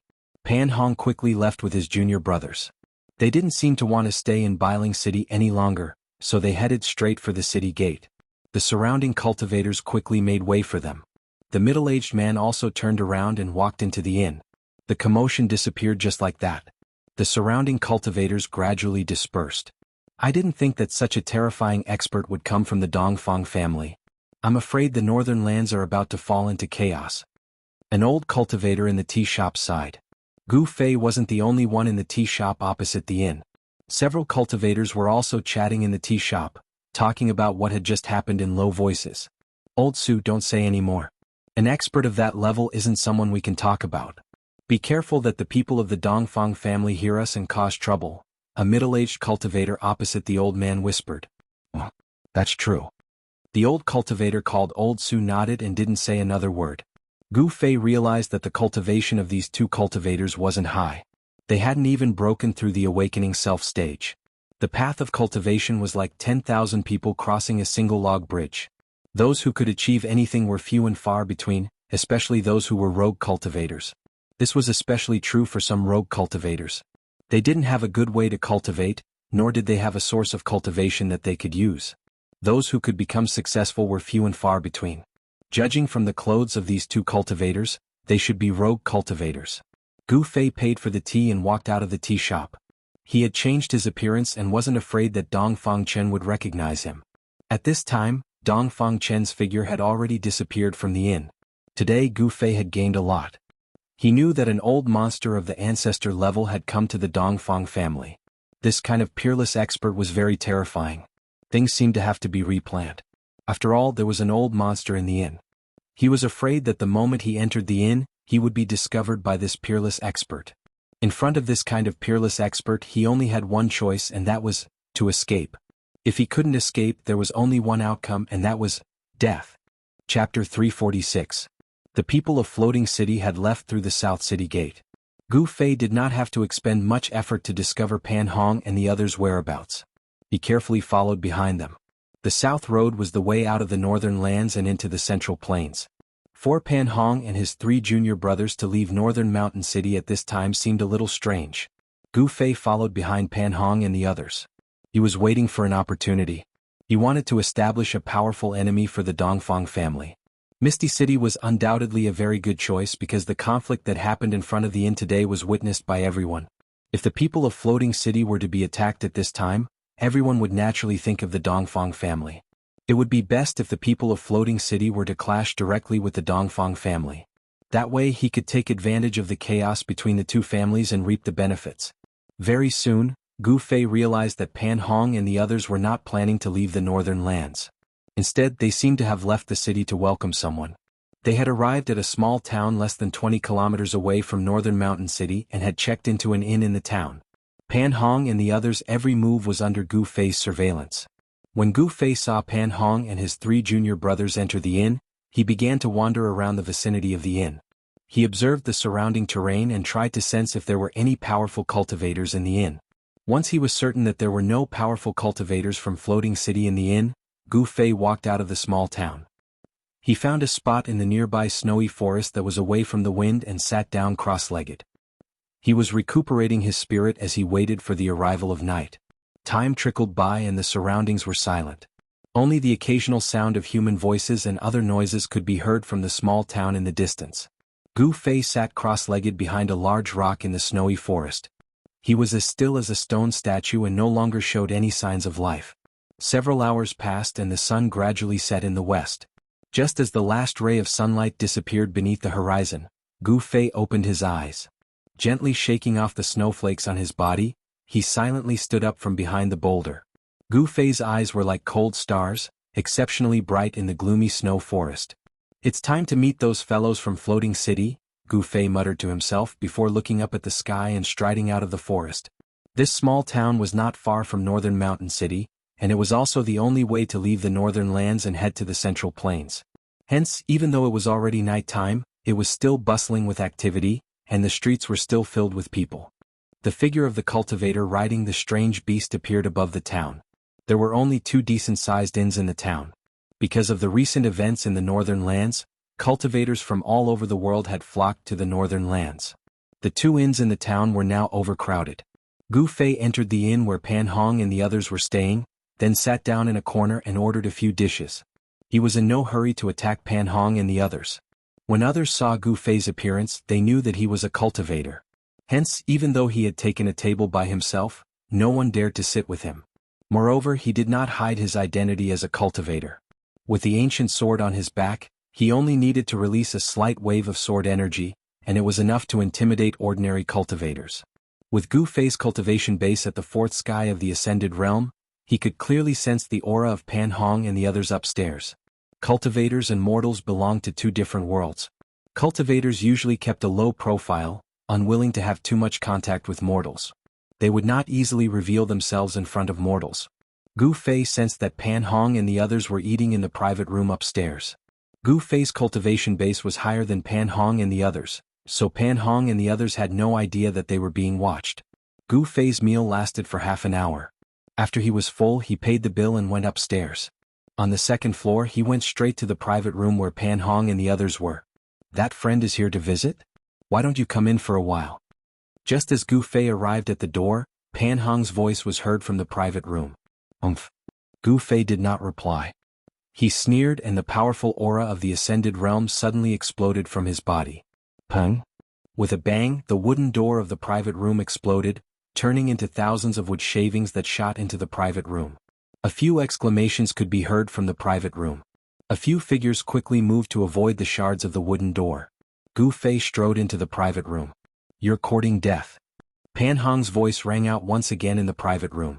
A black light suddenly burst forth in the private room, and the thousands of broken wood shavings immediately disappeared without a trace, as if they were swallowed into the void. Not even a speck of dust fell. At the same time, the black light quickly condensed into a large black hand. It emitted a powerful wave and grabbed towards Gu Fei, who was striding into the private room. Gu Fei. Gu Fei moved his finger like a sword and pointed it forward. Chi. A dazzling five-colored sword radiance shot out and pierced forward. The chilling sword aura immediately filled every inch of the void in the private room. If one looked closely, they could see that the five-colored sword radiance was surrounded by hair-thin lightning. The five-elemental sword aura carried a trace of the power of lightning. Without any suspense, although the large black hand seemed to have the ability to swallow everything, it could not swallow Gu Fei's five-elemental sword aura. The sword aura directly pierced through the large hand and stabbed towards Pan Hong's chest. Damn it! Pan Hong was shocked and quickly retreated. Bang! He directly smashed through the wall behind him and fell out of the private room. This sudden turn of events happened in the time it takes for a spark to fly off a flint. Only when Pan Hong broke through the wall and fell out of the private room did the other three Misty City disciples react. Clang! A golden saber shadow flew out from one of them and slashed towards Gu Fei. Suddenly, a golden rainbow swept across the sky and split the sky. The entire private room was covered in a layer of golden light. A powerful and incomparably sharp saber chi spread out in all directions. It's just a small trick. Gu Fei sneered. He was unparalleled. In the face of the sharp saber light, he not only did not dodge, but also took a step forward and directly met it with a punch. Gu Fei's fist collided with the dazzling saber light like a golden rainbow. There was a metallic clang and the golden saber shadow was shaken away. Swoosh! At this moment, a dark green whip shadow, like a dragon coming out of the sea, wrapped around Gu Fei's waist. A stone seal that emitted a gray light also smashed towards Gu Fei's head. The people of Floating Mist City had good cultivation, and their reactions were even more agile. The two of them joined forces and actually sealed off all of Gu Fei's escape routes. Good. Gu Fei growled. He stretched out his right hand and grabbed the dark green whip shadow. At the same time, he punched upwards with his left hand. Bang! His fist fiercely hit the stone seal that was smashing down. Boom! With a loud bang, the stone seal was sent flying by Gu Fei's punch. It directly smashed through the top of the private room and flew out. I'll break your arm. The young man who had wrapped the dark green whip around Gu Fei's right hand shouted. He suddenly pulled with force, wanting to tear off Gu Fei's right arm. Unfortunately, Gu Fei's body was extremely tough. It had been tempered by him to the point that it was comparable to a cultivator's magic treasure. Even if a divine weapon slashed his body, it would not be able to hurt him at all. Gu Fei was like a huge mountain. Under the pull of that cultivator, not to mention Gu Fei's arm, even Gu Fei's body could not be moved at all. The young cultivator couldn't help but be shocked. The long whip in his hand was a powerful magic treasure. As long as it was wrapped around something, he only needed to pull and pull to break it in two. The entire whip was like a sharp blade. Shameless boasting! Gu Fei shouted. He pulled with his right hand and directly pulled the cultivator over. Then he punched the cultivator in the chest and sent him flying. Who are you? At this time, Pan Hong, who had been forced through the wall by Gu Fei, had already jumped in from the outside. He just happened to see Gu Fei beating up his three junior brothers. Weren't you very awe-inspiring during the day? Gu Fei said coldly as he looked at Pan Hong. You're from the Dongfang clan? Pan Hong was startled. When did the Dongfang clan have such a powerful young expert? Weren't the people he saw during the day the elites of the Dongfang clan? Pan Hong's thoughts rapidly changed and his expression changed several times. The powerful aura exuding from his opponent caused him to feel a great pressure. If you have the guts, then come with me. As Gu Fei spoke, he directly rushed out of the roof that had been smashed by the stone seal, and then headed towards the snowy forest outside the small town. At this time, their fight had already alarmed the people in the inn. The noise they made was too loud. Not only did they break through the wall, but even the roof of the private room was broken. All the cultivators in the town sensed the energy fluctuations and headed towards the inn. Preposterous, I want to see just what kind of divine being you are. Pan Hong was infuriated and he too leapt out. In just a few short exchanges, his three junior brothers had been defeated, and this made him furious. The other three young cultivators also put away their magic treasures and chased after them.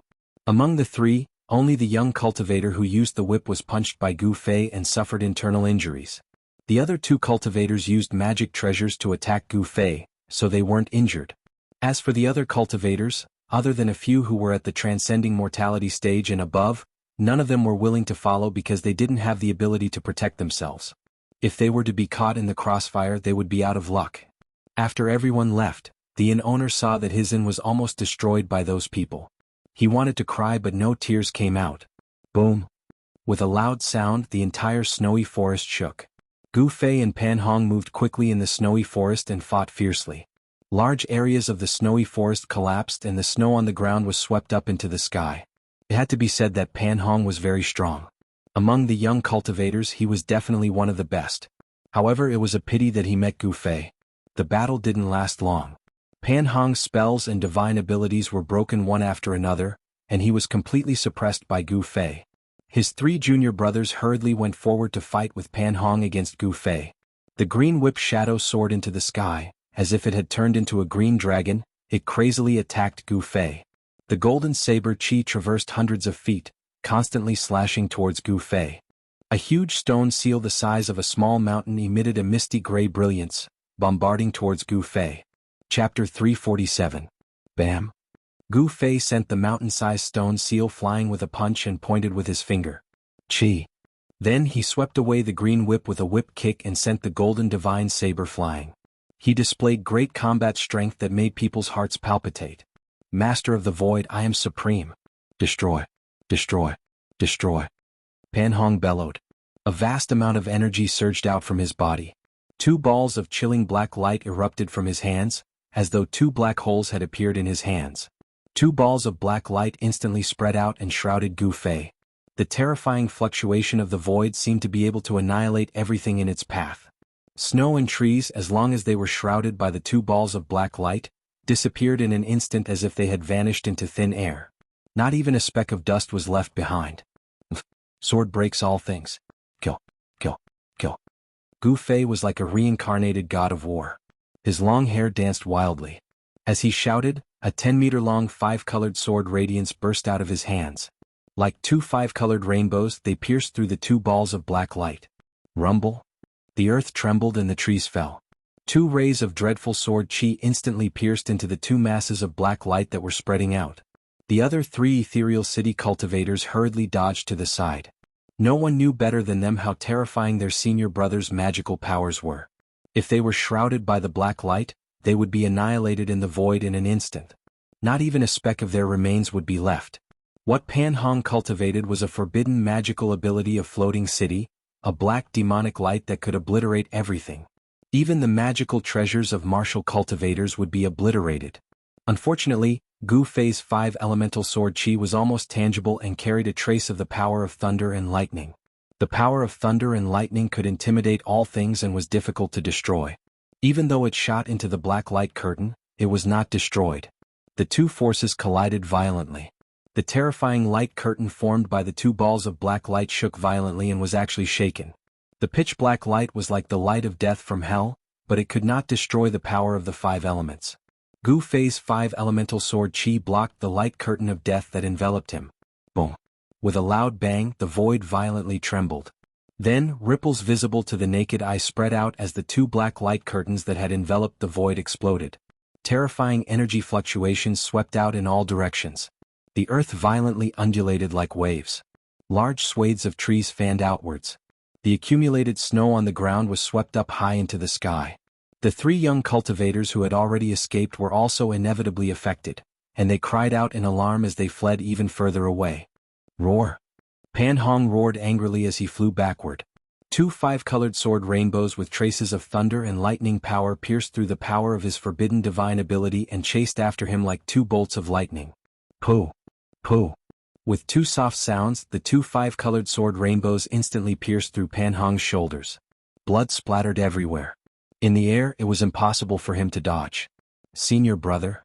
When the 3 young experts from Ethereal City saw this, they couldn't help but be shocked. One of them hurriedly leaped forward and caught Pan Hong, who was falling from the sky. The other 2 young cultivators controlled the golden divine saber and stone seal to slash at Gu Fei, who was chasing after them. Weren't you very arrogant during the day? Why aren't you arrogant now? Gu Fei sneered. Facing the fierce attacks of the 2 young experts, his expression remained unchanged as he strode forward. Bam! The stone seal that was surrounded by gray light was punched away by Gu Fei. With a point of his finger, the golden saber chi that spanned hundreds of meters immediately collapsed in the air, turning into specks of golden light and dissipating in the void. Gu Fei was unparalleled and displayed his unparalleled combat strength. With every step he took, the earth shook. Bam! Bam! The two young cultivators who attacked Gu Fei coughed out blood and flew backward. Their golden divine sabers dimmed and one of the stone seals returned to its original form, its light fading away. Ethereal City? That's all there is to it. Gu Fei said disdainfully. He instantly arrived in front of Pan Hong and the cultivator who used the whip. Pan Hong was in an extremely sorry state. He no longer had the demeanor of a young expert who looked down on everyone during the day. Both of his shoulder joints were pierced, and his hands hung limply by his side. Blood flowed out of the wounds and he had lost the ability to move his arms. Pan Hong stared at Gu Fei and said coldly, "I have to admit that you are very strong. However, in Ethereal City, my strength is only above average. There are many people stronger than me." "Is that so? Then call the experts of your sect to come find me. Of course the result will not change. They will all be defeated by me," Gu Fei said coldly. "I'll fight you to the death." The young cultivator who was supporting Pan Hong let go of him and fiercely swung the whip in his hand. The whip immediately turned into a dark green dragon and swooped towards Gu Fei. "A little spark dares to compete with the bright moon?" Gu Fei chuckled disdainfully and pressed his right hand forward. A dazzling golden aura immediately surged out of his palm and rushed forward. With a casual palm, he attracted the power of metal in all directions and shook the heaven and earth. The golden aura surged like a golden wave. The dark green dragon was instantly annihilated in the golden wave of energy. Pan Hong and the young cultivator were directly sent flying 200 to 300 feet away and vomited blood. "All of you remember that my Dongfang clan isn't one to be bullied." Gu Fei left behind an afterimage on the spot after he spoke these words, and then he vanished on the spot. Damn it! The Dongfang family. After a long while, Pan Hong and the junior brother who had been sent flying by Gu Fei supported each other and stood up from the ground. In the battle with Gu Fei, the 4 young cultivators of Floating City were all defeated by Gu Fei. Pan Hong's eyes were about to spit fire. To him, Gu Fei's contempt was even more infuriating than his defeat. The cultivators who had followed the trail from the small town and were watching the battle from nearby witnessed the battle. Soon news of the battle began to spread. "Senior brother?" After the other 2 young cultivators found the magic treasures that had been sent flying by Gu Fei, they gathered towards Pan Hong. Everyone could not help but feel a wave of dejection. Gu Fei's strength made them feel a sense of helplessness. "We are only the vanguard to scout ahead. When the experts of the sect arrive, the Dongfang family will pay the price for what happened tonight," Pan Hong said coldly. Gu Fei had achieved his goal. What he needed to do now was to wait and see how things would develop.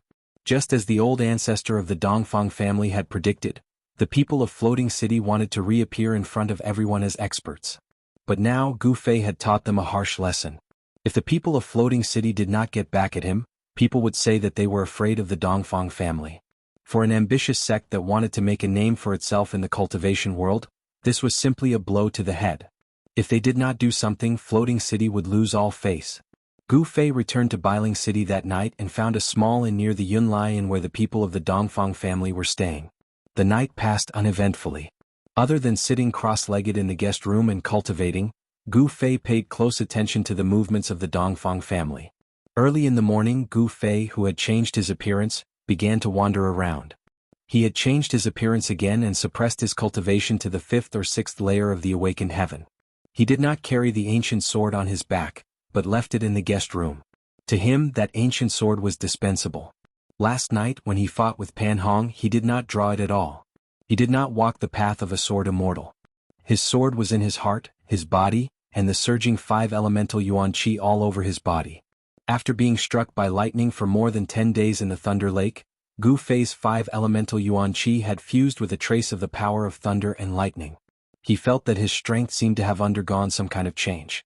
However, it was only a feeling. He did not know why he had such a feeling.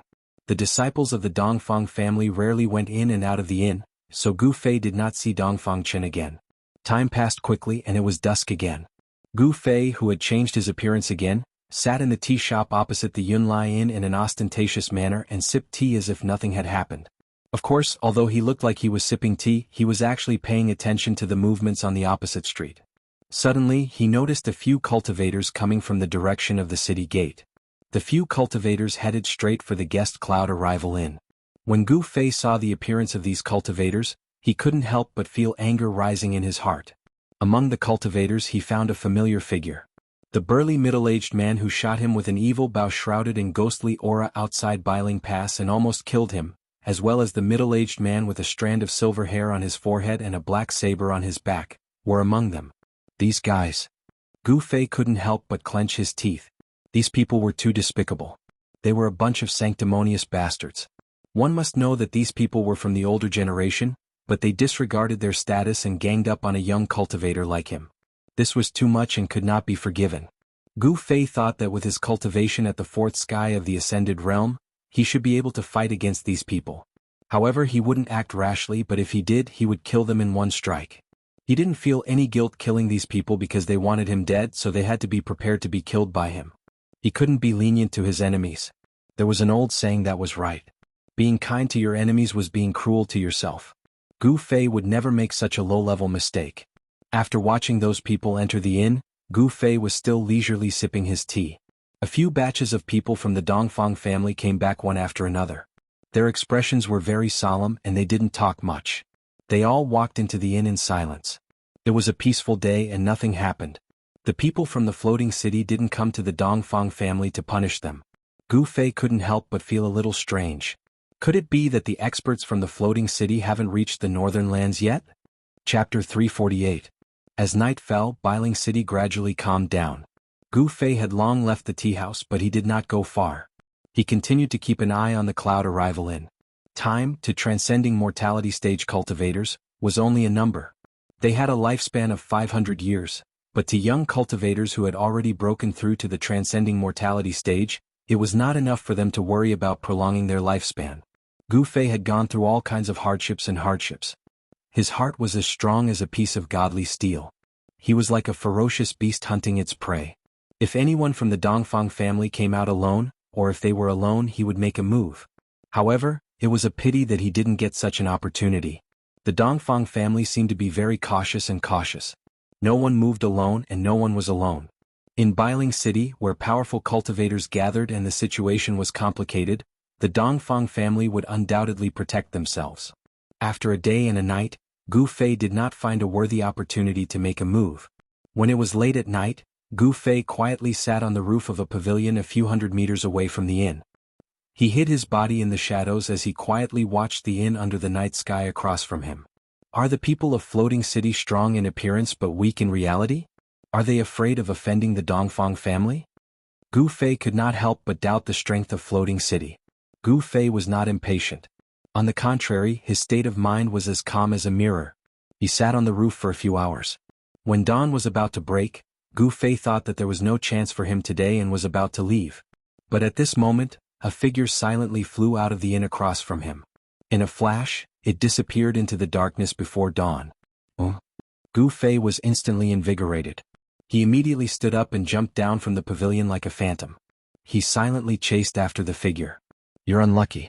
I'll start with you, Gu Fei thought. Soon he caught up to the figure.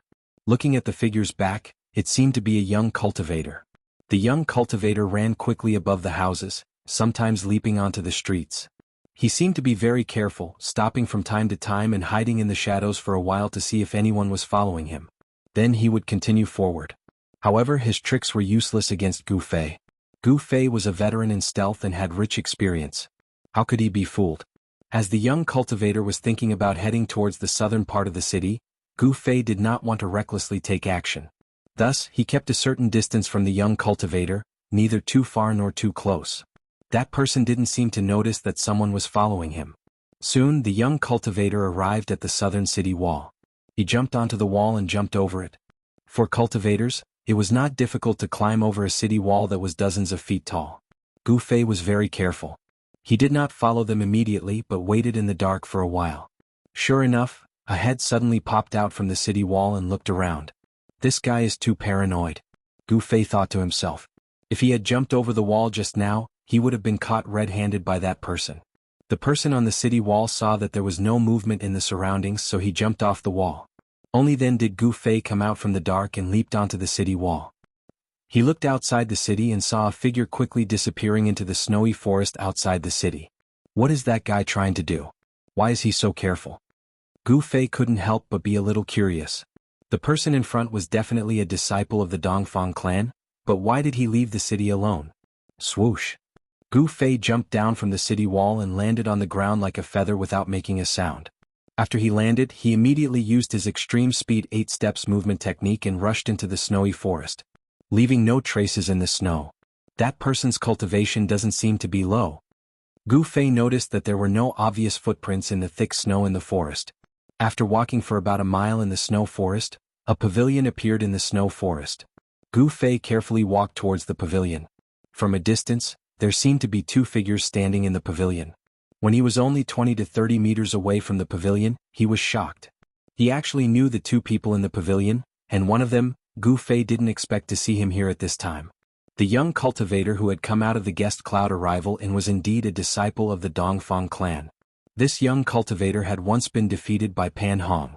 Dongfang Yu, why did you ask me to come to this place? A crisp voice with a hint of anger came from the pavilion. A slender and elegant woman in white was glaring angrily at the young cultivator. Do I need a reason to see my fiancé who is about to marry me? Dongfang Yu said with a smile. His eyes were constantly moving around the white-clothed woman's body. Who said I'm going to marry you? Don't think too highly of yourself. The woman in white said coldly, her face as cold as frost. Li Mengyao, Junior Marshal Sister Li, you still don't understand the situation? Marriage is an important matter. It's decided by the parents and the matchmaker. How can you just say no? Dongfang Yu said proudly. She is Dongfang Yu's fiancée? Gu Fei couldn't help but be shocked. The woman in the pavilion was Guangqing's junior martial sister Li Mengyao, who he had intimate contact with in the virtual sky world. Back then, in the virtual sky world, Gu Fei and Li Mengyao accidentally entered the Valley of Passion Flowers. They were enchanted by the fragrance of the Valley of Passion Flowers and had sex with each other. Today, when Gu Fei suddenly saw Li Mengyao, he couldn't help but have a strange feeling. Dongfang Yu, don't be delusional. The reason why I came to see you is to make it clear to you that I'm wholeheartedly cultivating and comprehending the Tao. I'll never get married, Li Mengyao said. Dongfang Yu smiled frivolously, then said ambiguously, Mengyao, don't reject me. Those who cultivate and comprehend the Tao are not allowed to get married. In this world, who knows how many immortal couples there are who cultivate and comprehend the Tao together. Dongfang Yu. Li Mengyao couldn't help but be angry. She pointed at Dongfang Yu with her trembling hand. Outrageous. You want to marry my woman? The conversation in the pavilion passed into Gu Fei's ears. Gu Fei couldn't help but be furious. Gu Fei didn't want to listen anymore, so he walked out from the darkness. Dongfang Yu immediately sensed something strange. He turned around abruptly and shouted in Gu Fei's direction, Who is it? Li Mengyao also looked at Gu Fei's direction cautiously. She was very surprised that someone was nearby and she didn't notice it at all. There was only one possibility, and that was that this person's cultivation was higher than hers, much higher. Swoosh! Gu Fei took one step forward, leaving an afterimage on the spot and directly appeared outside the pavilion. His movement was so fast that it was like teleportation. Dongfang Yu and Li Mengyao who were inside the pavilion were shocked again. Swoosh! A green light flashed and a 1-foot-long green spear rushed out from Dongfang Yu's body.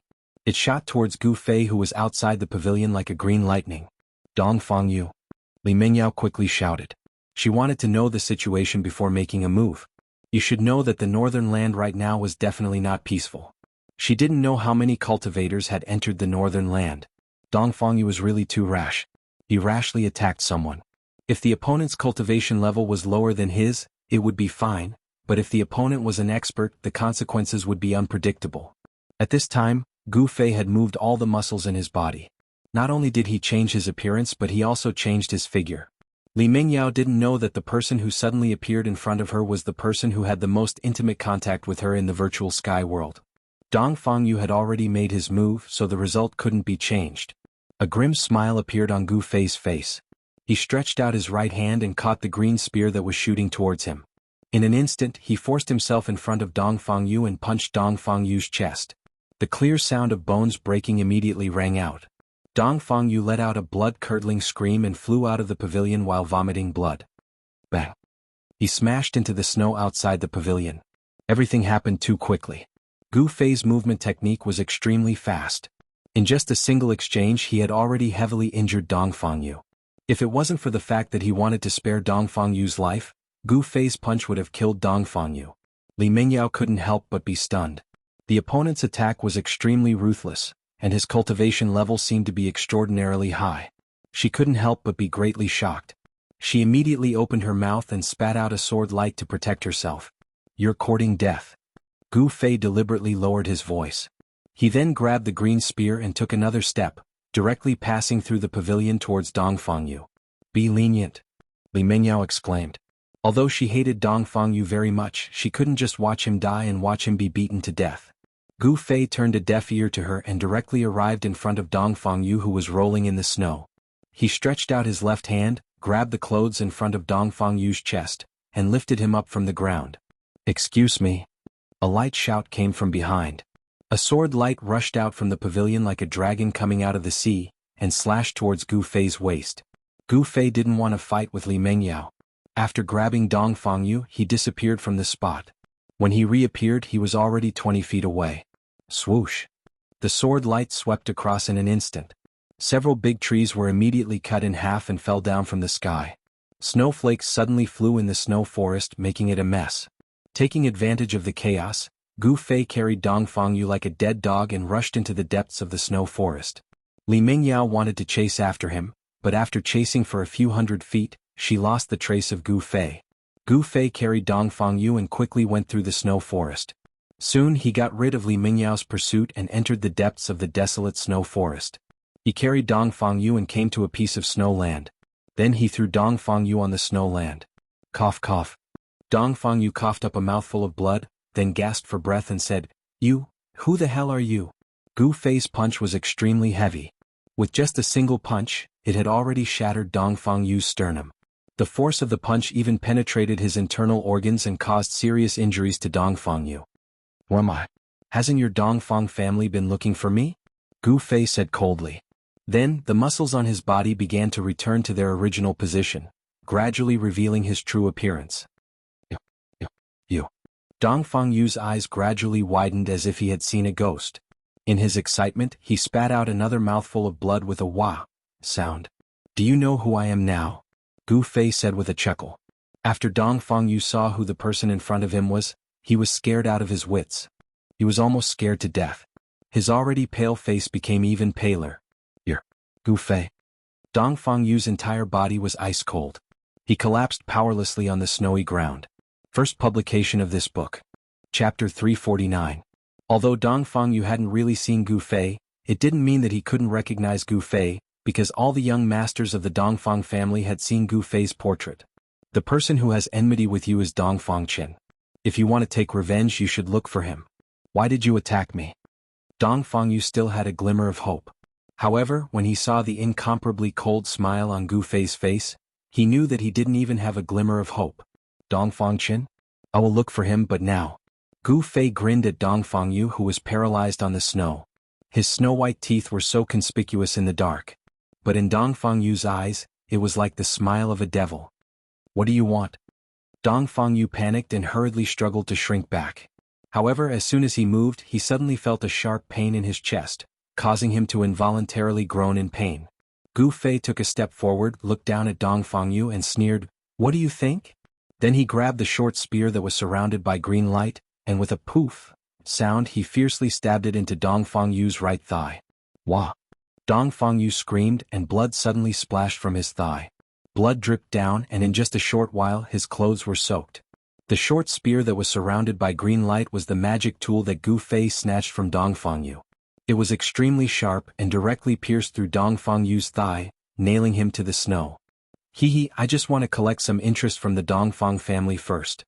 Gu Fei's words were extremely cold.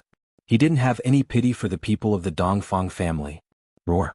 "Those who go against the Dongfang family will absolutely not have a good ending. My family will definitely avenge me." Dong Fangyu's handsome face was extremely twisted in pain, and he roared fiercely. Saying that, Dong Fangyu suddenly slammed his head against a big tree next to him.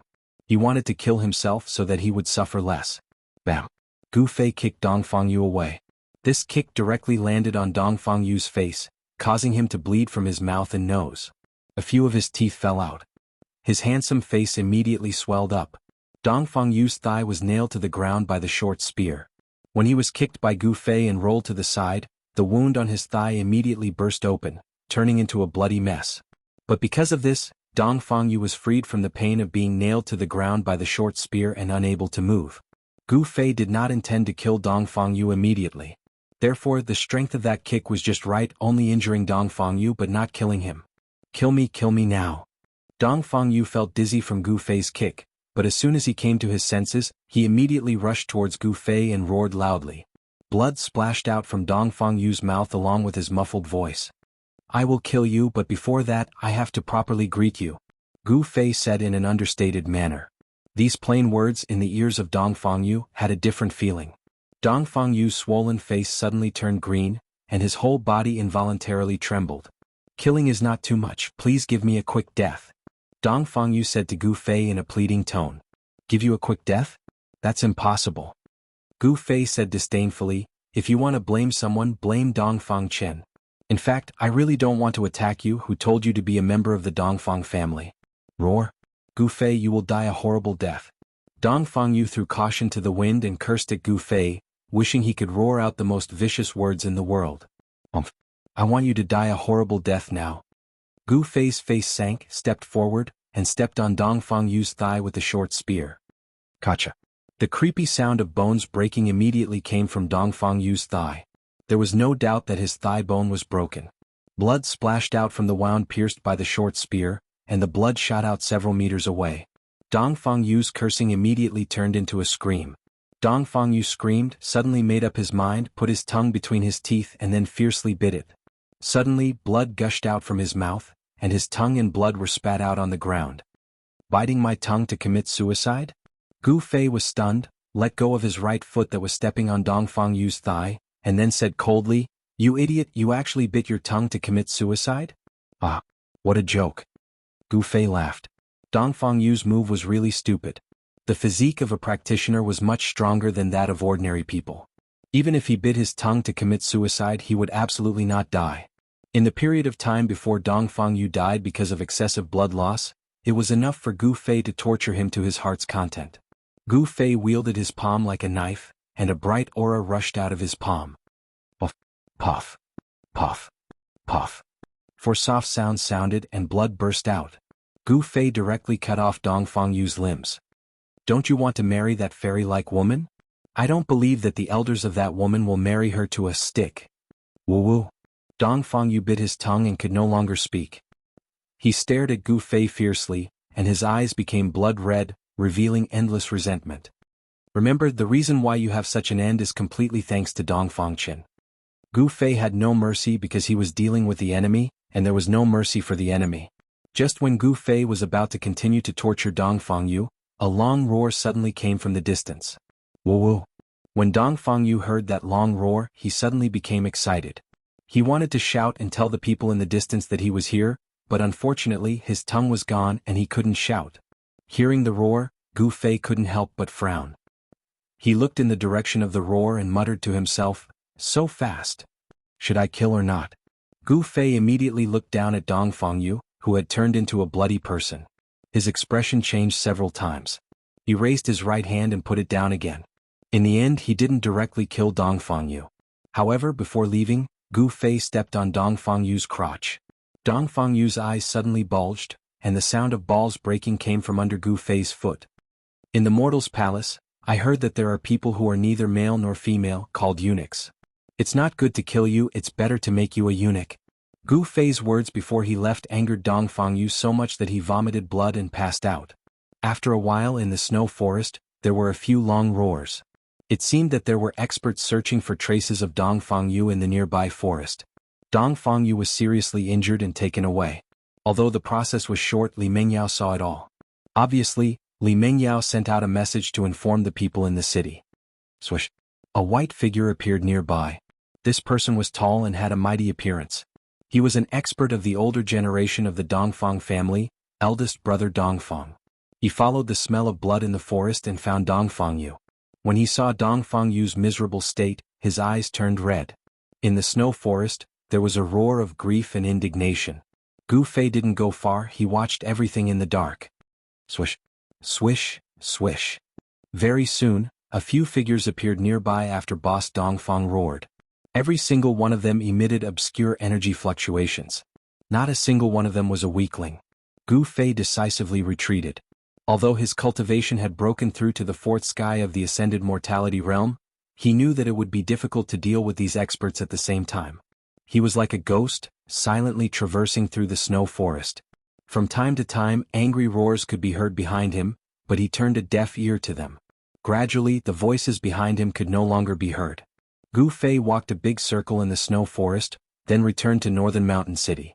Without anyone noticing, he entered his inn and returned to his room. Tonight he finally got his revenge.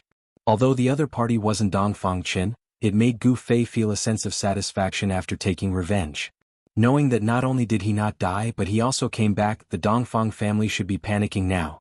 Although Dongfangyu's limbs were cut off and he killed himself by biting his tongue, the Dongfang family would still know through Dongfangyu that it was him who did it. The reason why Gu Fei had revealed his true appearance in front of Dongfangyu was because he had planned to torture Dongfangyu before killing him. However, Gu Fei had changed his mind. He wanted Dongfang Qin and the others to panic so that he would have a chance to make a move. Ever since he left the mountain, Gu Fei learned a lot of things. His heart became harder and his methods of dealing with enemies became more ruthless. The cultivation world was cruel. The weak were prey to the strong. Only by being more ruthless than others could he live longer. Dongfang Qin wanted to put him to death again and again, completely disregarding the friendship between him and his fellow disciples. There was nothing more to say. The hatred between Gu Fei and Dongfang Qin had reached an irreconcilable point. Either he dies or I die. After returning to the inn, Gu Fei sat cross-legged on the bed and closed his eyes to rest. Ever since his cultivation broke through to the transcending mortality realm, Gu Fei rarely slept. The time he rested was the time he meditated. Closing his eyes to adjust his breath instead of sleeping was the most basic difference between a cultivator and an ordinary person. A cultivator in the transcending mortality realm was gradually breaking away from the habits of ordinary people. When Gu Fei returned to the inn that was booked by the Dongfang family in the distance was boiling. In the darkest period before dawn, the guest cloud inn was brightly lit, and from time to time, there were people from the Dongfang family coming in and out of the inn. The attack on Dongfangyu really made the people of the Dongfang family panic. They didn't know who was against them. Of course they had a suspect and that was the Misty City. However, those who knew the inside story were even more terrified because they were about to face a disaster. Chapter 350. In the Dongfang family, there weren't many people who really knew about the grudges between Dongfang Qin and Gu Fei. Only a few people from Dongfang Chen's branch knew. The Dongfang family was a big family with several branches. It was a big force in the cultivation world. Unfortunately, the Dongfang family wasn't as united as it seemed on the surface. The various branches fought openly and covertly, all wanting to rise to the top. The people of the various branches all wanted to control the entire clan. Only Dongfang Chen's branch came to the northern lands. The other branches of the Dongfang family didn't appear in the northern lands. Dongfangyu was one of the few young experts with the most potential in this branch. His cultivation had already reached the second sky of the ascended mortality realm. He was one of the few people in the family who were qualified to enter the family's secret place to cultivate. Unfortunately, he was crippled by Gu Fei. Not only did Gu Fei cut off his hands and feet, even his balls were crushed by Gu Fei, turning him into a eunuch. This was a great humiliation to the branch of the Dongfang family that Dongfangyu belonged to. As a result, Bailing City was in an uproar. Before the sun rose, the people of the Dongfang family began to move. The ancestor of this branch of the Dongfang family used his great divine ability to read Dongfangyu's memories and drew 2 portraits overnight. Then he ordered the disciples of the Dongfang family to search the city with the portraits in hand. They sent out all the people they could and rushed into all the inns and restaurants in the city, trying to find the person in the portraits. However, the higher-ups of the Dongfang family knew that Gu Fei had the ability to change his appearance. The possibility of finding him was very low. The people of the Dongfang family searched the entire city in an incomparably strong manner. They made a ruckus in the city for a whole day, causing the cultivators in the city to complain. However, there were only a few people who dared to ignore the Dongfang family. Of course, Gu Fei was one of the people who dared to ignore the Dongfang family. As a cultivator, he had already cultivated to the extent that he could move his muscles and bones at will. Although there were limitations to changing the shape of his body and he couldn't really change the position of his bones, there was no limit to changing his appearance. He moved the skin and flesh on his face and changed his appearance. In the eyes of others, Gu Fei, who had changed his appearance, looked like a sturdy, fair-skinned young man. At dusk, he walked into a restaurant near the Yunlai Inn, ordered a few dishes and drank by himself at a table by the window. The people of the Dongfang family came in and out of the Yunlai Inn. Even the restaurant where Gu Fei stayed was searched several times by the disciples of the Dongfang family. However, no one was able to recognize Gu Fei, who had changed his appearance. Gu Fei was right under the noses of the Dongfang family members, but the Dongfang family members were still searching for Gu Fei throughout the city. Apart from the city governor's mansion, the Dongfang family could be said to have turned the entire Bailing city upside down. However, no one would have expected Gu Fei to be drinking alone near the inn they were staying at. The Dongfang family was a place with a high status in Bailing city. Even the Dongfang family didn't dare to step into it easily. In a courtyard behind the Yunlai Inn, many disciples of the Dongfang family gathered. In a guest room in the courtyard, a young man with an abnormally pale face was sleeping on the bed. In front of the bed stood a dark-skinned middle-aged man with a gloomy face. This middle-aged man was the ancestor, who scared away Pan Hong when the people of Misty City came to cause trouble. Behind the middle-aged man, a burly man stood with his head lowered.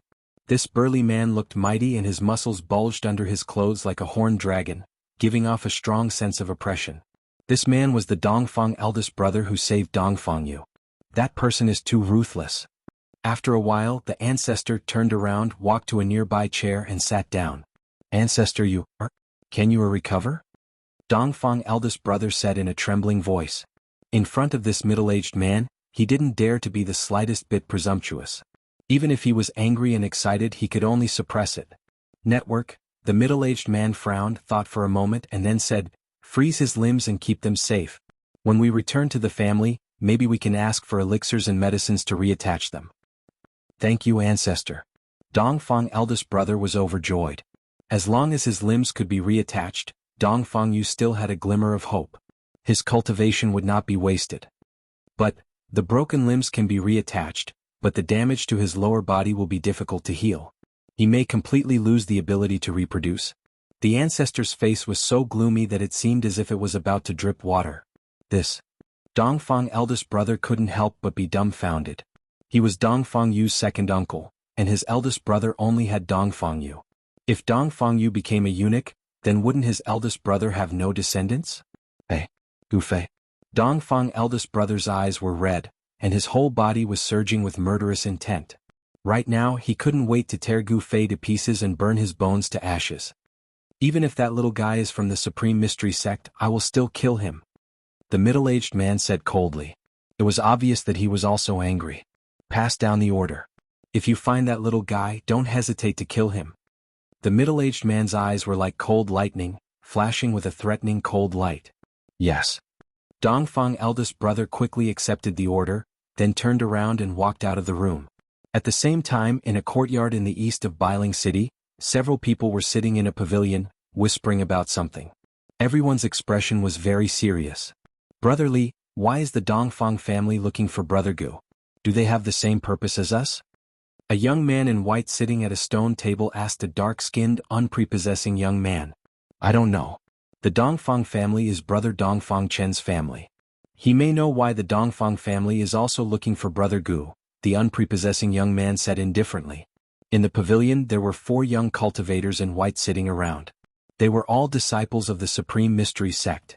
The unprepossessing dark-skinned young man sitting in the seat of honor was the eldest senior brother, Li Lingfeng. The other 3 were Ziyu, a disciple of the head of the Supreme Mystery Peak, Song Ruochen, a disciple of the Tongtian Peak, and Qin Daoyin, a disciple of the Taishu Peak. The actions of the Dongfang family are very strange, Ziyu said thoughtfully. Could it be? Brother Dongfang actually told the secrets of the sect to the people of the Dongfang family? Song Ruochen said in surprise. Otherwise it would be difficult to explain why the Dongfang family was looking for Gu Fei. The Dongfang family had made such a big move in the city that it attracted the attention of all the major forces. Li Lingfeng and the others were surprised to find that the Dongfang family was only doing this to find 2 people. Among these two people, one was actually Gu Fei. Although Li Lingfeng and the others were disciples of the Supreme Mystery Sect like Gu Fei, Li Lingfeng and the others never imagined that the two people the Dongfang family was looking for were actually the same person. These two people were both Gu Fei. Brother Dongfang shouldn't be going so far as to betray the sect, Li Lingfeng said in a low voice, and his eyes shot out two cold lights that made the hearts of two people palpitate. When everyone heard this, they could not help but fall silent. They all knew very well what the consequences of betraying the Taishan sect were. Any disciple who betrayed the sect would be crippled of their cultivation and expelled from the sect. If it was serious, they would be killed by the law enforcement disciples. Betraying the sect was a great taboo in the world of cultivation. It was an act of deceiving one's master and destroying one's ancestors. Just as everyone was silent, a figure silently appeared outside the pavilion. Li Lingfeng was the first to notice the person. He hurriedly came out of the pavilion and then respectfully bowed to the person. "Greetings, Uncle Dan Qingzi." The others in the pavilion also hurriedly came out and bowed to the person. "Li Lingfeng, take a few of your juniors and go out for a walk." Dan Qingzi waved his sleeves and did not say much. He directly ordered Li Lingfeng. "Yes." Li Lingfeng hurriedly accepted the order. After Dan Qingzi gave the order, he gathered his spiritual power and turned into a golden rainbow that shot into the sky. In the blink of an eye, he disappeared into the sky. No one knew where he went. "Senior brother, what does Uncle Dan Qingzi mean by this?" Ziyu asked Li Lingfeng. "Could it be that Uncle Dan wants us to go find junior brother Gu?" Qin Daoyun, who was standing next to Ziyu, said aloud. Li Lingfeng rubbed his chin and lowered his head to think for a while. Then he said, "Since Uncle Dan wants us to go out for a walk, then let's go out for a walk." As he said this, Li Lingfeng walked straight out of the courtyard. Ziyu and the others looked at each other. Although they did not understand what was going on, they still hurriedly chased after him. The sudden action of the Dongfang family not only alerted the people of the Taishan sect, but also the other two major Taoist sections. The Guangqing Celestial sect and the Shangqing sect also sent out disciples to understand what was going on. The ancestor of the Dongfang family probably did not know that they had already crossed the bottom line of the three major Taoist sections. The masters that the three major Taoist sects sent to the north were not to kill the first son of the demon lord, Chugu. They only had one goal, and that was to find Gu Fei. In other words, the reason why the people of the three major Taoist sects appeared in the north was to find Gu Fei. This was because Gu Fei had a very important thing that the three major Taoist sects wanted. No matter what, the three major Taoist sects would not let Gu Fei fall into the hands of the Dongfang family. As the person in question, Gu Fei had no idea that he had become a delicious cake that everyone wanted a bite of. He was still drinking alone on the second floor of the restaurant near Kuyun Lai. From the window he could clearly see the front door of the Kuyun Lai Inn in the distance. He could also see the bustling crowd on the street. Gu Fei ate until the lanterns were lit. Only then did he pay the bill and leave the restaurant. However, when he walked out onto the street, Gu Fei saw two young cultivators walking toward him. When he saw the two young cultivators, Gu Fei could not help but be startled. A look of surprise flashed across his face. The two young cultivators walking toward him were actually people he knew. Li Lingfeng, Ziyu? I didn't think I would meet them here, Gu Fei thought. At this time, Li Lingfeng and Ziyu walked over slowly. They did not recognize Gu Fei, who had changed his appearance and walked straight past Gu Fei. Chapter 351. Li Lingfeng and Ziyu did not recognize Gu Fei, who had already changed his appearance. They brushed past Gu Fei and walked towards the inn where the people of the Dongfang family were staying.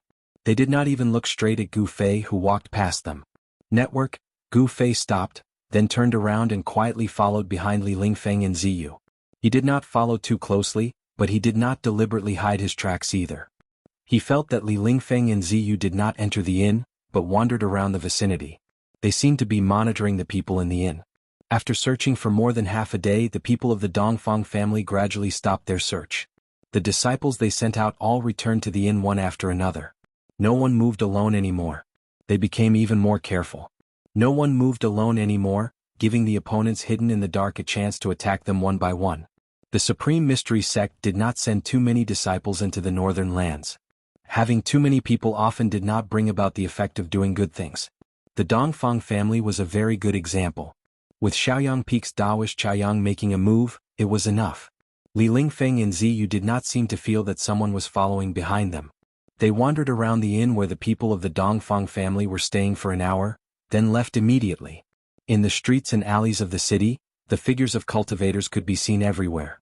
Li Lingfeng and Ziyu walked through the streets, intentionally or unintentionally heading towards a secluded area. Their slight changes did not escape Gu Fei's eyes. Gu Fei smiled, then continued to follow behind Li Lingfeng and Ziyu. When they came to a place where there were not many people, Li Lingfeng and Ziyu suddenly turned into an alley and disappeared before Gu Fei's eyes.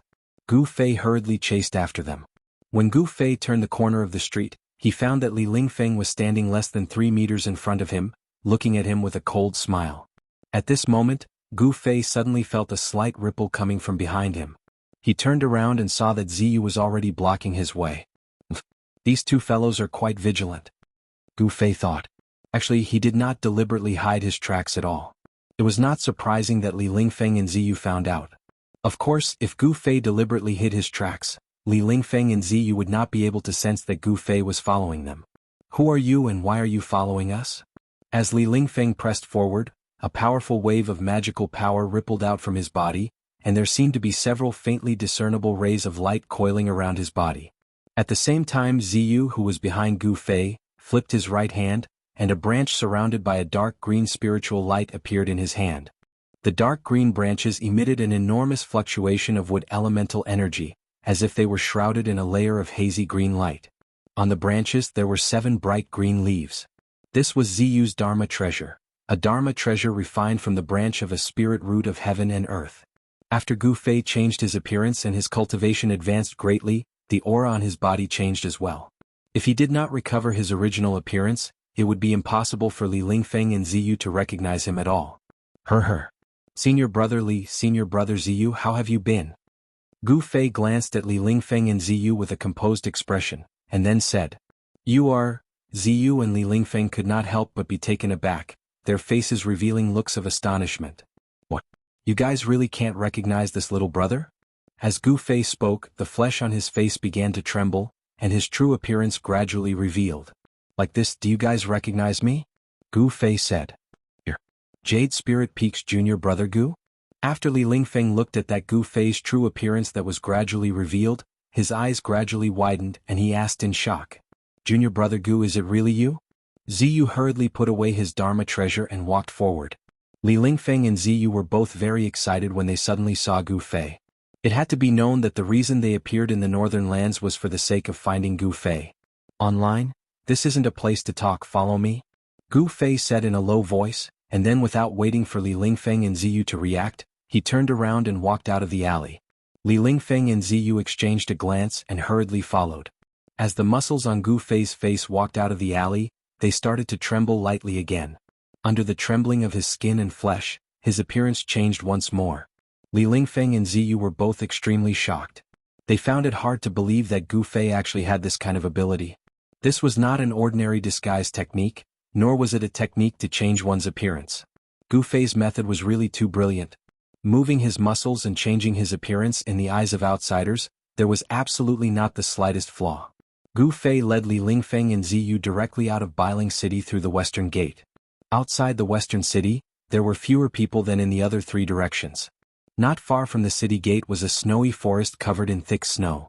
Because no one often walked around and no one cleared the snow, the area outside the western city was a vast expanse of whiteness. The roads were all covered in thick snow, and only the deep footprints could be seen in the snow. As Gu Fei walked on the snowy ground, he didn't leave any traces under his feet. The same was true for Li Lingfeng and Ziyu. With their cultivation levels, aside from the fact that they couldn't soar into the air, it was very easy for them to walk on snow without leaving any traces. They didn't even need to do it deliberately. The 3 of them walked into the snowy forest outside the city and stopped in an open space. This place had a wide field of vision, and if someone approached, they would immediately discover them. Junior Martial Brother Gu, it's really great that you didn't die. How did you get lost in the virtual sky world? And how did you get out of the virtual sky world? Ziyu hurriedly asked after they stood still. When he saw Gu Fei, he really wanted to ask. He really wanted to know how Gu Fei escaped alive. It had to be known that for thousands of years, among the 3 great Taoist schools, there were definitely many people who entered the virtual sky world, but none of those who got lost in the virtual sky world survived. Now, however, Gu Fei actually broke this curse. It was really shocking and unbelievable. Li Lingfeng also wanted to know why Gu Fei was an exception. Gu Fei stared at Ziyu and Li Lingfeng for a long time before he finally said, I was completely lucky to be able to come out of the virtual sky world. Maybe I'm not fated to die yet. Images of his experience in the virtual sky world flashed in Gu Fei's mind. He wasn't lying. He was completely lucky to be able to come out of the virtual sky world. If he hadn't met the 10,000-year-old old tortoise in the ancient absolute formation, if that old monster hadn't known the secret of the virtual sky world, if the ancient shrine in the death swamp hadn't happened, all these coincidences would have happened to Gu Fei.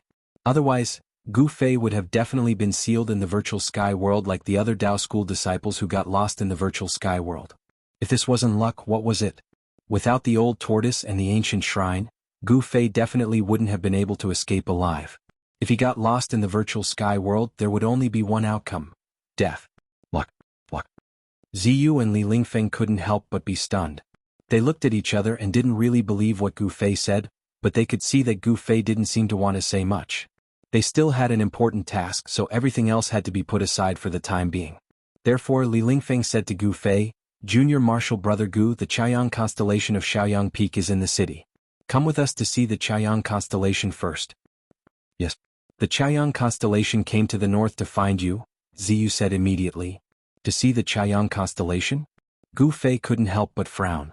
If he was with Li Lingfeng and the others, it would be difficult for him to deal with Dongfang Chen. After all, Dongfang Chen was a disciple of Taishan sect. If he attacked him, Li Lingfeng and the others would definitely not stand by and watch. Gu Fei didn't want people to know about the grievances between him and Dongfang Chen, and he didn't want to use the power of others to deal with Dongfang Chen. He wanted to fight Dongfang Chen with his own strength. Moreover, the leader of Shaoyang Peak actually came to the north to find him. This seemed to be making a big fuss over a minor issue. I still have some things to take care of. I'm afraid I can't go with you now, Gu Fei said after pondering for a while. Li Lingfeng and Ziyu heard this and couldn't help but feel a little surprised. In this bitter cold place, what other things did Gu Fei have to take care of? Ziyu said, so it's like that. What do you have to take care of? Maybe we can help. If we can't help, we can ask the Chaiyang constellation to take care of it. Yes. Come with us to see the Chaiyang constellation. Li Lingfeng continued to persuade. I'm very sorry. I have to take care of this myself, Gu Fei said. He didn't want to leave it to others. He had to take revenge himself. Only then would he be able to vent his anger. Junior Martial Brother Gu, the situation in the north is complicated. It will be dangerous for you to travel alone. Ziyu saw that Gu Fei wasn't willing to go with them and couldn't help but feel a little anxious. I'm afraid you still don't know the current situation. The people of the Shangqing sect and the Guangqing Immortal sect have also arrived in the north, Li Lingfeng suddenly said. Gu Fei was startled. He faintly felt that there was more to Li Lingfeng's words. He then said, the people of the Shangqing sect and the Guangqing Immortal sect have come to the north. What does that have to do with me? I'll tell you the truth. They're all here for you. They're not here to slay demons. Ziyu then explained to Gu Fei.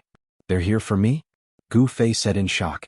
Li Lingfeng and Ziyu both looked at Gu Fei, then nodded with serious expressions. Why are they here for me? Gu Fei said in a low voice. He already vaguely knew that this was probably not a simple matter. There was definitely some secret that he didn't know about. Actually, they're here for something on you, Li Lingfeng said. Chapter 352. Gu Fei wasn't willing to go with Li Lingfeng and Ziyu to meet Taoist Chaoyang. Furthermore, the three great Taoist societies were actually coming for him. This puzzled Gu Fei and at the same time made him vigilant. In fact, this is no longer a secret among the three great Taoist sects. You collected 3 9-colored immortal herbs in the virtual sky world. Those 3 immortal herbs are the legendary longevity grass, Li Lingfeng said. Longevity grass? A frown appeared on Gu Fei's face. He immediately recalled the 3 9-colored immortal herbs growing above the earth-fire vein in the virtual sky world. According to legend, longevity grass has the miraculous effect of going against the heavens and seizing life. Even if ordinary people eat it, they can seize 200 years of life from the heavens, Ziyu said. The lifespan of humans was limited by heaven and earth. Birth, old age, sickness and death. This was reincarnation and no one could escape. Cultivators in the world, whether they practiced devil cultivation, immortal cultivation or ghost cultivation, were all doing the same thing. That was to get rid of reincarnation and enjoy longevity. However, those who truly enjoyed longevity were few and far between. Even the legendary immortals and gods would fall at some point. Countless cultivators advanced wave after wave in order to fight for the slim chance of survival in the world. After struggling bitterly, some people succeeded, but the vast majority still perished in the endless years. You might be disappointed, but the longevity grass isn't with me, Gu Fei said to Li Lingfeng and Ziyu after thinking for a moment. What? Li Lingfeng couldn't help but be stunned. Is it that dragon turtle? No, I mean, is it in the hands of that demonic old senior? Ziyu said in shock. In the virtual sky world, everyone saw with their own eyes that Gu Fei seemed to have a good relationship with that ancient divine beast, the dragon turtle. If it wasn't for the dragon turtle, they might have already died in that primordial ominous city. It's not in his hands. That old monster doesn't care about the longevity grass at all. Gu Fei answered. How could a guy like the old turtle, who had lived for countless years, care about a mere 200 years of life? Was it robbed by those guys from Shangqing sect or Guanqing Immortal sect? Li Lingfeng realized the seriousness of the matter, and his voice trembled. Robbed? I guess so. Gu Fei couldn't help sighing. His interspatial pouch was still in the hands of Yen in the Pill Cauldron Paradise. Whether or not he could retrieve it was still a problem. However, if Gu Fei were to know that all the elixirs in his storage bag had been confiscated by Yen, it was unknown what kind of expression he would have. The longevity grass was very important. The people of the three great Taoist sects had entered the northern lands for the longevity grass. No one knew how many terrifying old monsters had come. After all, there were old monsters in the three great Taoist sects who were nearing the end of their lifespans. The longevity grass was their lifesaver. With the longevity grass, these old monsters could dominate the cultivation world for another 200 years. Moreover, within these 200 years, they would have the opportunity to break through to the demigod realm. If they could successfully break through to the demigod realm, they would truly be on the path to immortality. What's going on? Li Lingfeng could no longer maintain his composure. He knew very well how important the longevity grass was to the Taishan sect. They absolutely could not lose it. On the surface, among the elders of the Taishan sect, only Taoist Chaoyang had entered the northern lands. However, Li Lingfeng knew that one or two of the highest elders of the sect had also entered the northern lands. And the old monsters of the Shangqing sect and the Guanqing Immortal sect would definitely not sit idly by. There would definitely be such peerless experts entering the northern lands. It's hard for me to say for a while. After I settle my matters, will I be able to retrieve the longevity grass? Gu Fei said. Gu Fei knew from his conversation with Li Lingfeng and Ziyu that the three great Taoist sects seemed to be determined to get the longevity grass. This might be a bargaining chip for him. However, his own interspatial pouch was in the hands of Yen. How troublesome. Gu Fei knew very well that the Danding school was a sect that entered the Tao through the art of danding. They were best at refining pills. Elixirs were absolutely full of temptation for the disciples of the Danding school. If Yen discovered the elixir in the interspatial pouch, wanting to make her hand it over would be no different than ascending to the heavens. Junior brother Gu, this is not a joke. You must get the longevity grass. Otherwise, you will be in trouble, Ziyu said anxiously. Got it? Gu Fei responded, and a hint of displeasure flashed across his face. The reason why the masters of the sect had come out was, to put it bluntly, not for him but for the longevity grass on him. Junior brother Gu. Li Lingfeng wanted to persuade him again. But Gu Fei rushed to say, I still have things to do. Let's say goodbye here. As he spoke, he bowed to Li Lingfeng and Ziyu, leaving behind an afterimage where he was, and disappeared into the snow forest in an instant.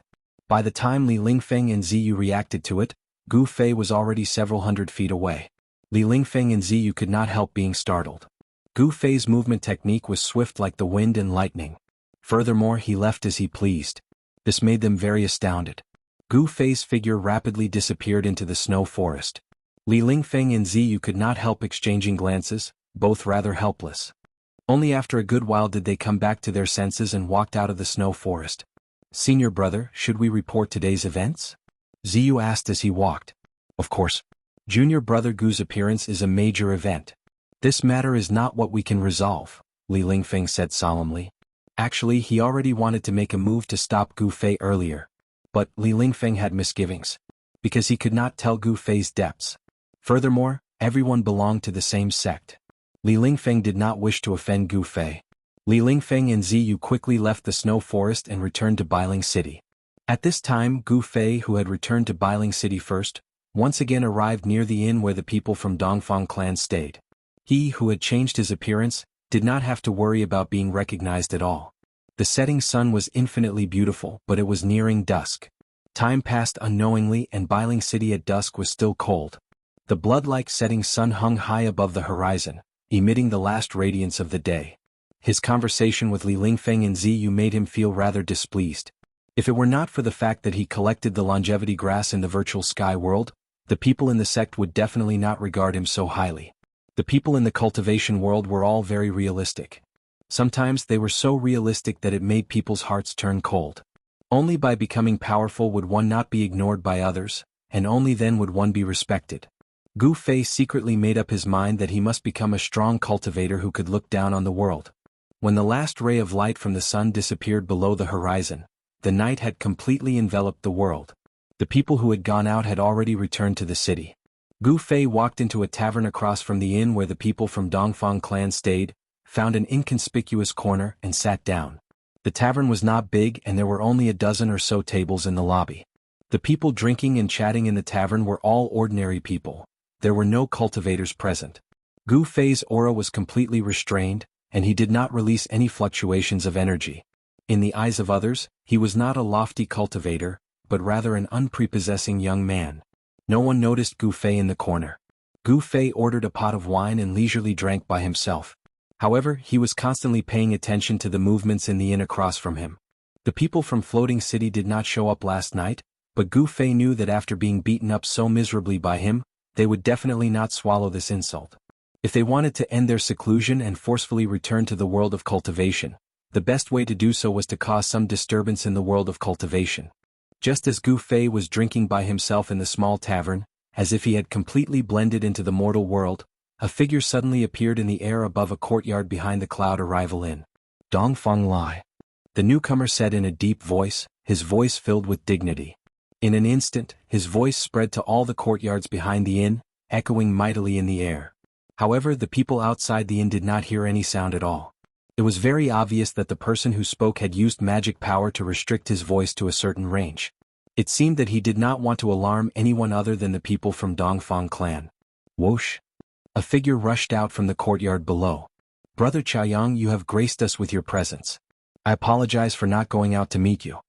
The figure who rushed out from the courtyard down below stopped in front of the man who was wearing a golden robe and a purple golden Taoist hat and a golden crow robe.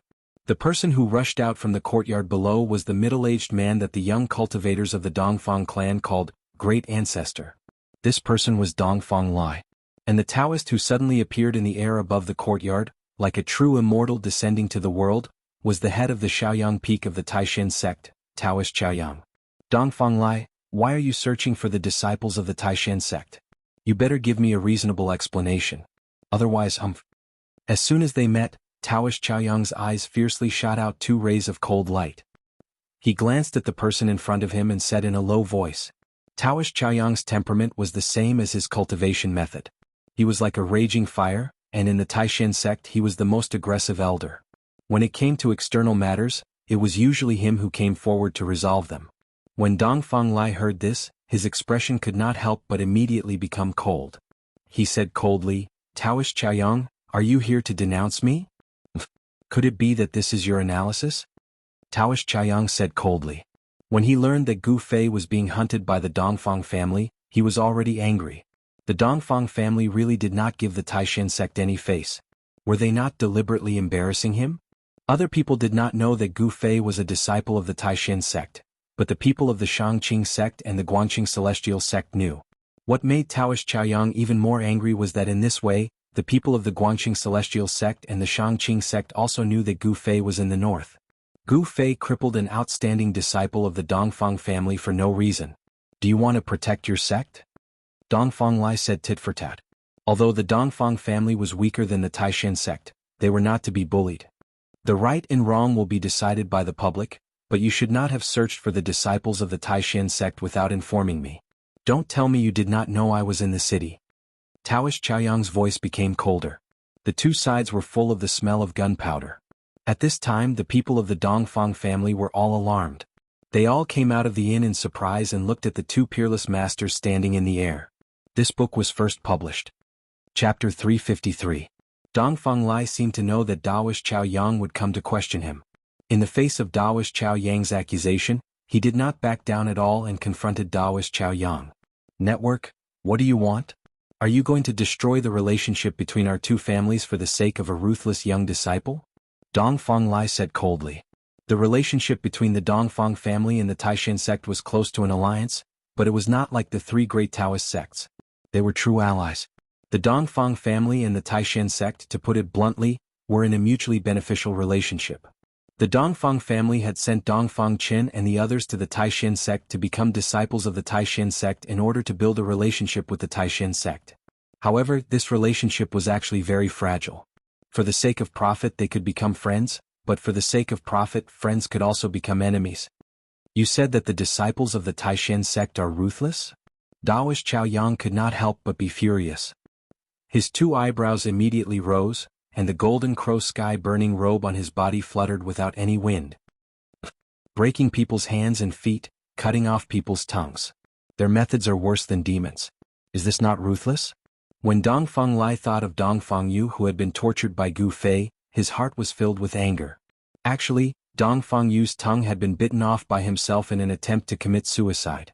However, this was also credited to Gu Fei. Daoist Chaoyang could not help but be shocked when he heard this. Could Gu Fei really? Daoist Chaoyang then said calmly, "This is just your side of the story. Do you want me to ask someone to bring out the junior who was destroyed by the disciples of the Taishan sect and let you examine his injuries?" Dongfang Lai said. He was now in the right and it could be said that he was in the right. Before things are clear, don't push everything on the heads of the disciples of the Taishan sect, Daoist Chaoyang said sternly. Daoist Chaoyang thought that there must be something hidden inside. Otherwise, Gu Fei would never have attacked the people of the Dongfang family for no reason. However, to find out the ins and outs of the matter he must first find Gu Fei. Moreover, Daoist Chaoyang was determined to get the longevity grass. Network E. The people from the Shangqing sect and the Guangqing celestial sect were also eyeing them. Perhaps the Yuanshin green lamp was secretly destroyed by those people to make them lose the initiative. The function of the primordial soul lamp was not a secret. It could be used to find Gu Fei. However, the primordial spirit green lamp was a treasure of the Taishan sect. The Shangqing sect and the Guangqing celestial sect did not have one. That junior from your sect has injured the successor of the Dongfang family. He must be punished. I hope you won't shield him, Dongfang Lai said. He was not afraid of Daoist Chaoyang. Their cultivation levels were about the same. Even if they were to fight he might not necessarily lose to Daoist Chaoyang. Seeing Dongfang Lai's tough attitude, Daoist Chaoyang couldn't help but feel angry and was about to speak. But at this moment, a powerful aura suddenly came from the south, and a green light appeared in the night sky in the distance, quickly approaching. Daoist Chaoyang and Dongfang Lai were both shocked and quickly looked in the direction of the aura. Where is Dongfang Lai? A loud voice echoed in the sky above the city of Bailing. The green light arrived before them in the blink of an eye. A powerful wave of energy surged and immediately broke through the domain set up by the two powerhouses. The newcomer did not care about anything and had no intention of hiding. His voice spread across the entire city of Bailing. Everyone in the city was startled and they all came out to look in the direction of the voice. Whoosh! A green light pierced through the sky and appeared before Daoist Chaoyang and Dongfang Lai. Within the green light, a silhouette appeared. After the domain set up by the powerhouses was broken, everyone near the inn saw the three blurry silhouettes in the sky. Some ignorant mortals saw people flying in the sky and thought they were immortals descending to the mortal world. They hurriedly knelt before the three people in the sky. Network E. The cultivators who were startled were also inexplicably shocked. It was unbelievable that there were powerhouses appearing in Bailing City without fear. Although there had been many peerless experts appearing in the northern lands recently, there had never been a situation where three peerless experts appeared at the same time, let alone in Bailing City. The cultivators in Bailing City quickly gathered at the inn where the Dongfang family was staying. I am Dongfang Lai. Dongfang Lai was inexplicably shocked. He did not know why this middle-aged man shrouded in green light would specifically look for him. Very well, I Yen Chonglu of Mist City would like to learn from you. With that, the middle-aged man in black stretched out his right hand and pressed it towards Dongfang Lai. A green radiance surged out from Yen Zhonglu's hand, illuminating the night sky. The entire world was illuminated, and the fierce qi radiance was like a surging river, rushing towards Dongfang Lai who was standing in the void. Friend, let's talk this out. Dongfang Lai could not help but be shocked when he saw that the man was directly attacking him. As he spoke, he quickly retreated, leaving a series of afterimages in the air. At the same time, Dongfeng Lai pushed his right palm forward. A purple light rushed out from his palm and collided with the green light. Boom! There was an earth-shattering sound, and the surging power shook the world. A dazzling light illuminated the entire Bailing city. The collision of the two terrifying forces produced a huge airwave that seemed to blow a hurricane in the air. A great pressure shrouded all directions, and the mighty aftershock caused the entire city to tremble. Even Taoist Zhaoyang turned into a ray of fire and retreated at the first instance. Dongfeng Lai and Yen Chonglu, the powerhouse from Mist City, were both sent flying hundreds of feet away before they stopped and steadied themselves. In the distance, under the shadows of the eaves, Gu Fei watched the scene in the sky coldly. He was extremely excited. His guess was right, the people from Mist City had indeed come to find the Dongfeng family. To Gu Fei's surprise, he actually saw Taoist Chaoyang, the leader of the Shaoyang Peaks lineage. The disciples of the Dongfeng family below the inn were also shocked by the scene before them. At the same time, the terrifying aura of the two peerless experts made them tremble with fear. The mighty aftershock from the sky made their blood boil. The disciples of the Dongfeng family rushed out of the inn in panic and retreated into the distance. Gu Fei had been paying attention to the disciples of the Dongfeng family. Suddenly he saw a few familiar figures in the crowd that was retreating in panic. I didn't expect Dongfeng Long to be here. Saves me the trouble of looking for him. Gu Fei looked at the 7 or 8 figures retreating into the street in the distance, then walked out from the shadows under the eaves. Friend, I Dongfeng Lai don't seem to have offended you in any way, Dongfeng Lai said in a low voice. His voice reverberated in the air, and every word was heard by everyone present. Your people almost crippled 4 of my floating city's young disciples with unlimited potential, and you still say you haven't offended me? Yen Zhonglo shouted. What? Don't accuse me first. It was your floating city's disciples who came to find trouble yesterday. My Dongfeng family's disciples didn't hurt anyone, Dongfeng Lai said loudly. He didn't understand why Yen Zhonglo would say that. Could it be that he was also looking for an excuse to attack him? Dongfeng Lai couldn't help but feel a little annoyed. Did the people of Floating City really think that the Dongfeng family was easy to bully? Dongfeng Lai never thought that someone would go to their door and teach Pan Hong and the others a good lesson, and then frame the Dongfeng family. And the person who framed them was Gu Fei. Taoist Zhaoyang stood in the air far away, watching the scene before him with interest. He didn't intend to interfere and was happy to watch the show from the side. Cut the crap. Yen Zhonglo was extremely domineering. He didn't give Dongfeng Lai a chance to analyze and once again closed in on Dongfeng Lai. His entire body surged with a monstrous wave of magical power, displaying the power of a peerless cultivator. However, at this moment, a monstrous wave of energy spread from somewhere in the city. The terrifying wave caused the expressions of the 3 peerless cultivators in the sky to change at the same time. That was because the power was too great. It was like a vast ocean that drowned the world in an instant. At this moment, not only the 3 peerless cultivators in the sky, but all the cultivators in Bailing City also felt as if a huge mountain was pressing down on their heads, causing everyone to feel a heavy pressure. Then, an old voice sounded as if it came from the 9 heavens and rang in everyone's ears. You 2 juniors, how dare you fight in the city? Don't you know the rules of the city? I order you to leave now or you'll have to bear the consequences. It seemed like only the cultivators in the entire Bailing City could hear that old voice. All the cultivators understood that the old man in the dark was using a sound technique to speak to them. Other than the cultivators in the city, the residents of the city probably didn't hear anything at all. A turbulent wave of power rose and fell between heaven and earth, enveloping the entire Bailing City. Whether it was the 3 peerless cultivators in the sky or the hidden cultivators, all of them were shocked. The old man's power in the city was too terrifying. His cultivation base was definitely above theirs. Moreover, the old man had called Yen Zhonglo and Dongfeng Lai juniors. His background was unimaginable. Perhaps that person was the legendary demigod who guarded the north. It was said that there was a demigod guarding the area near the abyss of immortals and demons. This demigod was definitely a ruthless character who could be mentioned in the same breath as the demigod in the far north demon region. Otherwise, it would be impossible for him to have such power. He seemed to have controlled the entire sky above Bailing City before he even arrived. Perhaps the old man was in one of the houses in the city. Perhaps he was very far away, but he was definitely in the city and not outside Bailing City. Chapter 354. Legend has it that the north is guarded by a peerless powerhouse. It seems to be true. A demigod. That's a peerless figure who has truly embarked on the path of immortality. The cultivators in the city were inexplicably shocked. Everyone vaguely guessed the owner of the old voice. What kind of existence was he? They could not help but whisper among themselves. All the cultivators in the city were shocked by the remarkable ability of the suspected demigod. Dongfang Lai, do you dare to fight outside the city? Yan Zhonglo did not dare to continue his attack. He did not dare to provoke the powerful figure in the dark. He loudly invited Dongfang Lai to fight. His voice echoed in the air and spread throughout the entire Bailing city. It was as if he wanted everyone to know. The people in the city were also shocked. They were all inexplicably shocked and did not know what was going on. Why not? Dongfang Lai said coldly. At this time, under the watchful eyes of the cultivators in the city, it was no longer up to Dongfang Lai to refuse the challenge. Swoosh! Swoosh! Two figures, one in front and one behind, flew out of the city. Divine rainbows streaked across the sky like two meteors streaking across the night sky. Taoist Zhaoyang immediately turned into a flame and chased after the two of them. There was definitely going to be a battle between the two peerless powerhouses. Taoist Zhaoyang did not want to miss it.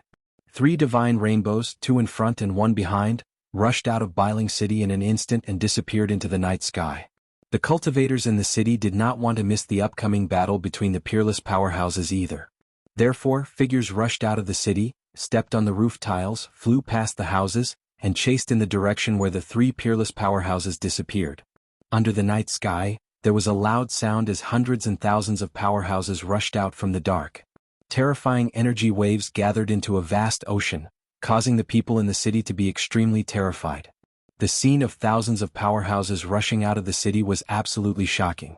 In the dark, there were even a few obscure rays of light that shot into the sky and chased after the three peerless powerhouses.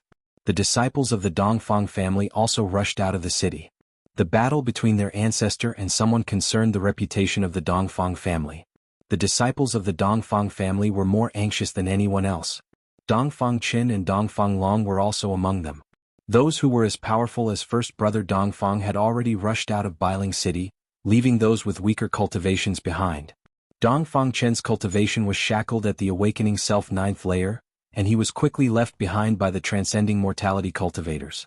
However, his big brother, Dongfang Long, stood beside him with a grave expression. They couldn't ignore Gu Fei's threat. One had to know that Dongfang Yu, who was at the second sky of the Ascended Realm, had been crippled by Gu Fei. Dongfang Long knew that he was only slightly stronger than Dongfang Yu.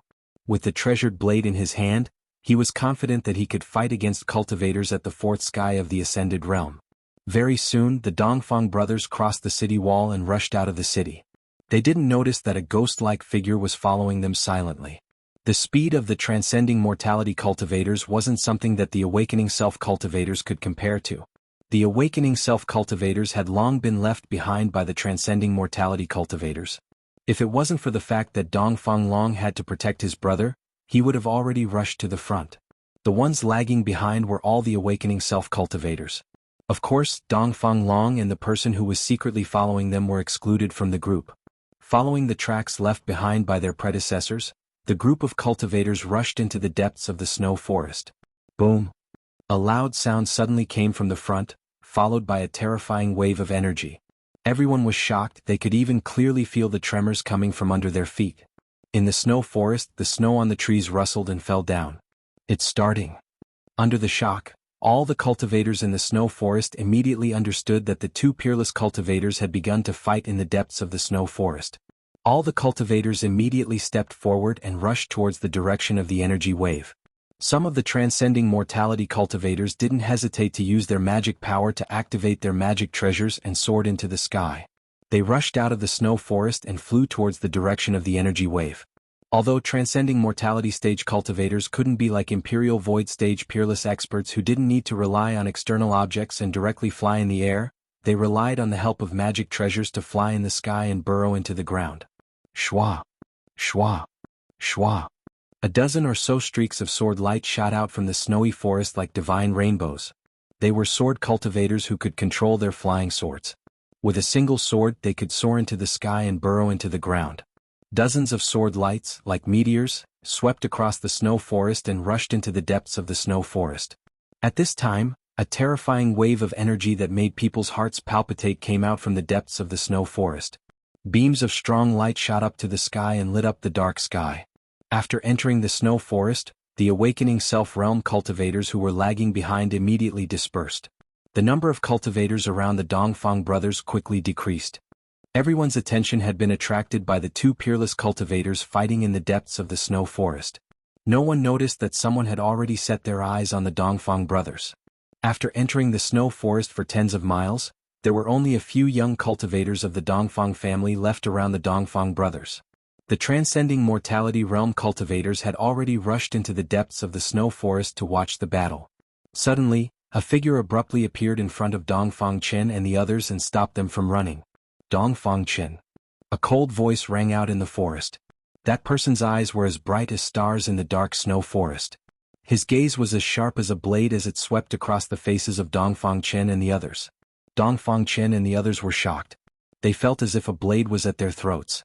Just a glance from the person in front of them made them feel cold. "Friend, please step aside." Dongfang Long took a step forward and said coldly. His right hand had already quietly pressed on the hilt of the treasure sword tied to his waist. The Guangqing celestial sect cultivated the sword Immortal Dao. However, Dongfang Long was a disciple of the Saber Emperor and cultivated the tyrannical Saber Dao. With a saber he would slay gods, Buddhas would slay Buddhas, and devils would slay devils. Dongfang Long seemed to have become one with the saber. A tyrannical saber aura surged out from his body. In the snow forest, a biting cold air flow suddenly appeared out of nowhere and swept up the snow on the ground. The incomparably sharp aura forced Dongfang Chen and the others behind him to continuously retreat. Their faces were pale. "Dongfang Long, we haven't seen each other for a few years. I've missed you very much." That person slowly walked forward and said such words. No one would think that this mysterious person who suddenly appeared and stopped them would be Dongfang Long's friend. This was because this person's words revealed a cold, killing intent. "Who are you?" Dongfang Long couldn't help but change his expression when he heard this. The tyrannical saber aura from his body became even stronger. His right hand was already tightly gripping the saber hilt, ready to be unsheathed at any time. Holding the treasured saber, his heart was at ease. This was because Dongfang Long knew very well the terrifying power of this treasured saber that his master had passed down to him.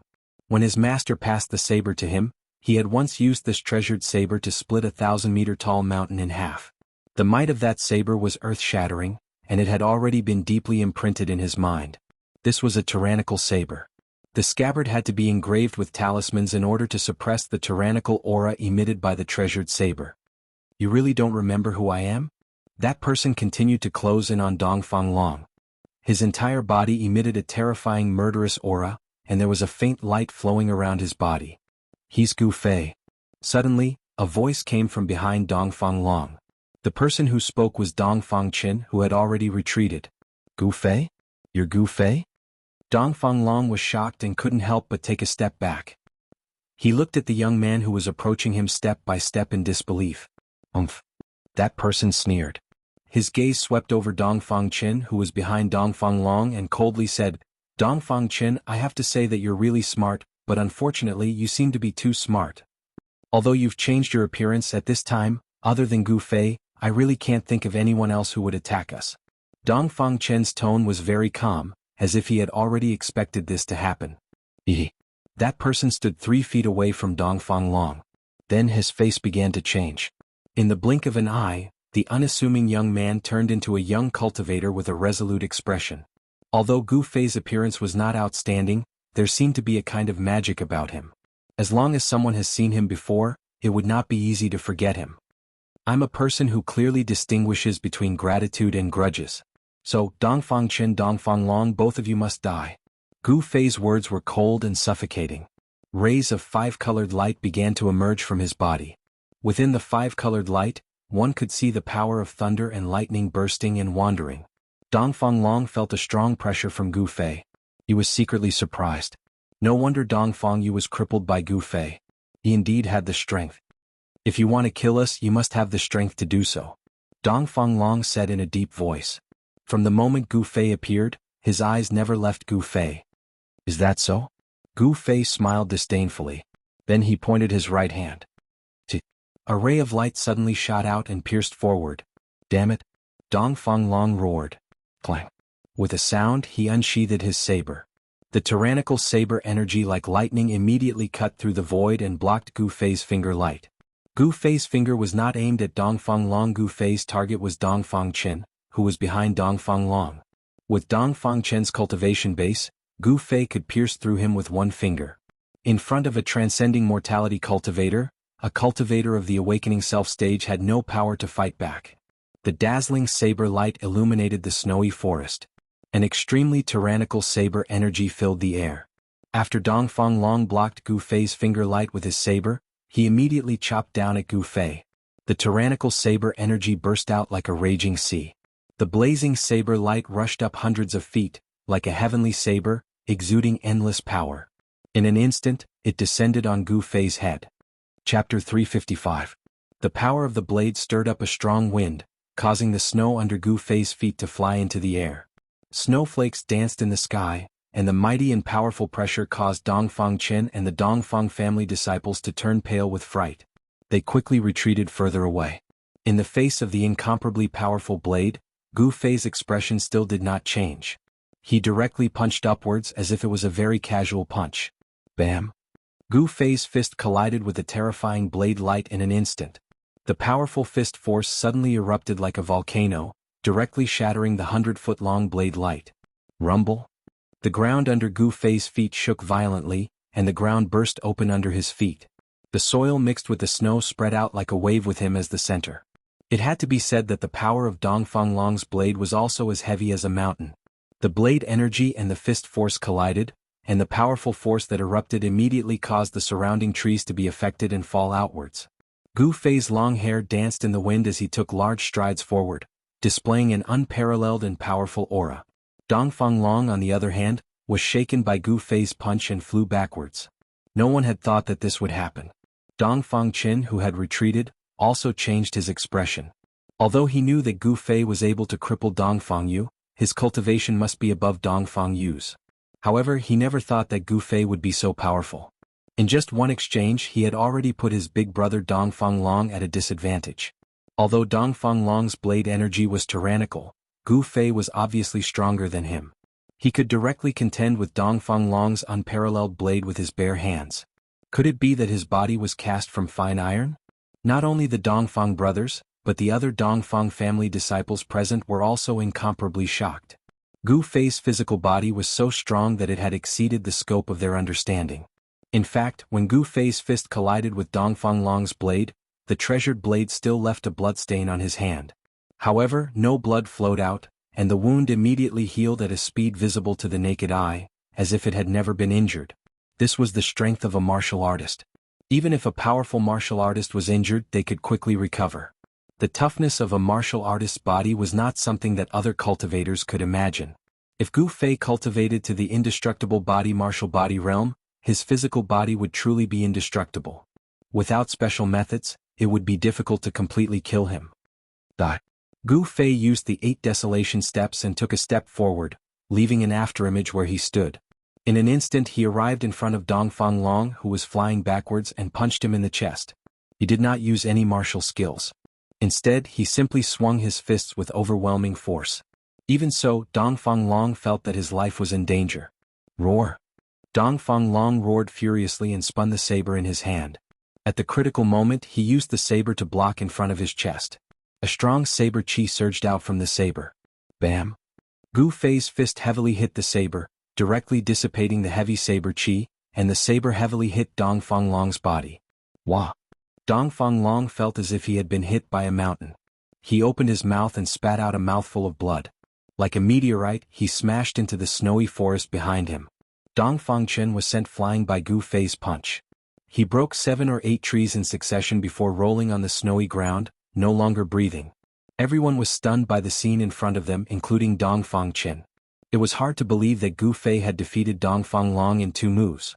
It seemed that Dongfang Long had no room to fight back. Humph! Can't even withstand a single blow. Gu Fei sneered, and then his cold eyes fell on Dongfang Chen. Now it's your turn? Gu Fei's tone was very calm. He looked at Dongfang Chen as if he was looking at a dead man. Dongfang Chen's face became pale. Under Gu Fei's emotionless gaze, he couldn't help but take a step back and said with a trembling voice, "Gu Fei, do you know the consequences of killing a fellow disciple?" Several disciples of the Dongfang family behind Dongfang Chen suddenly turned around and fled. Gu Fei didn't attack them. In his eyes there was only Dongfang Chen. Haha.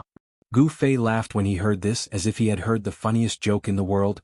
Dongfang Chen, at this time, you can't be so naive to think that I will let you go because of the sect rules, right?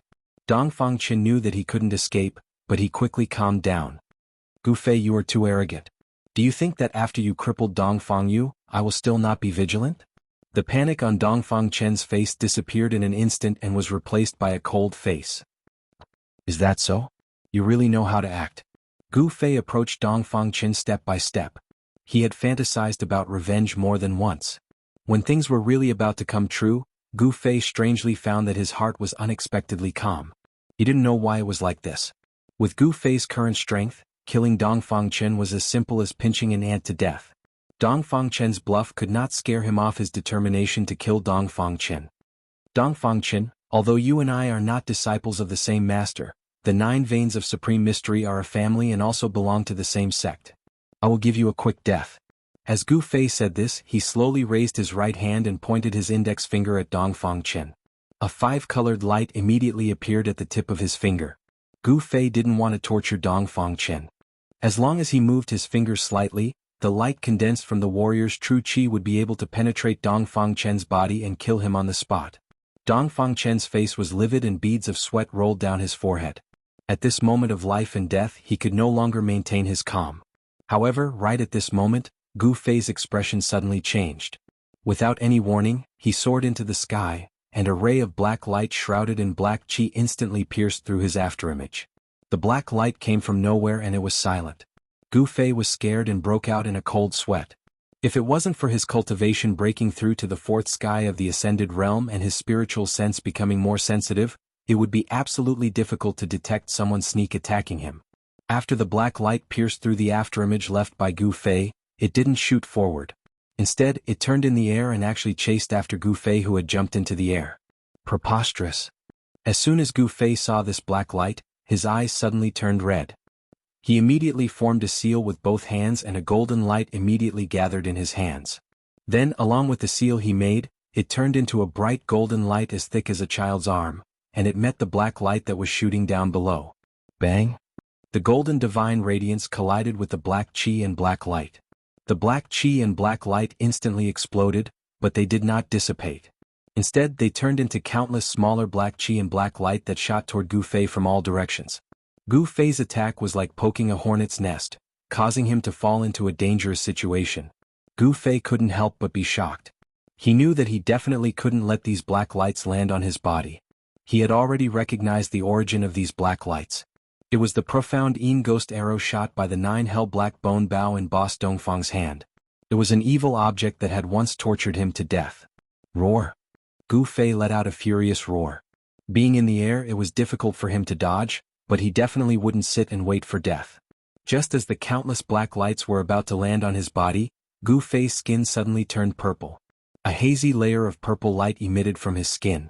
His entire body seemed to have become a piece of dark green divine jade. Rays of purple light revolved around his body, and a powerful sword qi rippled out from his body. Qi! Qi! Qi! Countless black lights shot onto the purple light and exploded one after another, then dissipated in the air. The profound Yin ghost qi couldn't invade Gu Fei's body. After suffering a loss, Gu Fei would definitely not allow himself to suffer the same pain.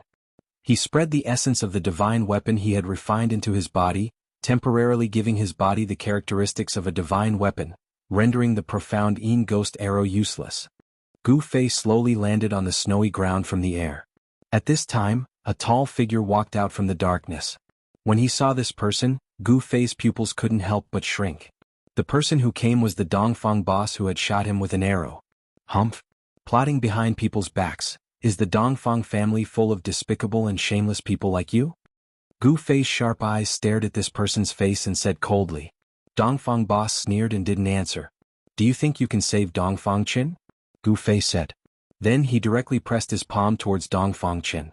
A vast power fluctuation surged out from his palm. A 5-colored palm of light rushed out from Gu Fei's hand and rushed towards Dongfang Chen. Shua! A figure suddenly appeared in front of Dongfang Chen. Clang! A black light rushed out for hundreds of feet and then struck forward. Boom!